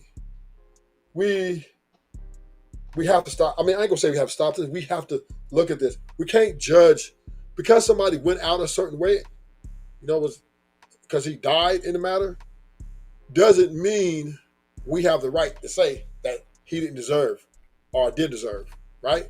We're just holding for, was it self-defense or was it provoked? Did Carmelo have to provoke this or did he defend himself? And that's where we at. Yeah, shout out to you, man. I appreciate that, man. Listen. Cap-tivity. 2 cents, thank you for joining the show. What's your initial thoughts on what you've seen so far as this live stream? Yeah, let me start by saying this. Bro, I've been watching your shows. Tonight, bro, you killed it. You killed it. No cap. I mean, you deleted it. You deleted what was said about the things about this case. Man, it's crazy how you tied everything together. I don't do TikTok, but the things that you did and you tied it in with this guy's case and you broke it down, things that I didn't know and things that I did know, and it got revealed by this man that you had. I was like, see, that's exactly what I was talking about. Because I looked at the mug shots and stuff. I was like, look at this guy. He got a little booger under his eye. I said, I don't know what could happen, because I looked at the stuff that I seen the little boy on different pictures. He don't normally have a booger on his eye. When I say a booger, that's a little elbow, you know, this stuff like that. Right. It was just speculation. And then I understand how it goes in track and field, because I was trying to tell people, I know I raised a set of twins here in Texas. I went to track meets and I'm like, look, it's not Friday night lights like you think it is in football. I said, look at that little booger on his eye. I was like, if you look at Carmelo Anthony's eye, for anybody that hasn't noticed it, if you look, well, it's his right eye, but it's to your left. There is a swollen place right up under his eye that Mark Jokus was talking about, the white guy that was talking, right? You can see it. You can visibly see it. This is what 2 cents is actually referring to. Yeah, I was talking about that early, but I didn't elaborate on it because it was just speculation. And see, I mean, I got a OCD type of personality, so it's hard to, even when that lady was talking about the case and that district attorney, she said, talking about him, he got an AS type of case for 1.7 million. I know she meant SA. But my mind hears things and stuff. It's hard to slide things by me. I just pay attention to the most weirdest things a lot of times, you know, but it's okay. But what you were saying, and you kept breaking things down tonight, bro, it's like one of your best shows to me. Is like confirmation. But you got to remember, the things that you're talking about, you got family in here. I know you're not my biological family and stuff like that, but family goes beyond blood. Like when I have my brother in here, I know he's connected to a lot of people in here. I look at people as family. Just like the 6 people that took the time to dislike your show, I'm like, I'm not worrying about them. No much of I'm worried about. Yeah, actually it's 7 people now, so it's like yeah, and I, you know what, and I understand it. No more am I so much worrying about people at this point in time in my life, worrying about they actually still sending money to the Nigerian prince, $5,000 to get $1 million. It's still people out there falling for fake news, fake pictures, and fake photos and stuff. It's still people that want to fall for that. It's okay, Freezy. We know that. It's people that we're concentrating on as a collective group. I'm glad you ain't got 2,000, 4,000 people in here. It's too hard to rein them in. You are doing something right now with these people that we got in here that want to listen and is willing to listen and stop the nonsense. Because I heard you kicking him out tonight. I'm like, okay, Freezy on point. He on code. He getting rid of that nonsense tonight because we in here actually trying to get to a collective agreement on what's going on and trying to get to a solution. When I talk to my brother, that's exactly what he talk about. Man, forget all that nonsense. We trying to get to a solution in here. And that's what you've been doing, bro. You've been on point tonight, and I love it. That's what I wanted to talk to you about tonight. Shout out to the mods that's been on point too, as the show been going. Making sure you guys snipe people and kick the derailers out of the chat. You know, we don't mind people disagreeing and having different opinions or whatnot. We don't mind that. Right. But when it comes to the slander, the purposeful slander and derailing the show, and right. You know, I mean, you're going out your way to call Mark Jokus a liar when you haven't even given the video a chance. I know what you're here for. Yeah. But check this out. Even still, everybody's got their opinion. Even at the end, Mark gave some great points and everything. I still, like, he even thought that that dude Dominique was a lawyer. Like, you got to understand, everybody's not going to be right. Look, people think Al Sharpton is a lawyer. I knew when he said what he said that Dominic, he's not a lawyer. He's just a spokesman, a spokesperson. He's not a lawyer and this, that, and other. People can get twisted up.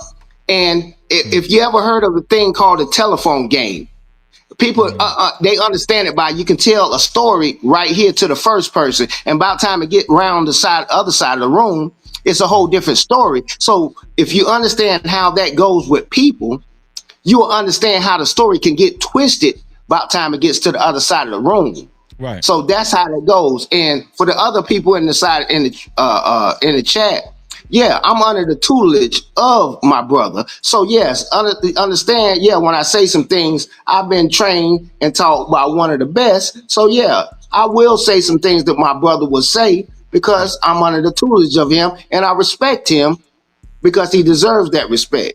I landed right here, Big Freezy. Yeah. I appreciate that. And one question I wanted to ask Ruthless Truth and you 2 cents is this. Mark Jokus brought up an interesting point as far as he went to the bond hearing and he was privy to some information. One part of the information was that the Anthony family disclosed that Carmelo told his parents that when the Metcalf brothers was threatening him and trying to force him to leave from up under the tent, they was threatening to punch him, and they were using the N-word. If this is true, right? If this is true, what do you guys think that actually speaks to as far as the Metcalf brothers' intent and their intentions as far as how they were dealing with Carmelo Anthony? I'm gonna start with Ruthless Truth. Because a lot of people on the other side are saying we're making it racial. Freezy is making it racial. But if this is true, what Mark Jokus is saying, that the Metcalf twins were using the N-word as they were threatening Carmelo Anthony, is that significant? And what is that actually saying to you? I'm gonna start with Ruthless Truth. What do you think, Ruthless? So this is another indictment on that town, right? San Francisco or whatever. So that goes back to I think we just used a few shows ago, but was there that, as a racist, do they practice that? It shows that they teach them kids and they're still practicing. Ladies and gentlemen, America doesn't really like black people still to this day. And I know black people want to be.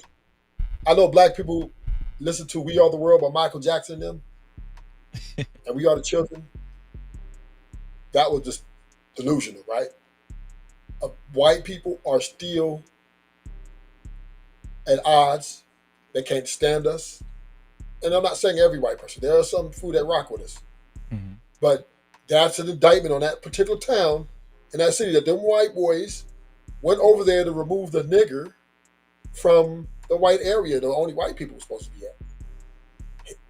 Right? And this is what escalated the situation. This is why maybe Carmelo stood up, because it wasn't necessarily that right they was over there saying, well, we got rules here. You need to know. They were just saying to him, you a nigger. You ain't supposed to be with the white folks. So therefore, welcome to America, right? It's still the same. Since segregation, right? Ain't nothing changed. But y'all, we want to believe in our hearts that we can sit at the table with these people. We can even look at the Shador Sanders situation, right? Where the white boys checked him, right? They was doing the slave master. Boy, you gonna settle your ass down. We finna cost you $40 million just to teach you a lesson, boy. You come into this organization, boy. You gonna submit to the white master, right? And that's the lesson they said. So I don't get my people. We forget so much how our people, through slavery and all the segregation, all these historical facts, that for some reason you think white people really appreciate us. You think they really like us. But on a large scale, they're showing right before our very eyes, and other than ones that rock with us, that they taught them little boys growing up, you said nigger, get his ass out the way. Ain't no nigger supposed to be in our presence. They was pushing segregation rules right there. They was implying this is a segregated area. You don't need to be over here. That's what the whole situation was about. And the guy who just came to clean it up, that's for everybody. Anybody can go there. But the implied rule, because there's two sets of rules, right? There's the rules that people can sit there, water fountains and everybody can drink from this. But then there's the unimplied. Well, these for the white folks, these for the black folks, right? And you don't need to be in these places where the white people be. These things still exist, especially in the small towns. Especially in small towns, right? Where the governor and everybody there is white and everybody can, and this is Texas now. This is Texas now. So, and I'm gonna land it. Yeah. Also, go ahead, Rufus. You want to finish it? Before we go to sleep tonight, just remember, in this country, we are still despised, and we're not selling. Money and success does not render you a great person. They still look at you the same way they look at you when you're in slavery, for the large part of those part of America. And I landed. Yeah, and I do want to point out that there was a young lady on Mr. Denali's live stream, TikTok live. She also mentioned that her sons were there at that same track meet, and one of her son's friends was also under the Memorial High School tent, and he didn't go to Memorial High School either. So they didn't. It's just this notion that Carmelo Anthony was not supposed to be up under the tent and only Memorial High School students were up under the tent is false. And I would imagine that other students knew of Carmelo Anthony because he was a star athlete. He was the captain of the track team, right, of his school, Centennial, and he's also captain of the football team. I would imagine that the Metcalf twins, even if they didn't know him personally, have heard of him, just like Mark Jokus had said, right? These kids go to each other's school dances and all kind of stuff. So I just want us to keep that in mind. A lot of things have been said about Carmelo Anthony being up under that tent, just simply being up under the tent, demonizing him for being up under the tent. Let's not even talk about the stabbing or the poking, whatever, whatnot.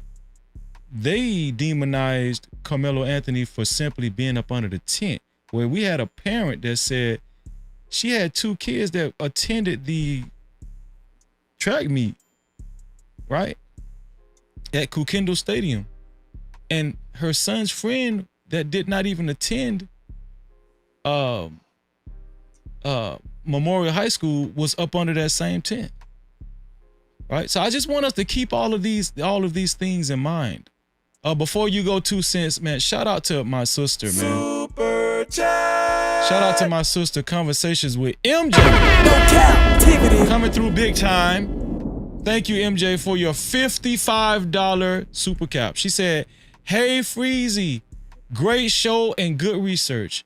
I'm not that surprised about new details that is coming out on this case. The rush for trial by public opinion is for a reason, and you better believe it." No Shout out to our sister MJ. Conversations with MJ. We got to give Conversations with MJ, our sister, a big plug. Make sure you guys go and subscribe to her channel, and make sure you hit the notification bell. Please, that's very important. Listen, every time you guys subscribe, hit the notification bell, right? Over here, in any of the No Cap Cruise channels, and especially Conversations with MJ. Thank you for being the official sponsor of tonight's show. Thank you, MJ. We're going to add MJ to the sponsorship board right now. Shout out to MJ, man, for being the official sponsor of tonight's show. Shout out to Ruthless Truth for being the sponsor so far. A total of $50. Ruthless Truth $50 does count towards his sponsorship. Let me go ahead and add MJ to the sponsorship board. Thank you, Ruthless Truth. Let me see. Conversations with MJ. There we go. Shout out to our sister MJ, man. Flashing below on the sponsorship board. Thank you. No, hold on. What I put? I put the wrong amount. Here we go. $55. Here we go. Shout out to MJ. Flashing below on the sponsorship board.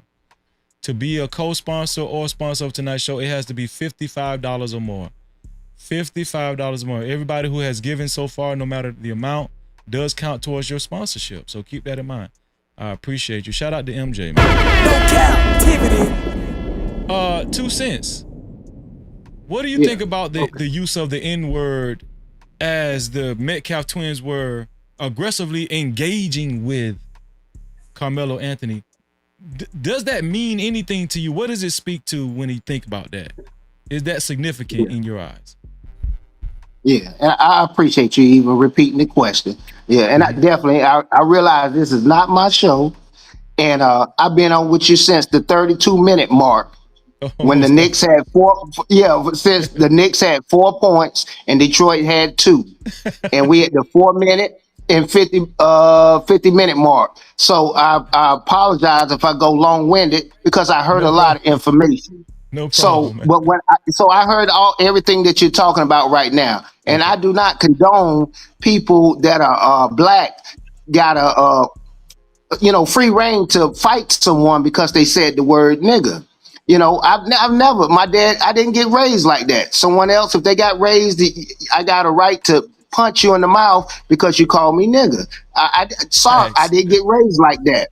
Yeah. But if he did that, which I know that's not the case, that he doesn't even seem, I'm speculating, but if that's the case, I think he's in the wrong. You don't have the right to, as an adult, as a kid. Now, however, taking the circumstances, he's in Frisco. I've been around, if you've been in the military and stuff like that, and you've been around a group of predominantly non-black, you know how they do, you know how they get down. It's the peanut gallery over there, and they're attacking you, and they're teasing you, and they're bullying you. And this is what, more likely, I'm speculating again, they were trying to bully this boy. Because I've seen it on the other end. You know what it feels like to be a 1 on the dice around white people. So quit playing. They did the boy wrong, and they chose wrong, and they got done wrong. The boy, what he did when he poked the boy, I'm speculating he stabbed him in the chest. And what they're trying to do, they're doing the telephone game thing, is saying it's in the heart. Because if I say it's in the heart, it turns him into a savage. Think about that. It's wordplay. Words mean things. They know that. Because if I say I stab you in the throat or I slit your throat with a razor blade, words mean things. So that's why what they're doing, they're trying to do this thing with public, get the public to be outraged. Because you know for a fact, if I said the boy had slit his throat with a razor blade, it means something. So now when I tell you I did it in his heart, now you're talking about, oh, this boy's a savage. He's a thug. But if I tell you he did it in his chest, now it sounds random, right? Or he did it in his lung.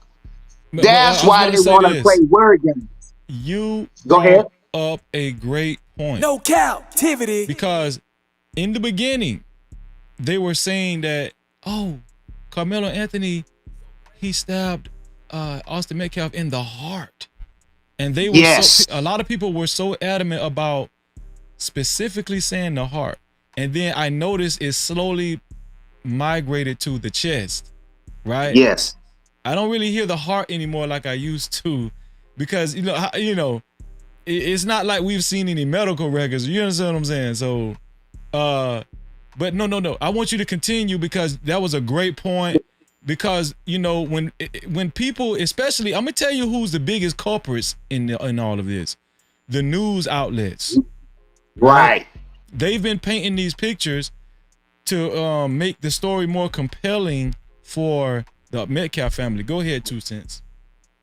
I tell you what, ask the sponsor that words mean things. Because think about this: if they say, because think about how hard it is with the HIPAA violations. How did you tell me this? How did you get the autopsy report that fast? And second of all, who released it for you to even know it was in the heart?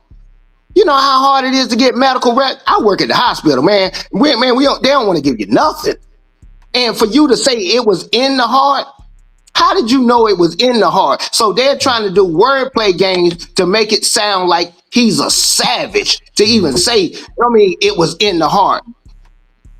So that's the game that they're playing with our children. And it hurts my heart for any adult to even go at a child. Why would you want to do and say and see a child go down? I can understand it was an adult and throw him under the jail and all that. We're talking about a child, bro.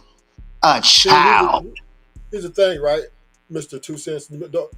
Just to add to what you said, I'm not saying you're wrong. Yeah. People, even though with all the reason logic we got, right, and it's clear and concise that the other two brothers were being overly aggressive, people still don't think that that's how they should have died. You know what I mean? People are literally saying, oh, he didn't deserve to die like that. They deserve to live their lives, right? And they're blaming Carmelo Anthony as if, he planned to take them out for months and months or weeks, and that he needs a death penalty and all this other stuff. And this is what people do, right? They want to play God, right? They want to sit here and say, well, a person should be able to die for this reason, the death penalty, if he kills him and he deserves it. But if he doesn't deserve that, then he doesn't need to die like this. He needs to live out his whole fruitful life. When it's all a matter of people just trying to exalt themselves as if they bring a judgment on Carmelo, like they're the ones to say what is right and wrong. And this is where we're at, right? This is where the big people are taking one side just because they think the other side or that one side should deserve better than what they got. Black people don't have. Go ahead. Oh, I'm sorry. Go ahead, Free. I was going to speak to this, right? What do you guys think about when Mark Jokus revealed that the Metcalf twins, right? We know and see. Shout out to Robert W. because he tried to bring this out on the prior live stream. Hunter Metcalf is coming out that Hunter Metcalf and Austin, they actually grabbed Carmelo Anthony's bag and slung it to another spot in the, you know, and Carmelo actually, after they threw his bag, Carmelo went over there to the spot where they threw the bag, and they followed, this is allegedly, they followed Carmelo Anthony as he went to go retrieve his bag. They followed him to the bag. And this is where the incident happened, the altercation. So if they actually initially threw let's say if this is true, right? Because we still have to play out in court. But let's say if the Metcalf twins actually threw his bag and Carmelo went, instead of fighting them for throwing his bag, he went to go retrieve his bag and the Metcalf twins followed him over to the bag. Does that make a difference in the case? I'm going to start with 2 cents and then I'm going to Ruthless. What do you think? Yeah. Oh, I promise you. Once the information comes all the way out, I hate hypotheticals. I really do. But once it come out, you're going to really see who the aggressors were.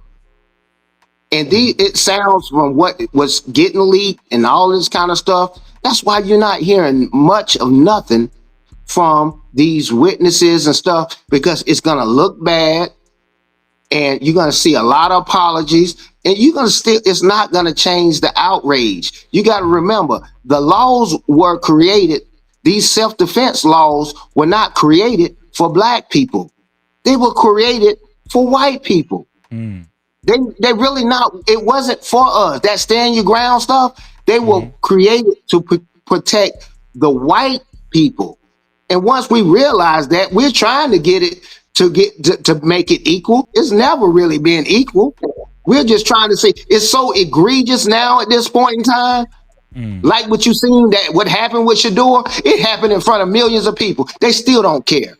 They still don't care. And what you're seeing right now, they're doing it right. They're playing in our face. Go ahead, right? Go ahead, Rufus. They playing in our face. And shout out to It's Cold in Here. It Must Be Crackers Near. Just showed up on the panel, man. What's going on? It's cold in here. Must be crackers in here. Crackers near. No, I know who that is. Salute to you, Freezy. Shout out to Ruthless. Shout out to you, 2 cents. Just tuning in, just giving my support. I just want to say this really quickly. Yeah. It's good for the family to be doing this because right now we don't know who the jurors are, right? If it goes to court. So you want to win the public opinion race.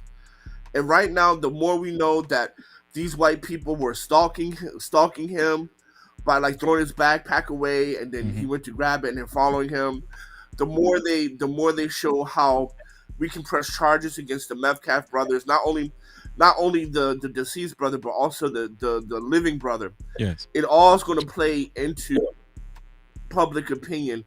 And I would say one thing that we can do is make sure that everybody black in that area has registered for jury duty and say whatever you need to say to let these crackers pick you, and then do your racial duty. Yeah. Shout out to Hot Sauce. No man. Cap-tivity. Yeah, we appreciate that. Appreciate that. Go ahead, Rufus. What do you think about the question as far as if it's true that they walked over? Mark Jokus gave the attestment allegedly that the Metcalf brothers threw Carmelo's bag, and he walked over. And instead of Carmelo getting violent or aggressive with them, he just simply walked over to retrieve his bag, and the Metcalf brothers followed him. Now, you are familiar with the law, Ruthless Truth. Does that make a difference in this case that if the Metcalf brothers actually followed him after they threw his bag?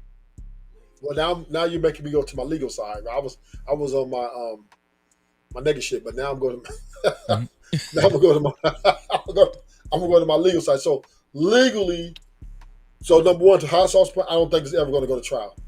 I think they're gonna make it go away. You think they've seen the video footage and they realize they haven't indicted him yet. That's why they haven't indicted him? if he hasn't been indicted and they let him go home before the indictment, they're already letting you know. This is because think about the magnitude of this case. Yeah.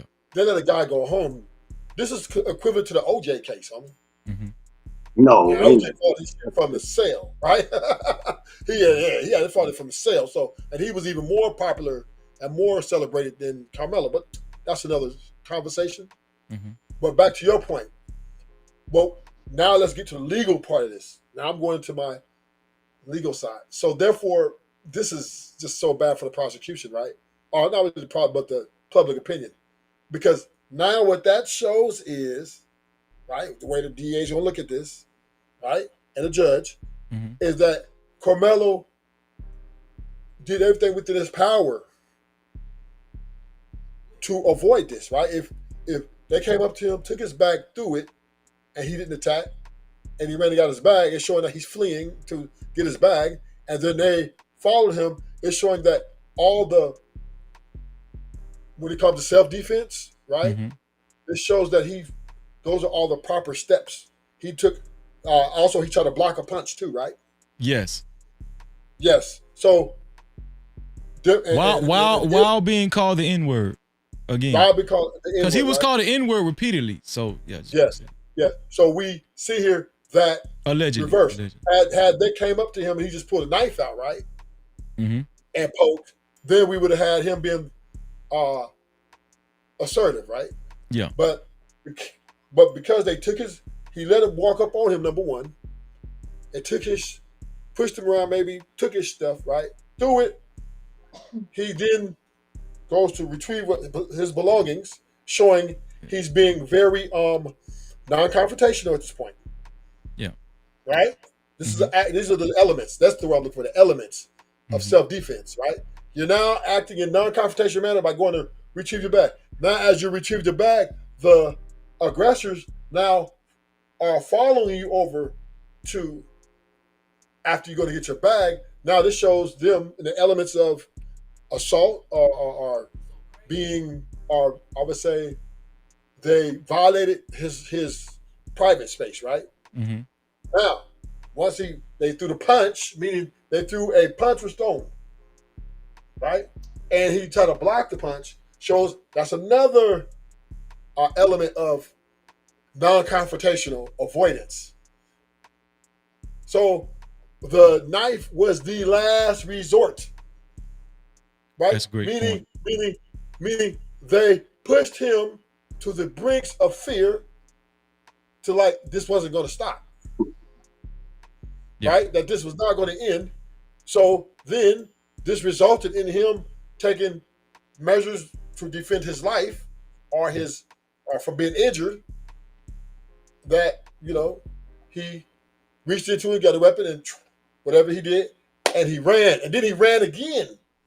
After he poked, he ran. He didn't stay there and stab him 25 times and talk shit to him. He was, you could tell he stoked him and ran as fast as he can because he maybe thought that, they was going to really do something to him. So all this is the element. All this qualifies him for the elements of self-defense at the highest level. At the highest level. That means you was non-confrontational, went through your bag. You then went to get your bag, a punch was thrown, an act of force was thrown, and you defended, and you're not confronted.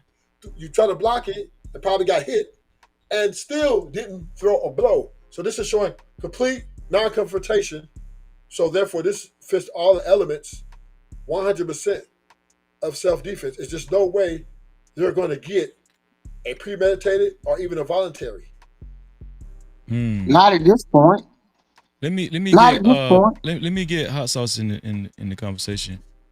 What do you think, hot sauce? Let's start with the N-word. So it's been alleged that the Metcalf brothers were aggressively engaging with Carmelo Anthony using the N-word repeatedly. Does that speak to anything in this case? Does it speak to the Metcalf brothers' intentions? What is that even significant in your book? Well, I mean, I'm not a lawyer, so I'm gonna have to use layman terms. Yeah. I'm gonna say no because we don't have a hate crime bill. And see, See, this is why, like, the Asians,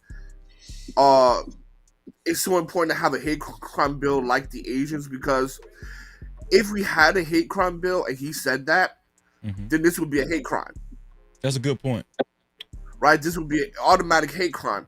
But since we don't have that in our wheelhouse, as far as, things we can press charges against, I don't know how. I just don't know how impactful that would be. I'm not saying it wouldn't be impactful. I'm just going to say I don't know how impactful that would be, as if we had a hate crime bill like the Jews, like the Asians. You know what I'm saying? And as far as what's going to be, I mean, look, the law is heavily, like, 90% interpreted, right? And at the end of the day, if it goes to jurors, it's really important that the family win the court of public opinion, because the jurors are going to be mainly white, most likely, and which is going to be unfortunate because justice really comes down to your peers. So, like Rufus says, he doesn't think it will go to court, but that's like following the letter of the law. And in life, it doesn't really happen that way, right? Life rarely happens according to by the book. You feel me? So all I'm saying is that at the end of the day, I do believe it can go to court, and most likely will go to court, because this is a this is just as big as Trayvon Martin in some aspect, right? And that went to court. So overall, I'm just going to say that it's not a open and shut case by no means. And I'll leave it there. What do you? I wanted you to speak to, allegedly, if it's true that the Metcalf brothers actually threw or tossed Carmelo Anthony's bag, and instead of Carmelo Anthony getting physical with them, he went over to try to retrieve his bag, and the Metcalf brothers subsequently followed him over to his bag, and that's where the incident took place. What do you make out of that, in your opinion? What does that change this case in some kind of way? Well, what I would do, because I used to do mock trial back in college and high school, so this, again, just layman stuff that I used to do back in school. I would go for stalking, so that does change the parameters, right? Because then it does help with the self-defense, because I can say, well, the Metcalf brothers were stalking him, because once they pursued him when it was de-escalated, then now that gave him the right to defend himself. Because once you throw his shit away, he leaves you, he walks away from you, his back is turned away from you, right? That's a non-aggressive position. And if you're pursuing him, now you're stalking him. That's a great point. If his back was turned, and while he was going to retrieve his bag, now you're following him, and as you approach him again, now you subsequently potentially throw a punch, and while you're saying the N-word again. So right. Yeah, that's but crazy. see, the N-word would be very, very impactful if we had a hate crime bill. Right. But it does speak to the character in court, though, right? You would say that, right? Absolutely. I'm not saying it's not important. I just don't know how important. No, I understand exactly what you're saying. You're saying niggas need to get out their ass and band together and get laws passed. That's what you're saying. I understand. I understand exactly what you're saying. You just ain't want to say it like that. But I get you. Yeah. 2 Cent, did you want to expound on that? Go ahead, 2 Cent. Yeah, let me. Okay, I'm gonna tap into this the nigga thing or whatever. I ain't trying to dox myself like that, but like I said, okay, I had the set of twin boys that I raised since they was like 6, 7 years old. Raised them up until I walked them on the college campus. They ran track, and we had to force them to run track. They were 4.0 school. They had 4.0 grade average. You had to kick them out of the room. That's all they did. They were nerds, and if I showed you the picture of them, they looked like Carmelo Anthony. I mean, like exactly. And what it is, they are used to being on a video game, getting called the N-word by their friends. We stayed in a well-to-do area in the Dallas area. I'm gonna just say the Dallas area, and it won't the ghetto. Yeah. Put it like this: I rent she was renting a place, but it was like $3,500 for the rent. Type of deal. So they're used to going to school with white people, Chinese people, and stuff like that. So they understood. Trust me, they've been called the N-word, and they were geeks. And they were just goofballs. I'm telling you that right now. So I understood what my boys had to go through. And I had to talk to them and explain to them. They were not my biological boys, but I had to talk to them different. So most people don't understand. They used to these rough around the edge boys and stuff. My boys were not that. So I understand what Carmelo went through or was going through about this thing, but I didn't teach them I have to carry a knife and stuff like that. They was from the East Coast and stuff, but I understand their situation. They didn't know how to fight, and I promise you, they had you got a better chance of pissing in a hot sauce bottle than them boys fighting anybody. But I understand what they have to go through in this world. What Carmelo went through, I know they bullied them boys, that boy. I know it. I just understand the scenario. Them boys, they just want to go home and play video games and don't bother nobody. So if I'm going to speculate, I understand what them kids did to that little boy, and he was just trying to go away. I could see them grabbing his bag. Get out of here, you N-word, and this, that, and other. That's par for the course. I didn't have to grow up like that. So, and I ain't never been no chump. Ain't nothing chump about me. Yeah, you probably would have had to fight me with my hands. I would have slammed both of them. So yeah, the N-word, no, it's not an excuse to kill nobody, but trust me, when it comes out in court, what's more likely than not, beyond a reasonable doubt, no, how could you convict that boy on that? After just that case that just happened? They got negligent homicide. How can you get first degree murder after somebody premeditated and all that? Man, they'll look stupid trying to convict this boy on that right now. You know it. Information, so since just for information, the boy took two pictures holding pistols, right? Uh-huh. You didn't see that, right? They gun training. They training to kill. they ain't dope yet. They showed them on the thing, and they had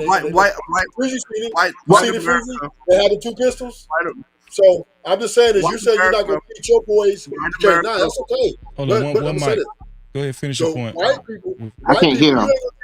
You ain't going to teach your boys to carry knives, right? That's fine. But the white people teach their kids to carry guns. Go ahead, Hot But they trying to hunt.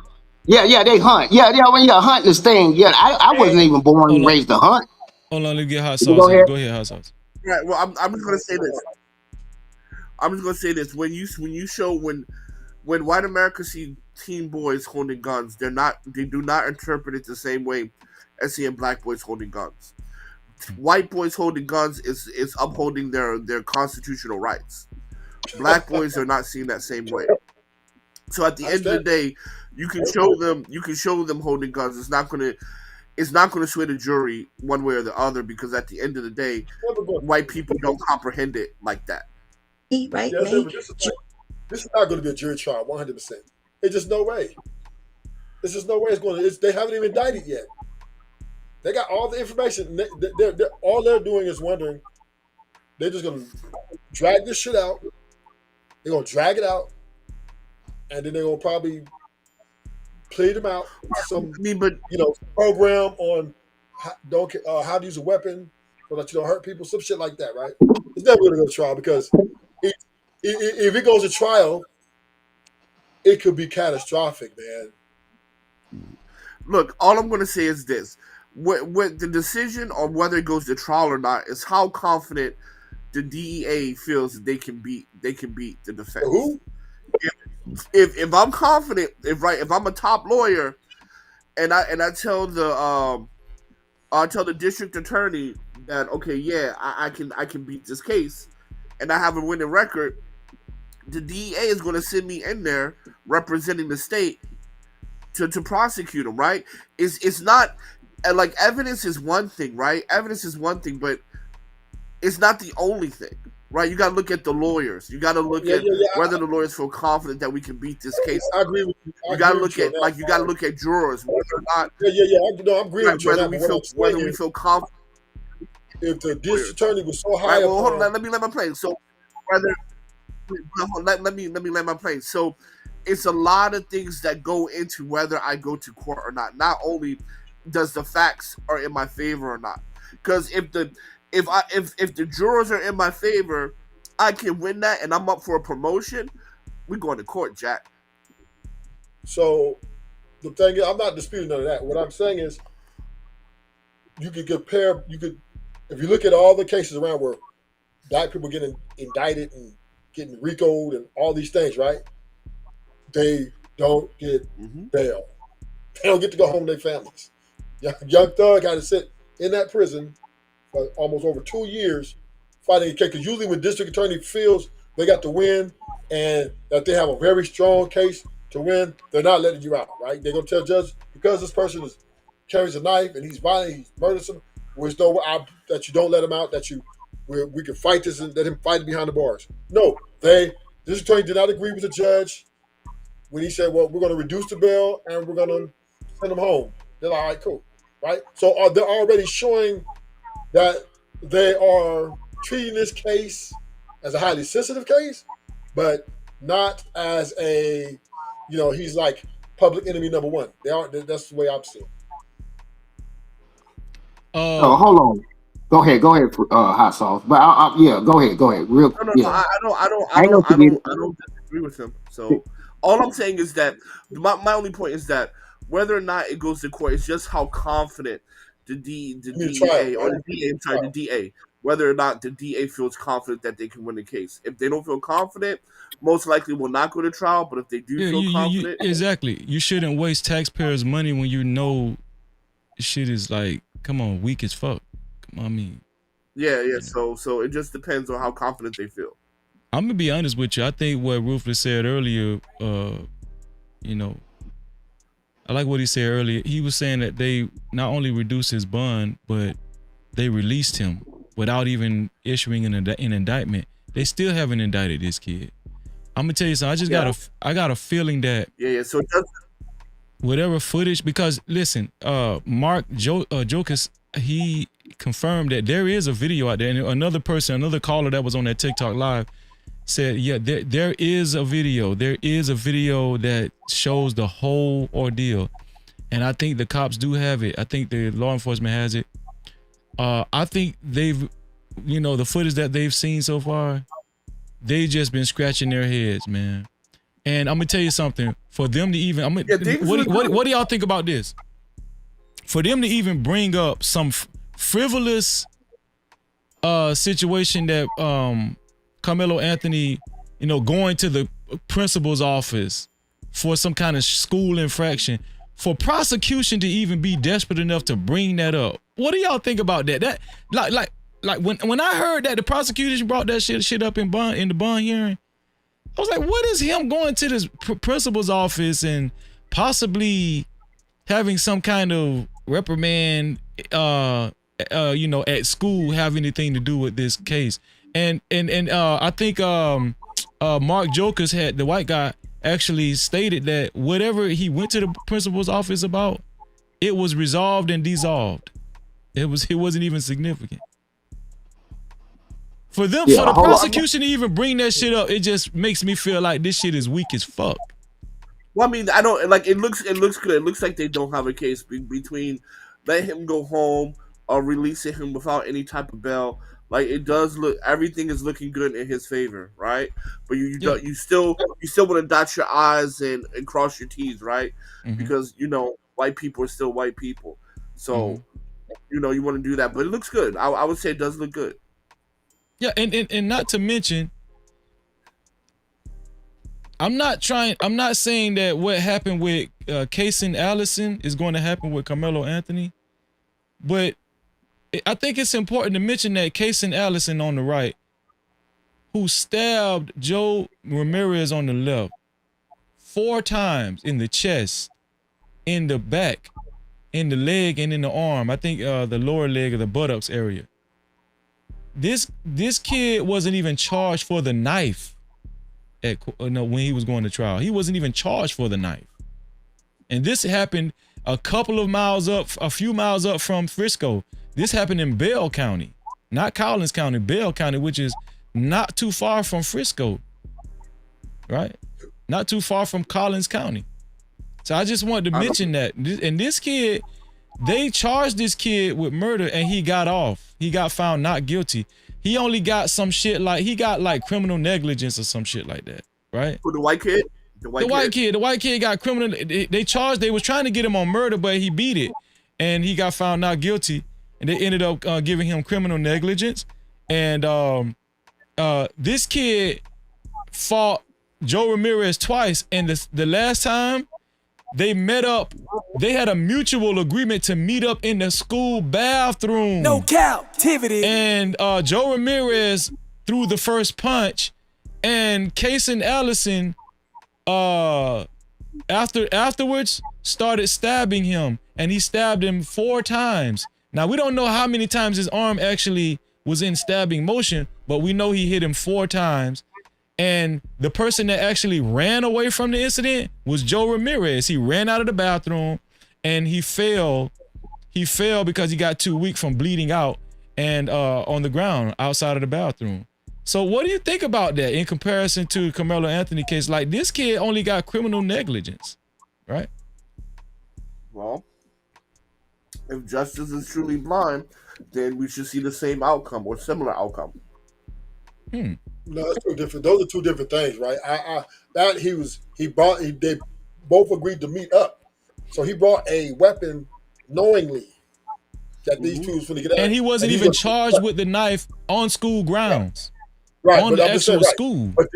But the intent, the criminal negligence, was the intent, brother. The intent that he brought that knife to use in a fight. Now, can they get a murder charge? No, because they would have to prove that he was had some type of expert background or some shit like that. But all I'm saying is Carmelo's a totally different situation. He showed avoidance, and this was not planned. It's not like they planned to meet up at the tent and was like, and Melo's like, okay, I got this. I'm gonna, if he swing, I'm gonna start sticking him. No, it was by chance. None of this was planned out. The brother went over to check him, and they were actually they were executing their. I probably did this quite often, right? Anybody who was colored over there, they would remove them, right? Remember the mother said, Freezy, that the one that died, he always steps up. You know what I'm saying? So he's the leader. So yeah, they went over there to execute, and then even though what's the difference is Carmelo was very non-confrontational through 98% of this interaction. He ran to get his bag. He tried to block a punch, right? So he's showing he's trying to be non-confrontational. And then the 2% was, he grabbed the knife and one hit. Well, not 4 times, not 5 times, not 6. One time, and he then dropped it and ran, or he took it and ran. So yeah, the intentions in this was at the survival. This was instinctive. This was an instinctive situation. Period. All instincts. Yeah, I agree with that. And just for the simple fact that he wasn't even charged with the knife in Texas, and he brought it on school campus and he used it in the course of a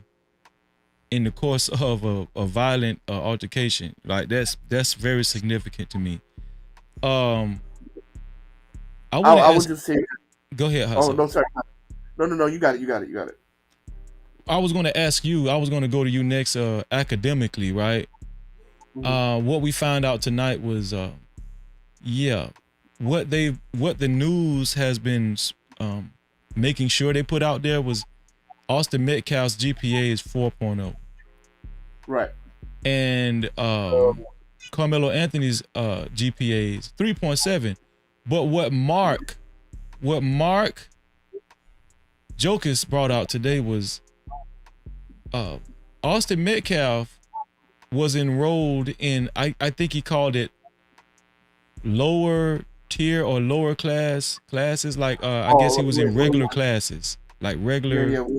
Yeah. He has a 4.0 GPA unweighted. Like so maybe Carmelo took AP classes or IB program. Carmelo Yeah. was in advanced classes, AP classes, with a 3.7. Does that speak to Carmelo's intelligence in comparison to Austin Metcalf? And also, it was brought out that he was on his way to a university to study aerospace engineering. He was already, on his way. Bro, let the record show. Let the record show. I talked about this earlier. A Dean's List AP kid that runs track is destined to go to either Ivy League school or a traditional STEM school like Caltech. MIT, you said that. Right? You did say that. Yeah. So that, and see, that's another thing. That's another thing, right? Academics matter in this case because you have a kid that, a student athlete on a STEM track, right? I'm assuming. Well, it has to be a STEM track, right? If he's doing aerospace on a STEM track, with no behavioral problems whatsoever. On the dean's list, taking the heaviest courses possible. Yeah, it's hard to paint him as a nigga. It's extremely hard to paint. And Mark Jokus was like, of course he like didn't purposely, get into this altercation with malice with these twins. He had too much to lose. He was saying that he knows his kids.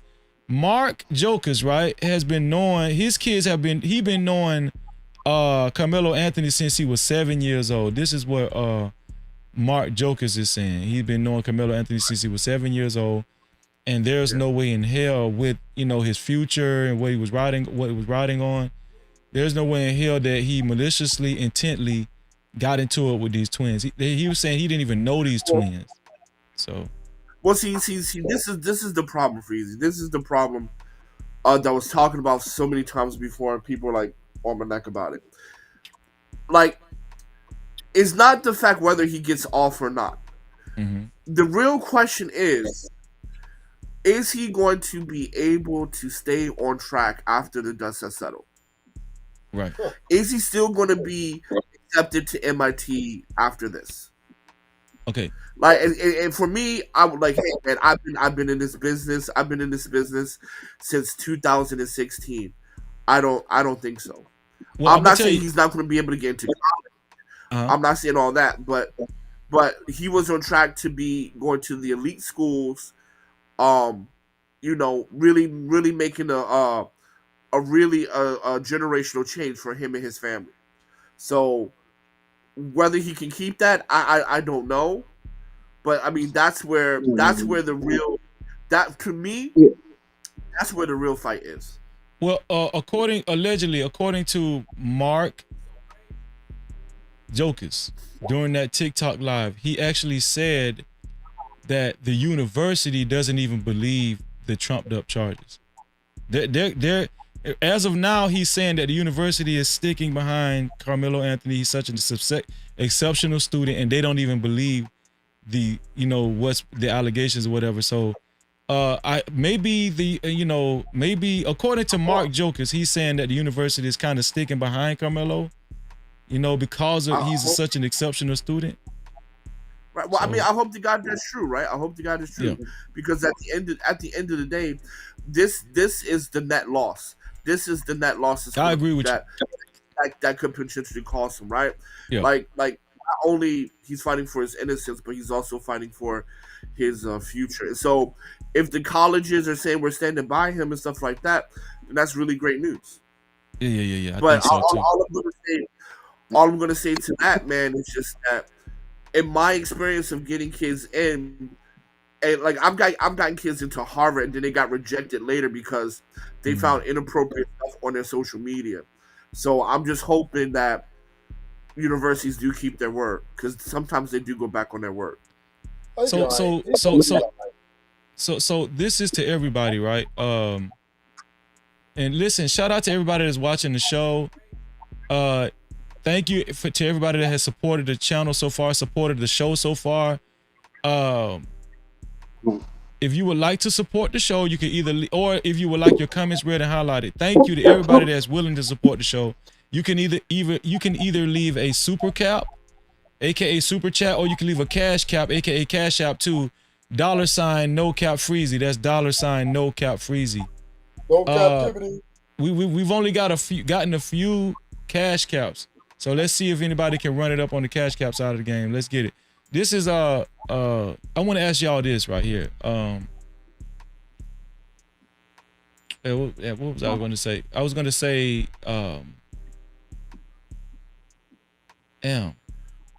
I forgot what I was going to say. I was going to say something about the Metcalf family. Yeah. Does it change up their story? What'd you say? Well, yeah. So now we know that Hunter Metcalf has switched his story a couple of times. Is that what does that mean? Does that make him credible? Does that make him discredible? Or could it have possibly been just a blur? Somebody wrote in the chat that I think it was Truth and Reality Undefeated said that, well, maybe he switched up his story because he was just in trauma. He was experiencing trauma. It's the traumatic. Get the fuck out of here. Truth Reality, the homie crazy, he cool, but he's delusional. But the bottom line is, this is why this is not going to trial, right? Because the most important witness. Oh, come on, let's go now. Hunter is the most important witness of this case. Facts. Everything on how the prosecution presents and how they're going to paint this vivid picture is going to be on Hunter's back, right? Because he was actually literally right there. You know what I mean? And for him to already have changed his story on multiple occasions would be very damaging, right? If you put him on the stand, because he's going to have to get on the stand if they go to trial.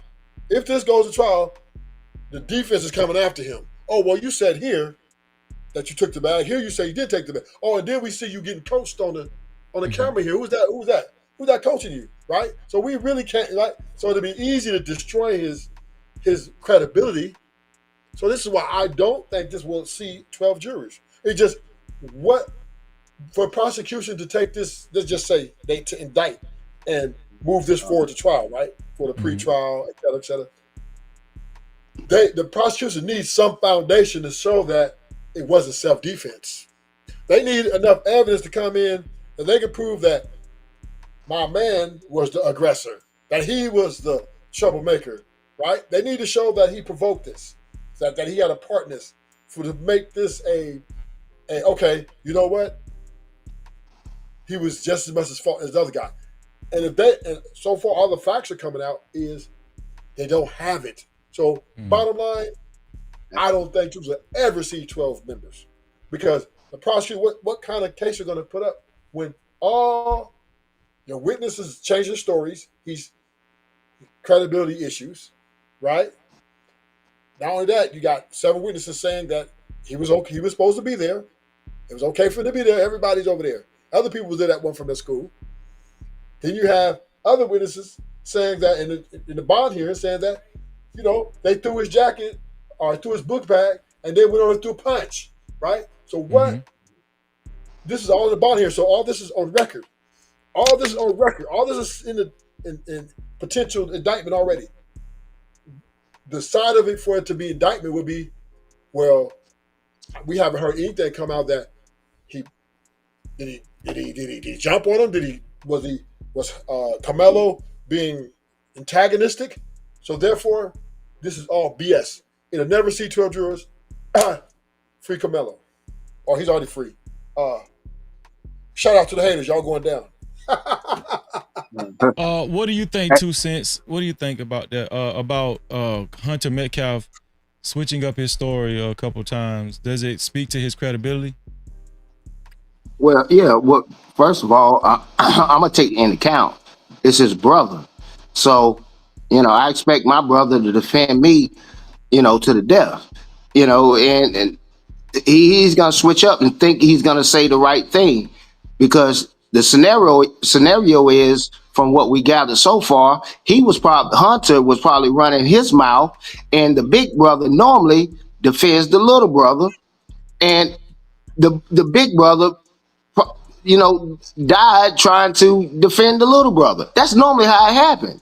That's why I shut my mouth or tell my brother, I don't say what happens to me around my big brother because they'll go hurt somebody behind what the hell happened to me. So I already know the dynamics of it. If you ain't never been a little brother, you don't know what the heck I'm talking about. So that little brother probably feels very bad that his big brother passed away because he couldn't shut his mouth. That's probably what happened just from being a little brother. Like I said, everything I'm saying is alleged and speculation. But let me say this too, because I don't like letting people stuff slide. What my man said earlier, I think his name might be Tabasco sauce or whatever it is, hot sauce or whatever it was. I hope it's hot sauce. Yeah. Okay. But he said, okay, is it a black problem or is it a United States problem? Okay, Freezy got he got a concealed weapons permit. He got a weapon. Okay, he's a thug. He gonna hurt somebody with his concealed weapons permit. He got a right to have. Now, when a white person, a non-black person has a weapon, he's a patriot and this, that, and other. Is that a white problem? Your problem? The same people got a weapon. He's got a right to have it just as much as you do. But when they get on the jury, he's a thug. He ain't got a right to have it. He got a right to have it just as much as you do. When he said that old stuff about in the jury, they not looking at it. You got a constitutional right to have it. Yeah, okay then. Who problem is that? That you've been trained wrong. You've been raised by wolves. You got 400 years of you thinking because I white and I say so. Who problem is that to be educated properly? Nah, I ain't letting that slide. I heard what you said. Yeah, well, I'm going to say this. I'm just going to say this. When white Americans see boys holding guns, they do not interpret it the same way as seeing black boys holding guns. White boys holding guns is upholding their constitutional rights. Black boys are not seen. Yeah, I keep receipts. I ain't bumping my drums on here. But go ahead. But so first of all, I didn't say it was wrong or right. What I said is that white America is going to interpret that as keeping it as the First Amendment, right? That's what I said.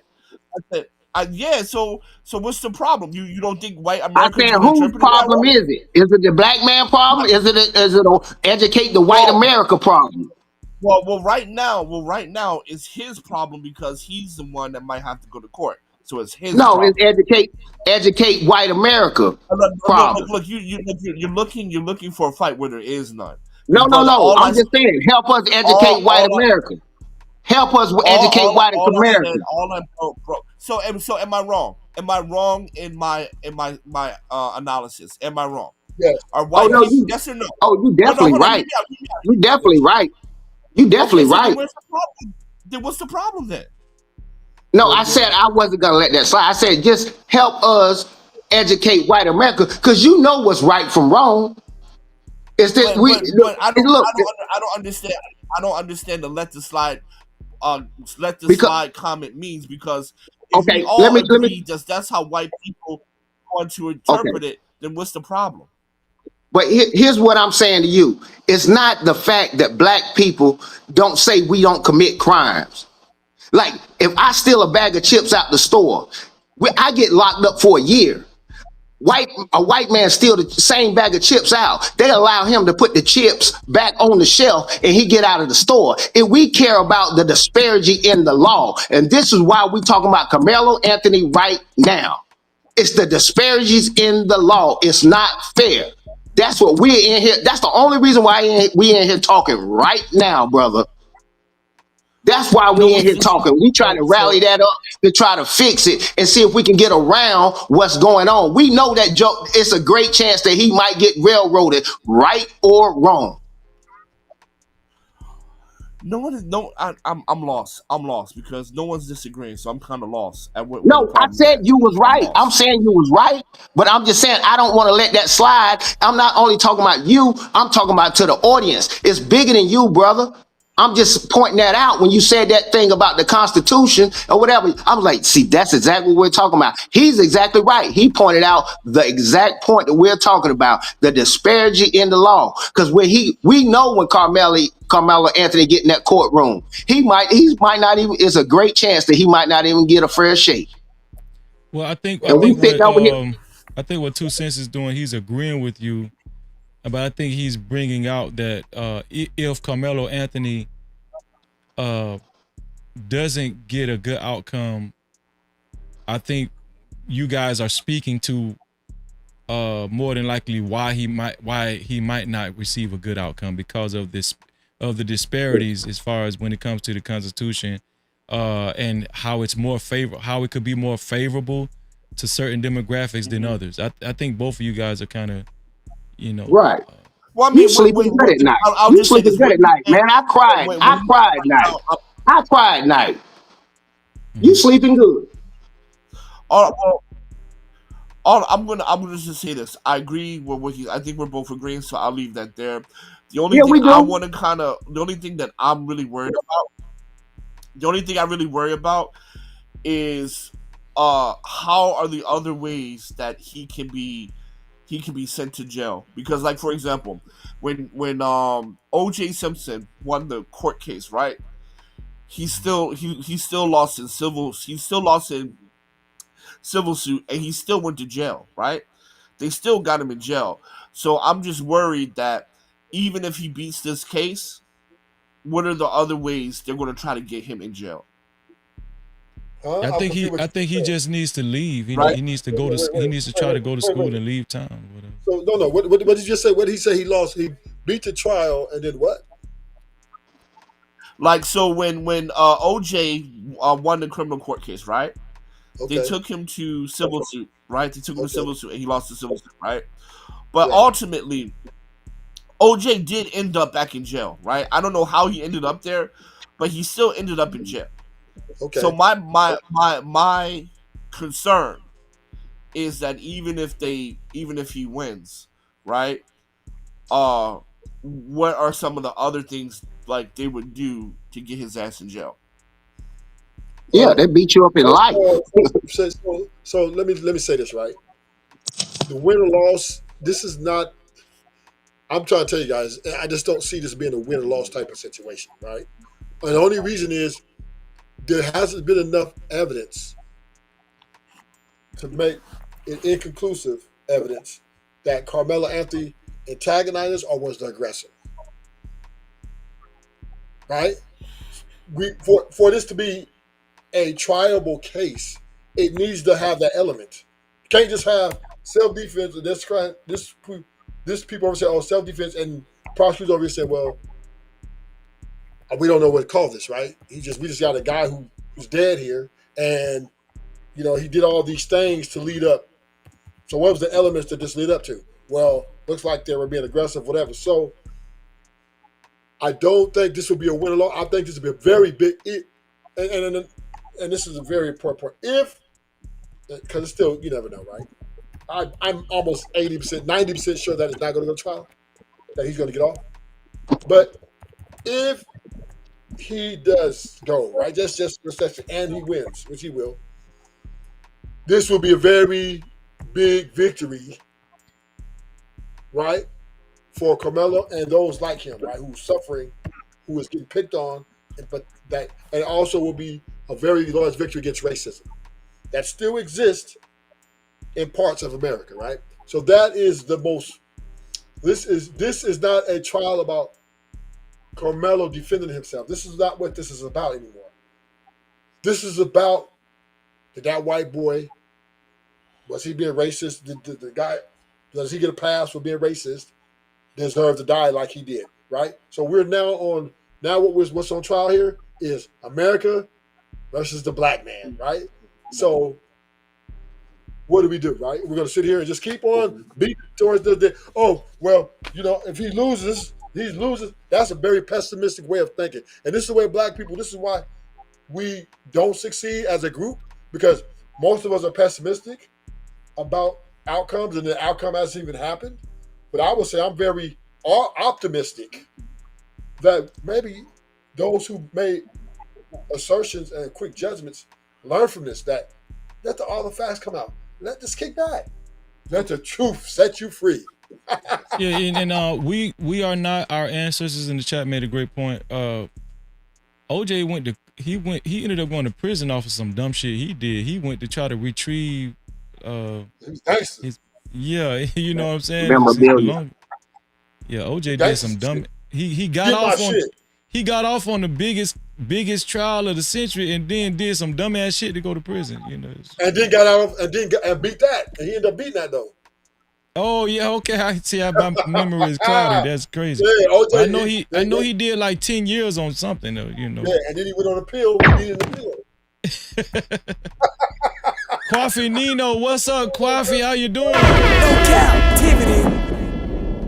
I'm doing good, man. I just wanted to come up and address what Hot Sauce said about he went to jail for something O.J. Simpson did.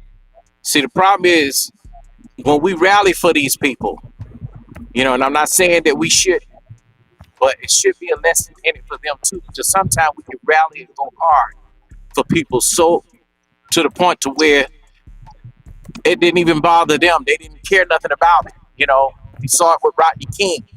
We saw it with O.J. Simpson. We saw it with Tiger Woods. You know, and they turn right back around and say, oh, well, you know, let me forgive them. You know, and I do believe in forgiveness. But the problem with O.J. Simpson is he wanted to be so bad in the company of these same white people who did him wrong, to where he just didn't know how to just leave well enough alone. See, when you're a person that has never had to face going to prison for the rest of your life, and you've had it easy, and your money was able to buy you out, you'll never be able to understand. You're gonna go right back to, you know, that same thing. It's just like even a woman that goes through abuse. She don't know nothing but that, so she's gonna go back to begging for more pain. So that's the way I look at O.J. Simpson, you know. And O.J. Simpson case right now is being brought up and being compared to everything that's going on right now. If y'all look at it, from the Diddy trial, well, his trial ain't came up yet, but from the Diddy case all the way down to these other two cases. You know, I just want to say that. We've reached the end of the show, but I want to, and listen, tomorrow night, or tonight, actually Friday, I need y'all to tune in. Got a special guest, my sister Tawana G, formerly of the Lapeef Network, and we're gonna have a structured panel tonight, Friday night. So, you know, the next show, I need y'all to, you know, tune in, man. We're gonna have a great time, and we're gonna discuss some great topics. Let me get y'all final thoughts. I'm gonna start with let me go first, Fraser. Hold on. I'm gonna start with 2 cents. Go ahead, 2 cents. Yeah. Let me say this to Hot Sauce. I said the way I said it, I should have started it with that. He said a great point, and he's saying what I'm trying to say, because it sounded like I was going at him. I'm like, this is what I'm talking about. He's saying what we're saying about the constitutional right. This is how they're gonna view us. Yeah. And then the other part about the OJ thing, yeah, OJ got off on that first little part because they tried to screw him and it didn't work. Yeah, I'm not for that OJ stuff, whatever. Yeah, he did some bad stuff and he got caught up. Yeah, at the end of the day on that, he did some bad stuff and he was a bad man. Yeah. But I appreciate you for the long broadcast. You did your thing tonight. I appreciate everybody that was on the panel. Thank you, 2 cents. I appreciate you, man. Big bro, I love you. For sure. Shout out to Stan in the chat. Hot Sauce, give us your final thoughts. Do you think has it kind of has it made a turn for you, this case, or whatever the information that has came out so far? For me, no, because again, I'm just looking at his future, man. I'm looking beyond the case. Yeah, I'm looking at his future, and his future is still it's still to be determined.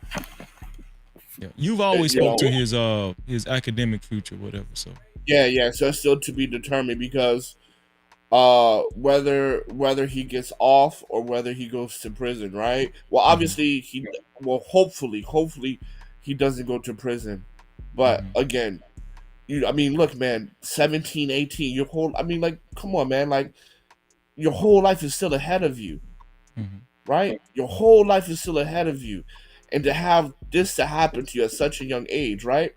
Like he still has 10 more years before he's at least like 8 more years before he's an official adult. So you know what I mean? So you have a whole lot of life left to live. So I'm just hoping that this man, I'm just hoping that his future and what he worked so hard for is not snatched away. Yeah. Shout out to Hot Sauce, man. I appreciate you, bro, all the time. No Cap-tivity. Most definitely. And shalom, Hot Sauce. Listen, shout out to everybody that joined the panel. Hot Sauce, Ruthless True. Shout out to 2 Cents. I appreciate y'all. Shout out to Kwafi Nino. Came at the last minute. I appreciate y'all. Yo, the information that we've been getting on this Carmelo Anthony case, it's not even a trial. So it's just a case. It's looking pretty cloudy right now. As far as like for the naysayers, the people who's been demonizing demonizing Carmelo Anthony. As we get new information, we're starting to see that Carmelo Anthony is just a kid that wanted to perform excellence. As we get new information out, we see more and more that Carmelo Anthony is just a kid that wanted to be, he wanted to progress in life. He wanted to be exemplary. And he was just handling his business, right? He was an exemplary student, exemplary son. And I think, if I'm not mistaken, I think that this case, when it's all said and done, it's going to teach a lot of people a hard lesson. Especially black folk, not to stereotype your own kind, and other races of people, not to stereotype a kid. We know that when it comes to black culture, it's not all trash. As we've seen in Carmelo Anthony, excellent kid. On this picture right here, yeah, he has some mini locks or whatever, but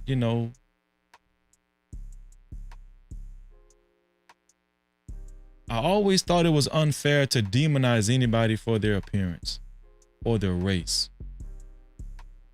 And so often, not only do other demographics or other races of people do it to black folk, but we do it to ourselves. No Cap-tivity.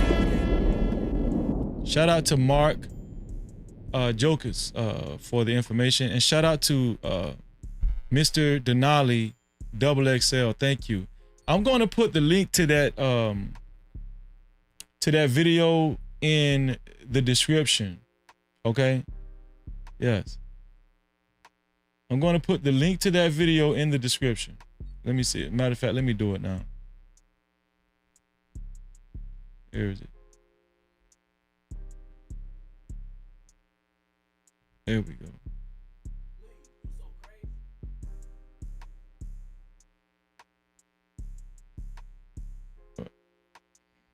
And what do you know? what do you know, guys? Mr. Denali's views went up almost 200 views since we've been live. Mr. Denali's views has gone up over 200 views since we've been live. Right?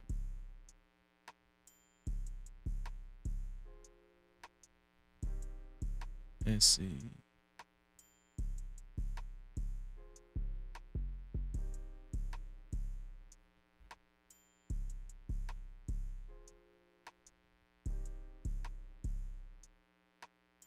And also, Mr. Denali's subscribers has gone up. He's gone from 115 subscribers to almost 140 subscribers. And I'm willing to bet that we lent the hand in that.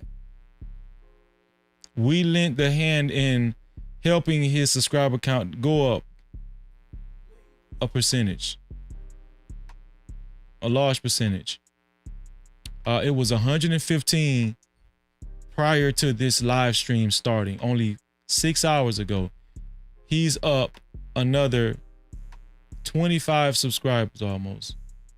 Shout out to the No Cap crew. No Cap-tivity. Shout out to Mr. Denali. I'm gonna go ahead and put the link to the video in that chat. I mean, in our description. Let me go ahead and put the link to the video in our description.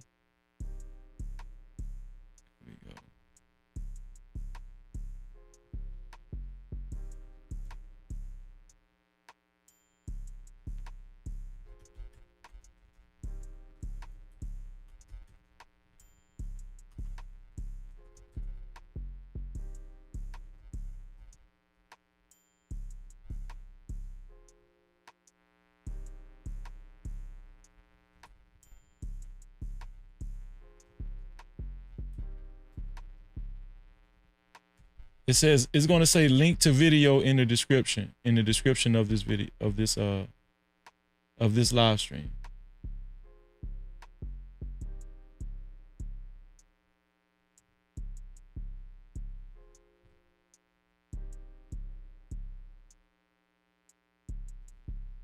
There we go. So I put the link to the video that we actually reviewed. I'll put the link to the video in the description of this live stream. Thank you, Riaz. Thank you for sharing out the live stream. I appreciate you. Shout out to 907 Good Eat. Shout out to Mo Love. Shout out to all the sisters. Fear No Mortals. Just Jay. Shout out to all the sisters and No Cap sisters in the chat. I appreciate y'all. Shout out to everybody that's came through tonight. I appreciate all of y'all. Let's go ahead and read the benediction. How about that? Here we go.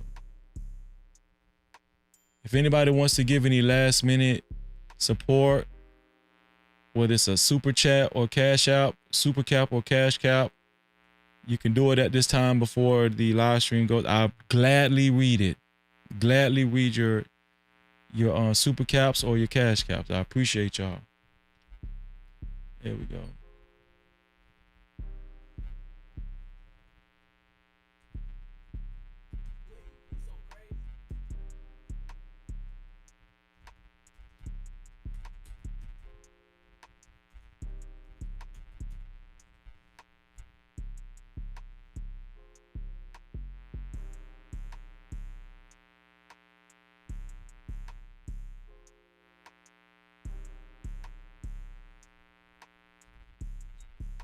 So this is the benediction for tonight, and I do think it's befitting.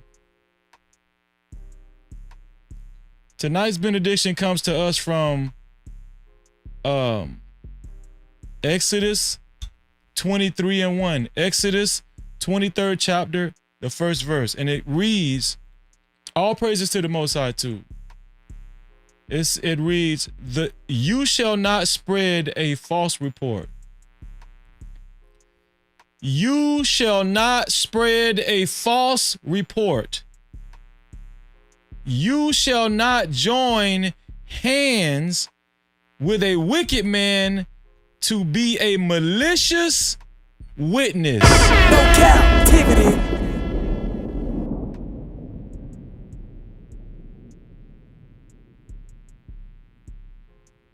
Did anybody hear that? This is very important. Let me read that again. You shall not spread a false report. You shall not join hands with a wicked man to be a malicious witness. And this is what we've been seeing a lot lately. Malicious people slandering and demonizing Carmelo Anthony and his family with malicious intent, starting with the major news outlets. Yes. No captivity. And the list goes on and on and on.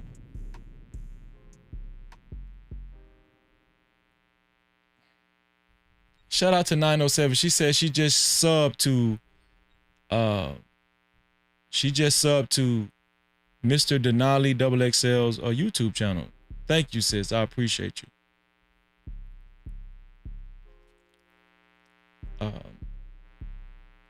Yeah, we're about to get up out of here, man. I love y'all. Shout out to everybody that actually supported tonight's show. Shout out to everybody that supported the time that, I put in, to get this information out, right? It took some time. I was searching, and, I was like, wow, this case is going dormant. And when I seen what I seen today, I was like, I woke up, I was like, oh, Lord, why nobody seen this? And I actually took the time to look at the majority of that TikTok live before I even showed it to y'all to make sure it's credible. And I was very confident showing this information to y'all. Shout out to Mark, right? Shout out to Mark Jokus once again. Shout out to Mark Jokus for the information that he shared, right? Prayers consistently goes out to the Anthony family and Carmelo Anthony. Yo, we're about to get up out of here. I love y'all.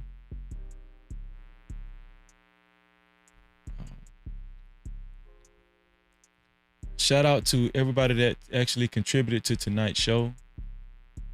Let's see. First off, shout out to our sister Fear No Mortals for her $5 super cap. Make sure y'all subscribe and hit her notification bell. That's our sister No Cap Crew, indeed. Also, shout out to Taylor Bell for his $5 super cap. Thank you for the support, my brother. I appreciate you.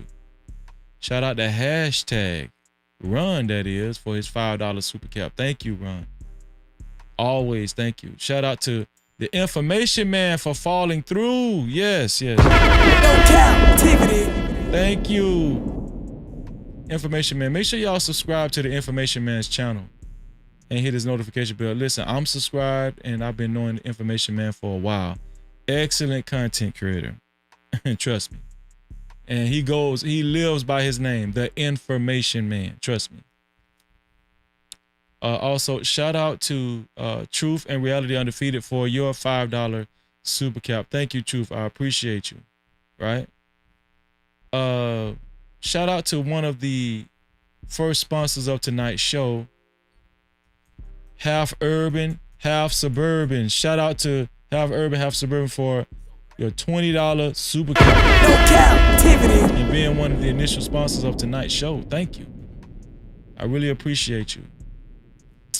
Also, shout out to the other initial sponsor of tonight's show. Actually, Shannon Duncan, right, was the first sponsor of tonight's show, and Half Urban, Half Suburban was initial co-sponsor. He was a co-sponsor. They were the co-sponsor. But shout out to Shannon Duncan for being the very first sponsor of tonight's show. Yes, shout out to Shannon Duncan. Thank you for the support. I appreciate you, Shannon. Thank you. Very much appreciated. Thank you. Yeah. Last but not least, man, shout out to our sister, our beautiful sister, Conversations with MJ. With a total of $55 sponsorship, she is the undisputed official sponsor of tonight's show. Looks like nobody's going to beat her out. She's the undisputed official sponsor of tonight's show. And she's not a stranger. She's not a stranger here. Thank you, sis. Make sure y'all subscribe, please, to the Conversations with MJ, to her channel. She actually does this type of content more than I do, and she's that's her actual field in real life, field of work, law and order, law enforcement, law and crime, that type of stuff. This is the type of content she covers day in and day out.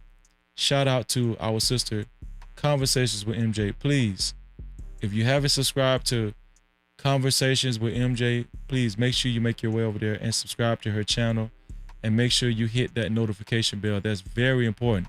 Make sure you hit that notification bell. Shout out to our sister, Conversations with MJ. No Cap-tivity. Yes, most definitely. And without further ado, it's time to celebrate our sister, Conversations with MJ. Like we always do, the No Cap Crew fashion. No Cap-tivity. In No Cap Crew fashion. So, you guys, let's give a round of applause. Let's get up and dance and celebrate our sister, the official sponsor of tonight's show, Conversations with MJ. Let's go.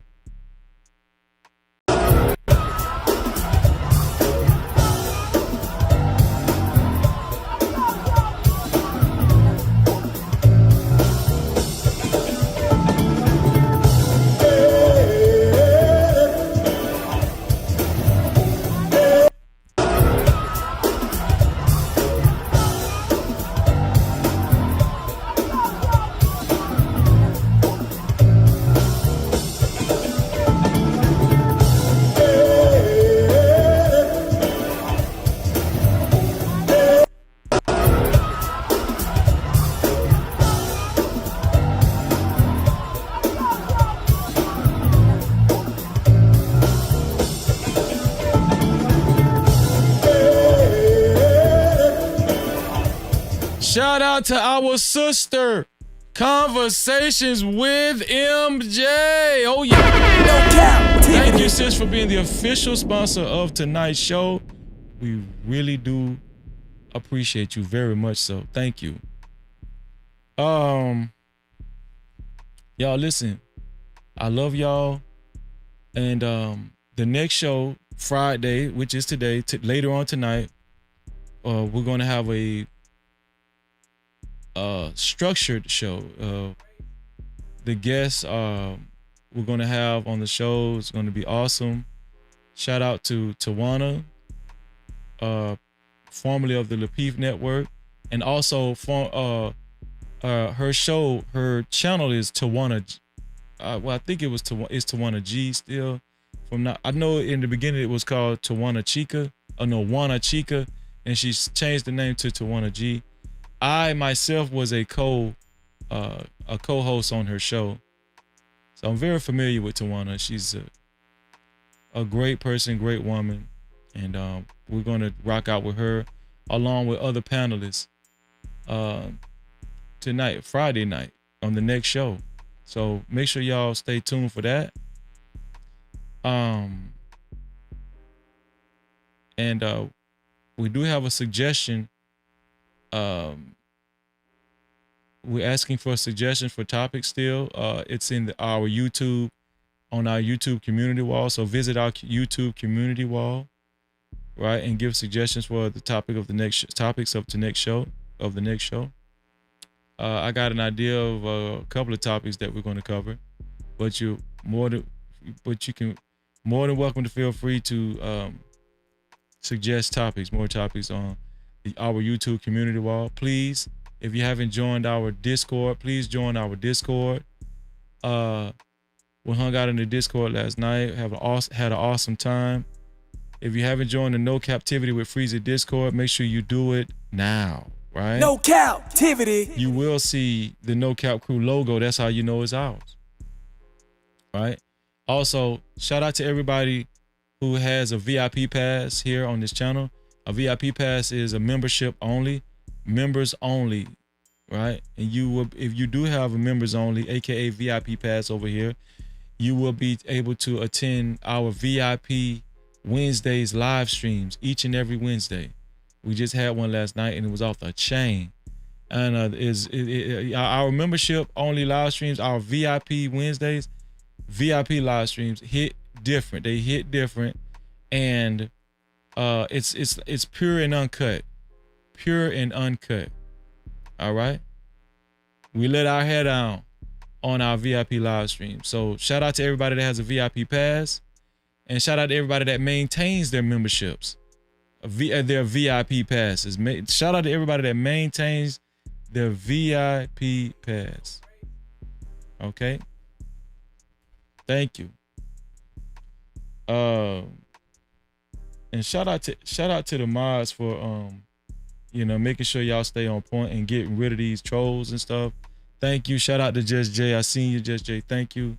Shout out to everybody that's been working hard, man, in the chat, keeping it clean. Y'all know we don't play no games over here. And if you don't know, now you know. Right? We're about to be up out of here. I love y'all. And y'all know what I always say. To free yourself, you must heal yourself. And until the next time, we out of here. Love y'all.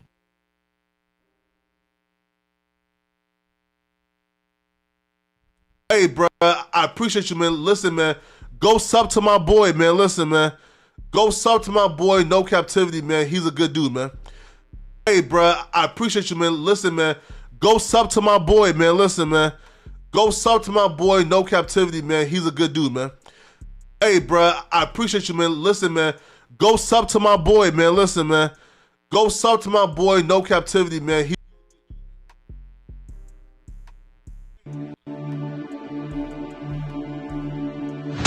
Unlock the future of branding while outpacing your competition. Dive into the digital realm, transforming raw footage into video epics. Our editors redefine storytelling. At Prime Your Logos, where pixels become portals. Prime Your Logos. Unleash the unseen. Your brand amplified. Visit us at Prime Your Logos on Instagram.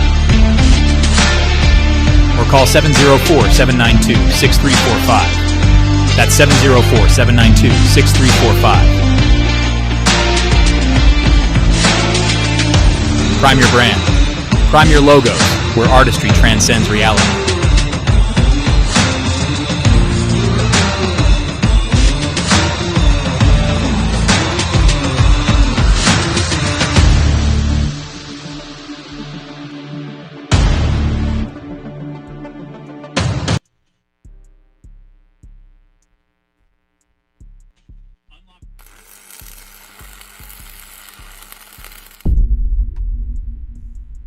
No Cap-tivity. Freezy.